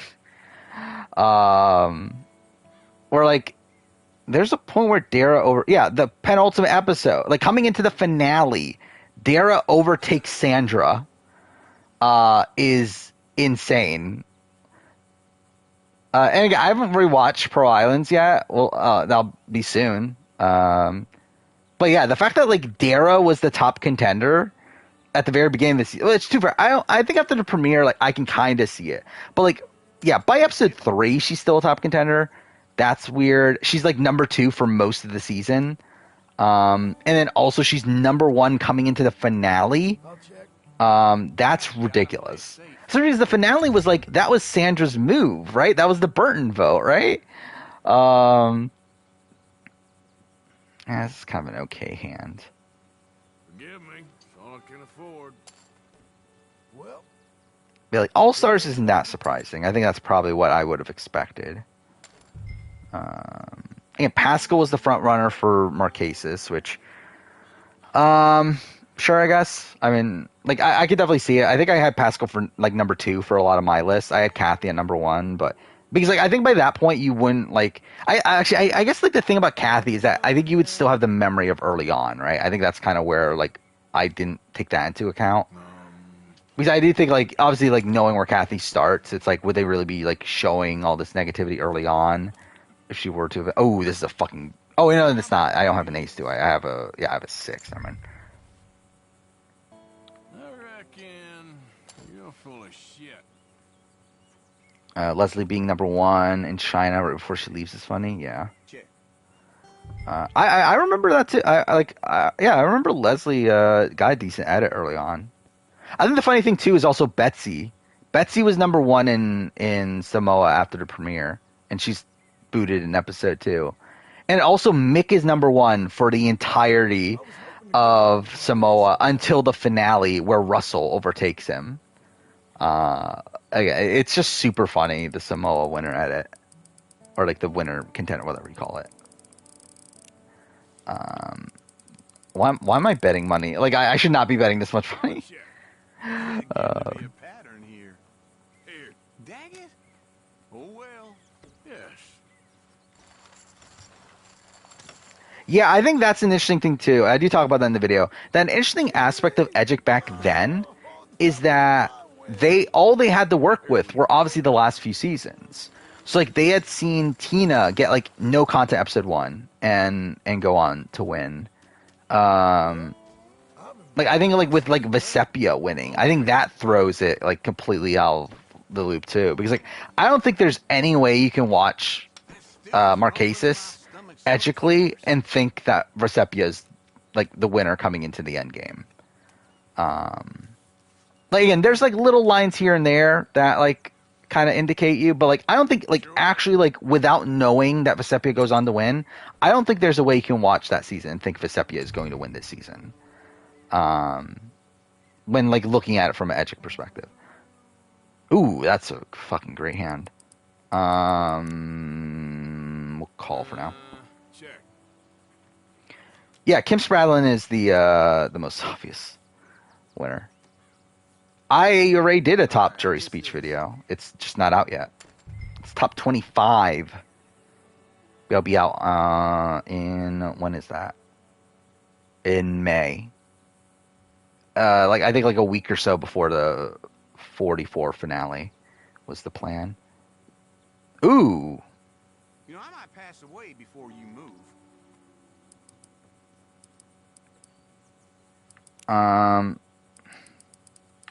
We'll just call for now. What if we'll start seeing Traders Edgic pop up? I don't know. Maybe. I don't know if there will be this like dedicated fan base to it, but maybe. I think it matters how big Traders get. Is there even Edgic for any other show? Really, I don't think so. Right? It's just Survivor. I guess there's like there's another. Was it RuPaul's Drag Race? It was one of those other shows. It was a show that I don't watch. That I know I did see like Edgic charts of at one point. Play slow. Yeah, someone did it for Drag Race. Yeah, but it's like really, I feel like it's mainly Survivor. Because like I feel like the only other show that would have a fandom big enough to have people do it would be Big Brother. But like Big Brother, obviously they can't be Edgic. At least with BB can and BBUS, like AU you can. But yeah, we're going all in.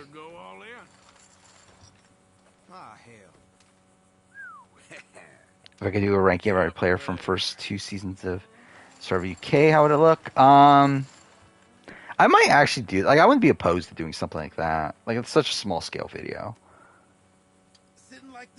Because that's only, what, 32 players, right?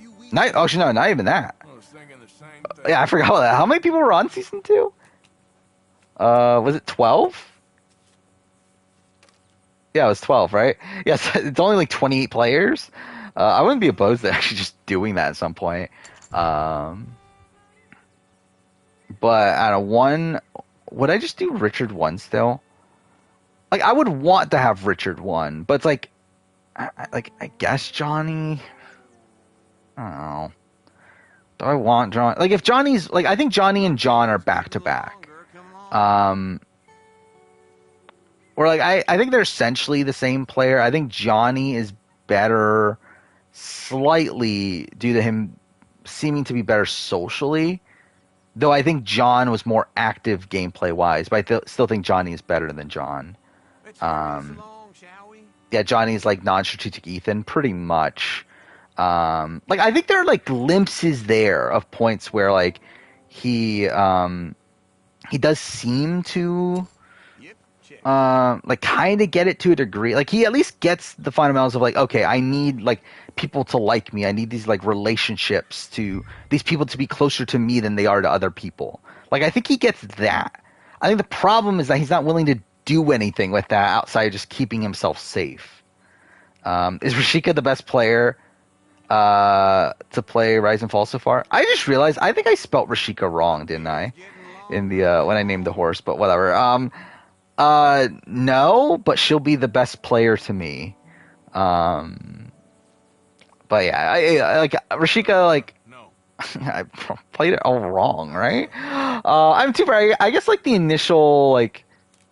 Well, I mean, really, every leader played it wrong. Realistically, again, like as I said earlier, it's like the way, like based on what we know about the format so far, the only way for the original leaders to win is for them all to stick together at the very beginning. Like they all needed to work together. Like the fact that they like oh, you spelled Rashika. Okay, yeah, did I spell it like based off yours spell? Yeah, so it's your fault. They should do the UK player rank before the reboot. I don't know if I'll get around to it by then. I could just like do it out of the blue, but I don't know if I care enough to. Like, I think if I was rescheduled, like if I did the schedule again now, maybe I would try to do it. But I don't know. I don't really want to go out of my way. I guess we'll see how the challenge like top competitor video. Like because like technically I could cancel both those videos and do it, but like I would kind of rather do the challenge top competitor videos than a Survivor UK ranking. So yeah, I shouldn't even be betting, right? Don't like taking risks, huh? Well, shit. Ought to give your seat to someone who won't fold all the time. Most likely not making it to jury. So I mean, probably only 2 more boots till jury.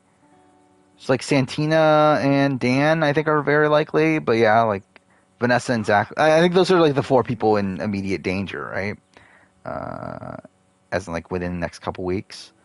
I think add Renee there, and that's pretty much like everyone that could go home outside of like a very fluky situation. I guess Jonathan could go home, I guess. Ooh. Well, someone has a 9. I'm like completely fucked. We'll check. Here's some crumbs. How does dailies?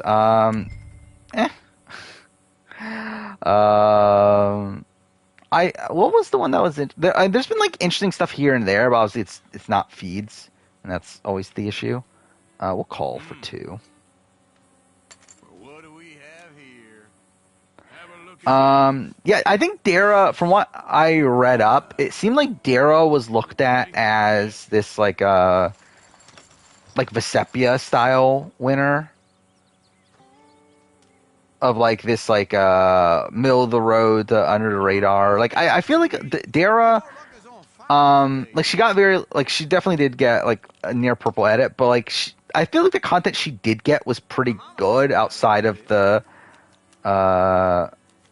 actually yeah, why was she so high like towards the end of the game where like she openly gets like tricked by fair play and everything, but I don't know.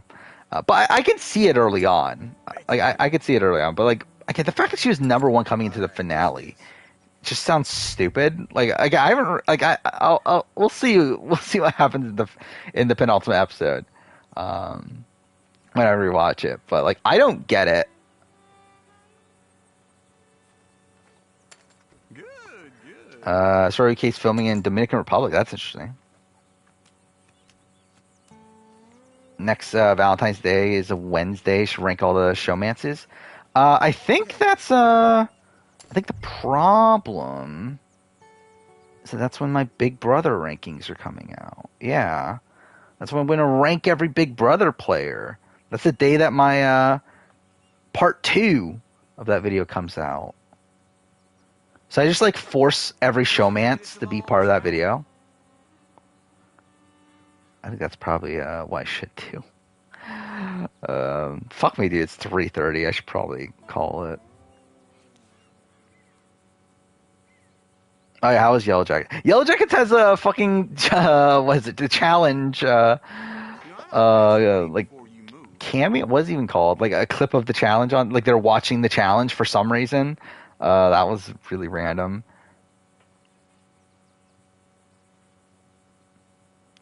They should make Survivor Okinawa. I think we're good.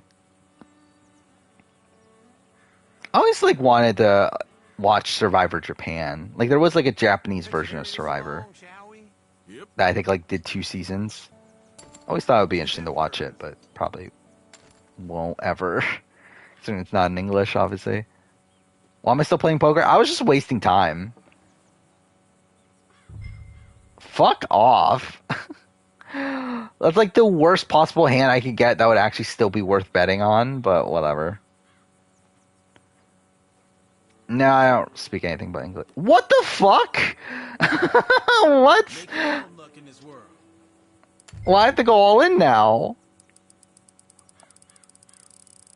And watch this backfire. Like, watch someone have a fucking queen. I just realized that. I could be so fucked by a queen. That would be so wrong out of context. I did win. Okay.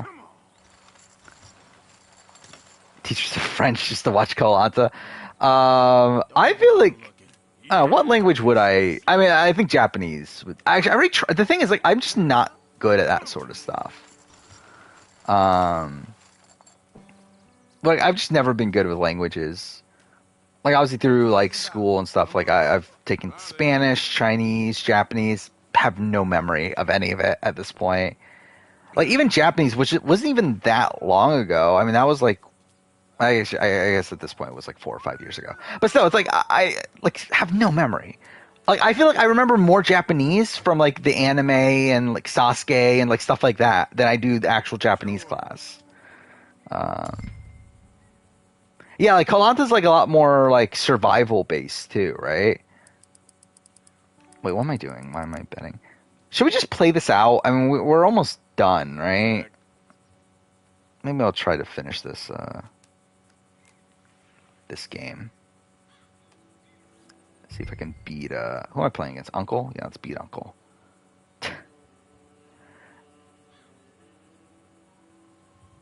The sexiest season of Survivor? What is this? You know, I might pass away before you move. Is this the season where someone died? Oh no, it's okay, no, it's not the one that someone died. Returning players. Sudden death immunity challenge. Final 6 immunity challenge would be elimination challenge. Yeah, that's just a thing, isn't it? In Koh-Lanta. Beard's getting longer. Come on. I would like to like Koh-Lanta. Just seems like a really interesting franchise. Like it's so weird that there's like a foreign version of Survivor that actually like has like, or at least seems to have like the history that Survivor US actually has. Okay, this is actually a decent hand. I'm not betting that much money though. Maybe 10. That's all I got. Oh, you clipped me being fucked by a queen. Well, that's good. I love to be fucked by a queen. I wouldn't take anything less. Here's events review is this Wednesday. Player ranking might be next Wednesday. Depends on if we're merging or not after this next Survivor episode. Because I'm thinking we are, and that, or like we'll get the earn the merge. But yeah, so I'm thinking this will be the mid-season power ranking. But what do I do here? Just a little wager. That was pointless. I don't know why I raised. He's obviously going to.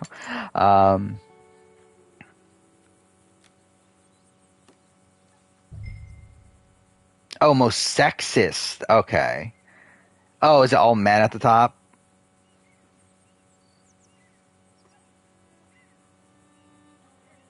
It's it's returning players too. Yeah, it's literally all women, and then all men at the top. My beard's getting longer. Come on. But yeah, like I would genuinely be like very interested in watching Koh Lanta if it just wasn't in like, or if it like was, even if it was subtitled, I would do it. Like it would be tougher, obviously, still, like because like I would actually have to put like all my focus into watching. It won't be like a thing like I can have in the background at points.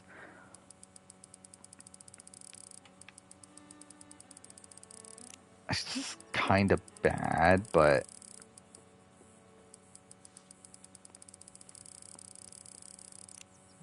I'm gonna be so there's no fucking way I win this. Random amount. Okay, I still did not mean to go that high. Michael Warren #1 in the power player ranking, obviously. Oh, I won? Fuck, I should have went all in. Oh wait, did he probably folded, didn't he? Yeah, I knew about that. That Koh Lanta had a All-Star season that like had no winner because the winner cheated, right? As in like they like snuck food in, I believe. It's like they DQ'd them. Which again, that would never happen in Survivor US. Like Survivor US would not give a shit to the point of actually like DQing them. Yes. Matt, gotta play it safe. No, I'm not gonna bother catching up to Sentai. I'm probably never gonna get around to doing a video on Sentai. Maybe because like I haven't watched every Sentai anyway. So it's like I would never do a proper video on Sentai. I might do like a top 10 season sort of thing. But even then, like I don't know if I care enough to catch up on Sentai. But yeah, like I've caught up on Power Rangers. I'm rewatching season 1, Mighty Morphin season 1 for video. After that, I watched Pearl Islands. Then I have the Genius video. Is that it?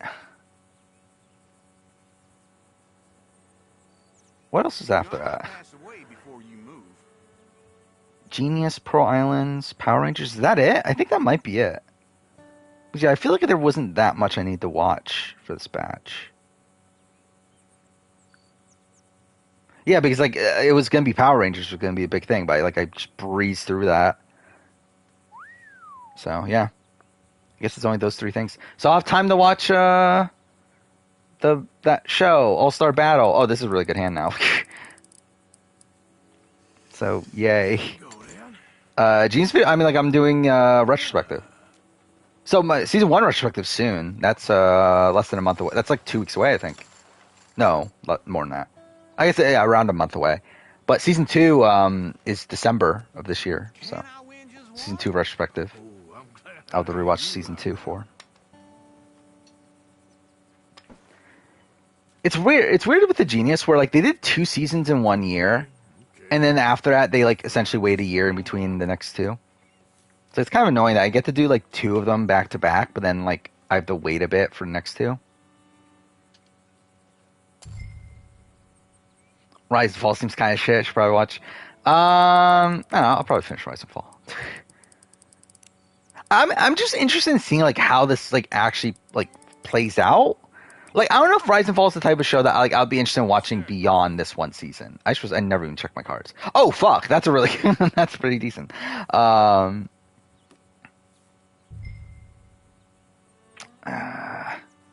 See, problem like if a 2 could come out, that would be really good. Here's some crumbs. Yeah, 29 Koh Lanta seasons. I knew it was somewhere up there.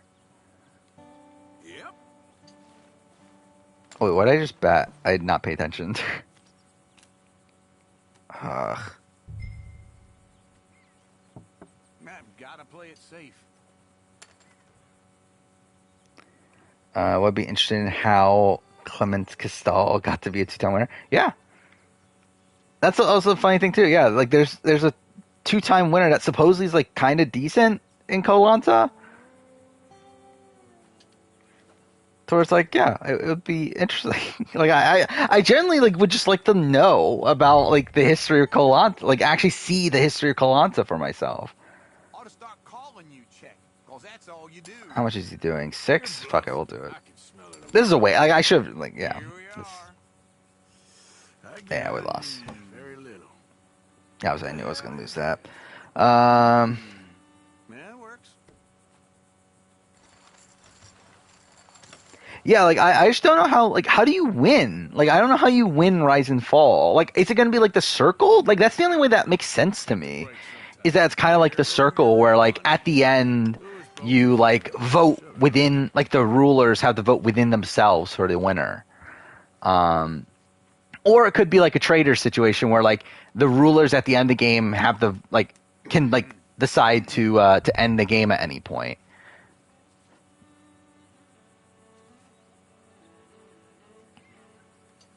But like they can vote out people as much as they want or something. I don't know.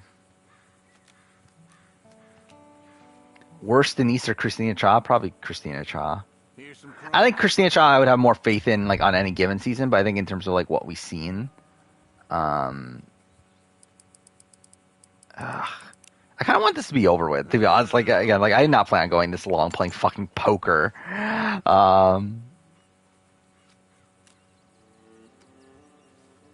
Oh, it was that? I didn't realize it was that long in between her two wins. That's kind of insane. Oh, they say all rulers win? I thought you just have to be a ruler to win. But yeah, I guess it could be. Yeah, like the final ruler in terms of like, yeah, it might be like a trader situation.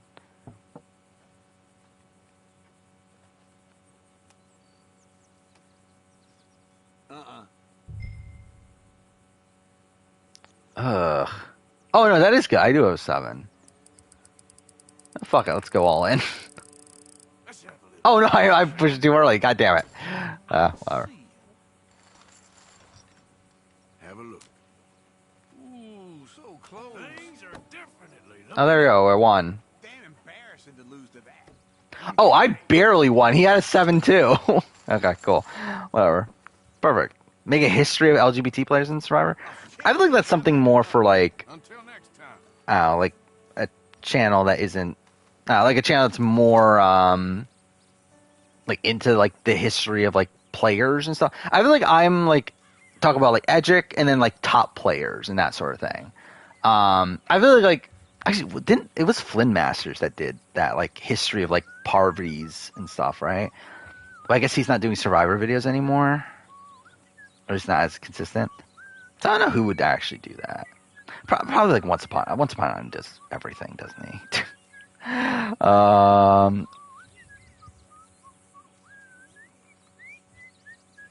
But yeah, I don't know. I feel like it's not really like my type of video.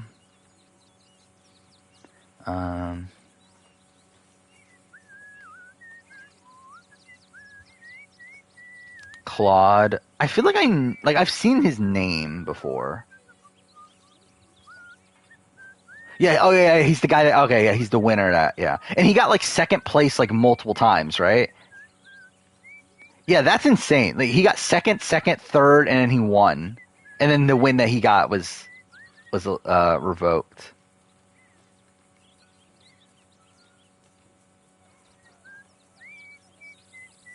Like it's such a weird show. Like again, it's so weird because like we know it's not like Survivor US. So it's like, how did this show progress for 29 seasons and still not be a strategy game? Or like not be a game focused around strategy? Like it's so weird to me. Like I genuinely just want to know about this show.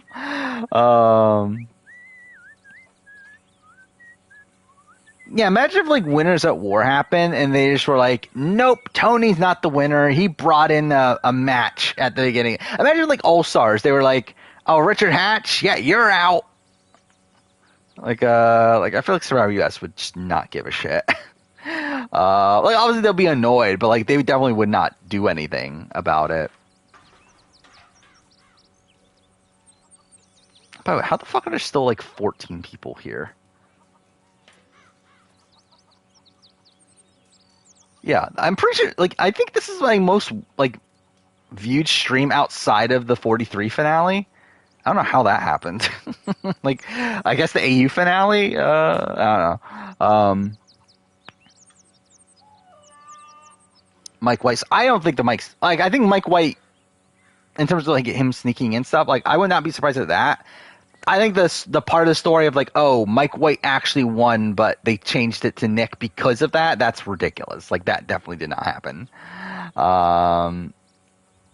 Oh yeah. I forgot. I guess it is probably international people at this point. At least some.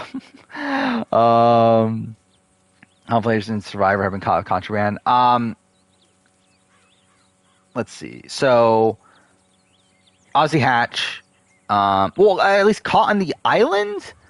Because, like, did Hatch get caught? Technically? But PG got caught. I know that. Because she hid stuff in her bracelet, right? I don't think I don't know. Like, there's not that many stories about it, I don't feel like. There probably are more circumstances. Oh, well, obviously, like, Kel brought in beef jerky. Or did he? I guess that's the question. I don't believe the Amazon one. Or like I think that was just like production incompetence, or them trying to rig it. Either one.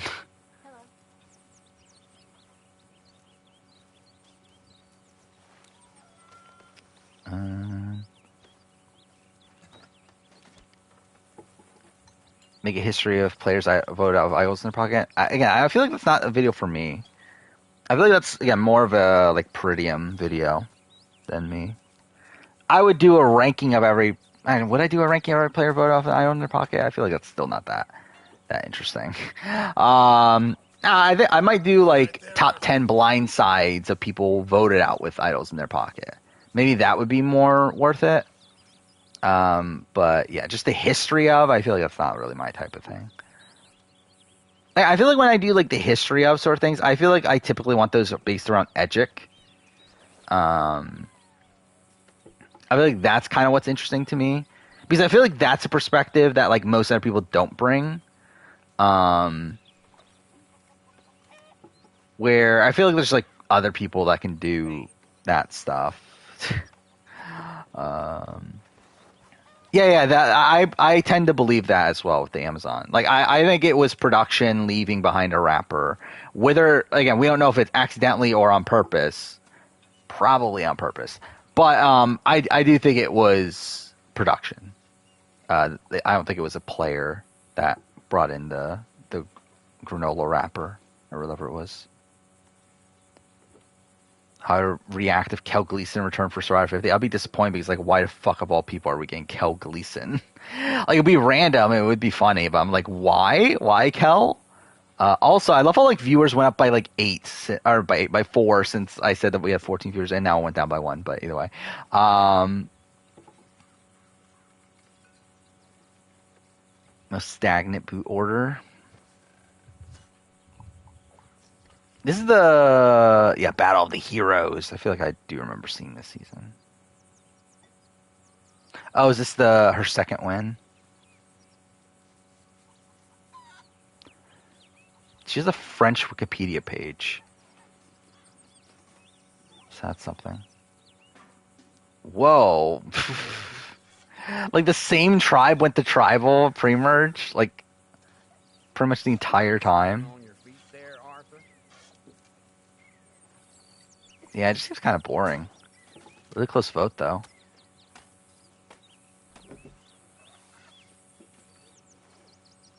I wish there was like an accessible way to watch Koh-Lanta.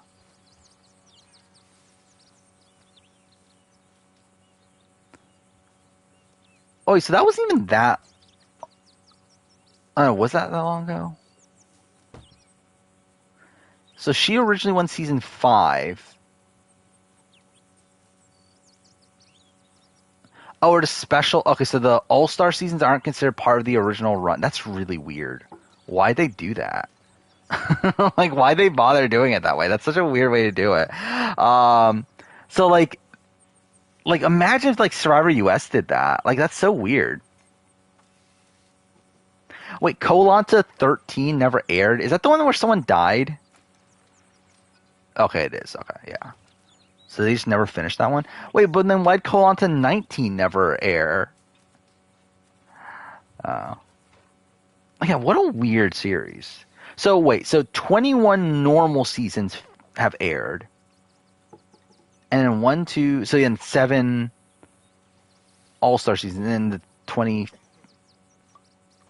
Okay, this is fucking weird. Again, it's such a weird. Like, I just genuinely want to know, about this show.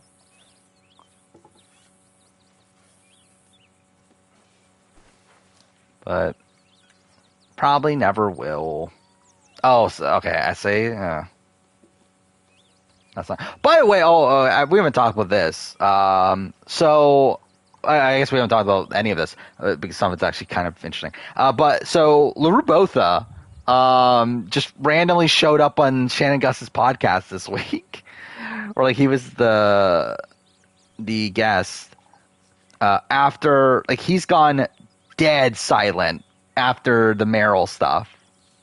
Like, he literally was just on immediately after Return to the Outcast with Shannon and Mike talking about how, just message me on Twitter, I'll respond to everything. And like the day like after that was like when Meryl stuff happened. Dead silent since then. And he's back, like I guess he's back now. But no mention of the Meryl situation at all. I don't know. It feels very sketchy to me. But like, obviously he's not going to mention it. But I don't know. It definitely feels weird. Like, I think there's kind of hoping that people forget, and that they don't have to ever talk about it. Okay, he's like, oh, yep, cool. But yeah, so yeah, I feel kind of weird about that, to be honest. But we did get an update on season 10, which is that it hasn't been officially renewed, but they're working on it. So that's something at least. Sounds like maybe next. Like, I would assume that means next year, is my guess. But like almost definitely not this year. Does like Jeff like All Stars at the time? He did not. Jeff, like, at the time of All Stars, I believe he said, like, we're never doing this again, right? Yeah, I'm pretty sure, like, yeah, they hated All Stars at the time. And, like, Jeff in particular hated it for, like, both reasons, right? Because, like, he hated it because of that, like, obviously, like, it didn't turn out the greatest in terms of, like, all of the, like, big stars went out early. But also, he personally hated it, too. Because, like, one, the cast, obviously, like thought a lot of themselves and didn't really play into what Jeff wanted as much. But then also it's like you have obviously the Sue situation. Like, you definitely had like instances of like, yeah, like Jeff definitely did not enjoy himself that season. What do SA play rank after season 10? So that'll be next season? Probably not, realistically. Actually, I don't know. I guess it could work out. No, it can't, actually. No. I don't know. I like the problem with SA is that I feel like I just feel like the earlier seasons are so much tougher to rank in conjunction with the recent seasons. By the way, how the fuck is it 4 a.m.? I love it. Like, I fucking slept like normal last night, just to completely fuck that up again, but it's fine. I'll definitely try to fix my sleep schedule to some degree this week. Like, I was starting to get better over the last few days, and then like, I played Sifu until like 4 a.m. 2 nights ago, or was that last night? What day was that? Yeah, that was 2 nights ago. But then like last night I slept normal, and then or normal as in like 3 a.m. but like not like staying super super late. But like now it's fucking 4 a.m.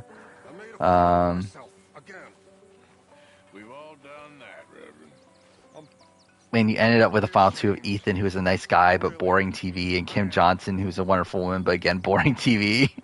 Yeah, I love Jeff. Like, I love old Jeff. Like, it was so fun, like, reading all of his interviews, like, when doing prep for the Jeff Probst stuff.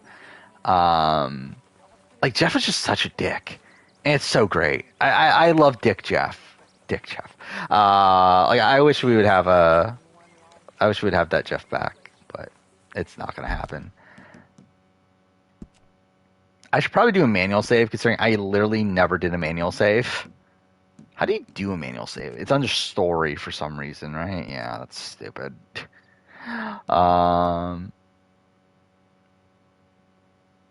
This one, right?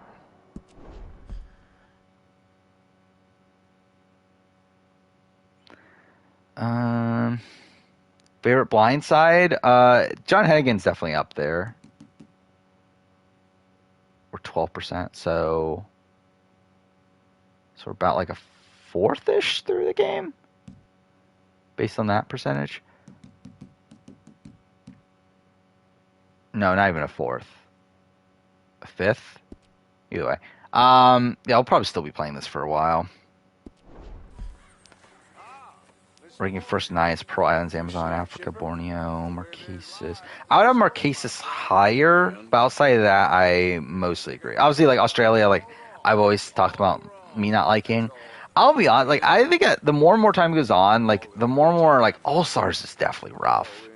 But I don't know that or Australia, but like both of those, like Australia's just boring in the back half, but like All Stars is actually genuinely like it's boring at points, but also like icky.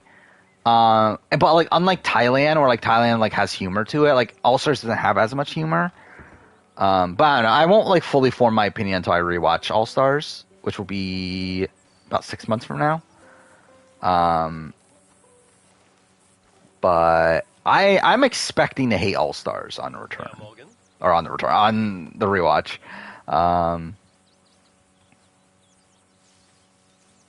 Yeah, for me, I have like Africa and Marquesas pretty much tied. Like Marquesas like slightly above Africa, I think. And then Borneo, I would have. I don't know anymore. I might have Borneo above, but like it's always been above or below them. I think I used to always have it below, but like I think now, like I could argue above, but I think it probably will still be below, but I don't know. Yeah, All Stars felt like a regression, especially after like Amazon Pearl Islands both feeling like evolutions of themselves. And like really, I feel like gameplay kind of regresses for a bit. Like All Stars is obviously a major regression. Like Season 9 is like kind of a mix. Like I guess it actually is like pretty good by the end because you do have the flip on Leanne. But then I guess Season 10's fine too. It's really like 11 is kind of like Guatemala.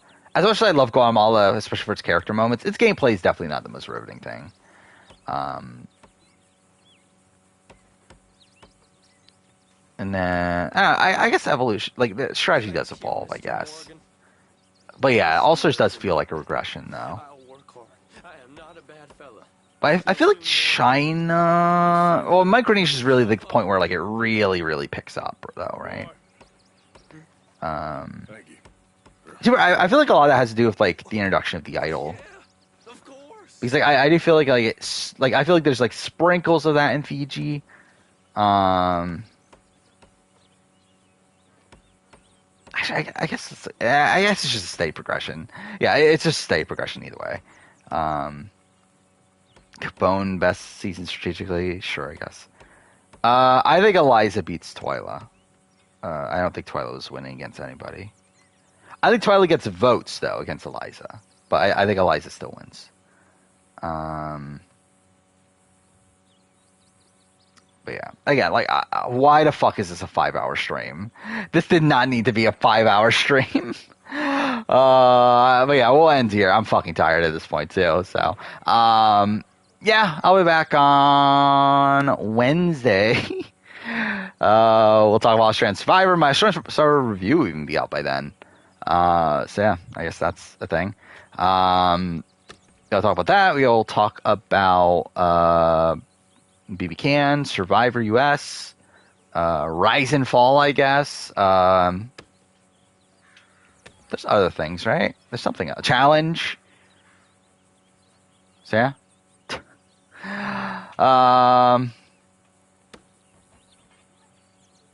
I I'll be honest. Like, I was kind of thinking, like, should I do an? I feel like I kind of like would like to talk about Australian Survivor before that, but also like I should be working on the videos though, so I probably won't do an extra stream to talk about Australian Survivor as much as I kind of want to, but it probably doesn't really make sense to actually do it. But either way, we'll see you then. There'll be a lot to talk about. So yeah, see you guys next time.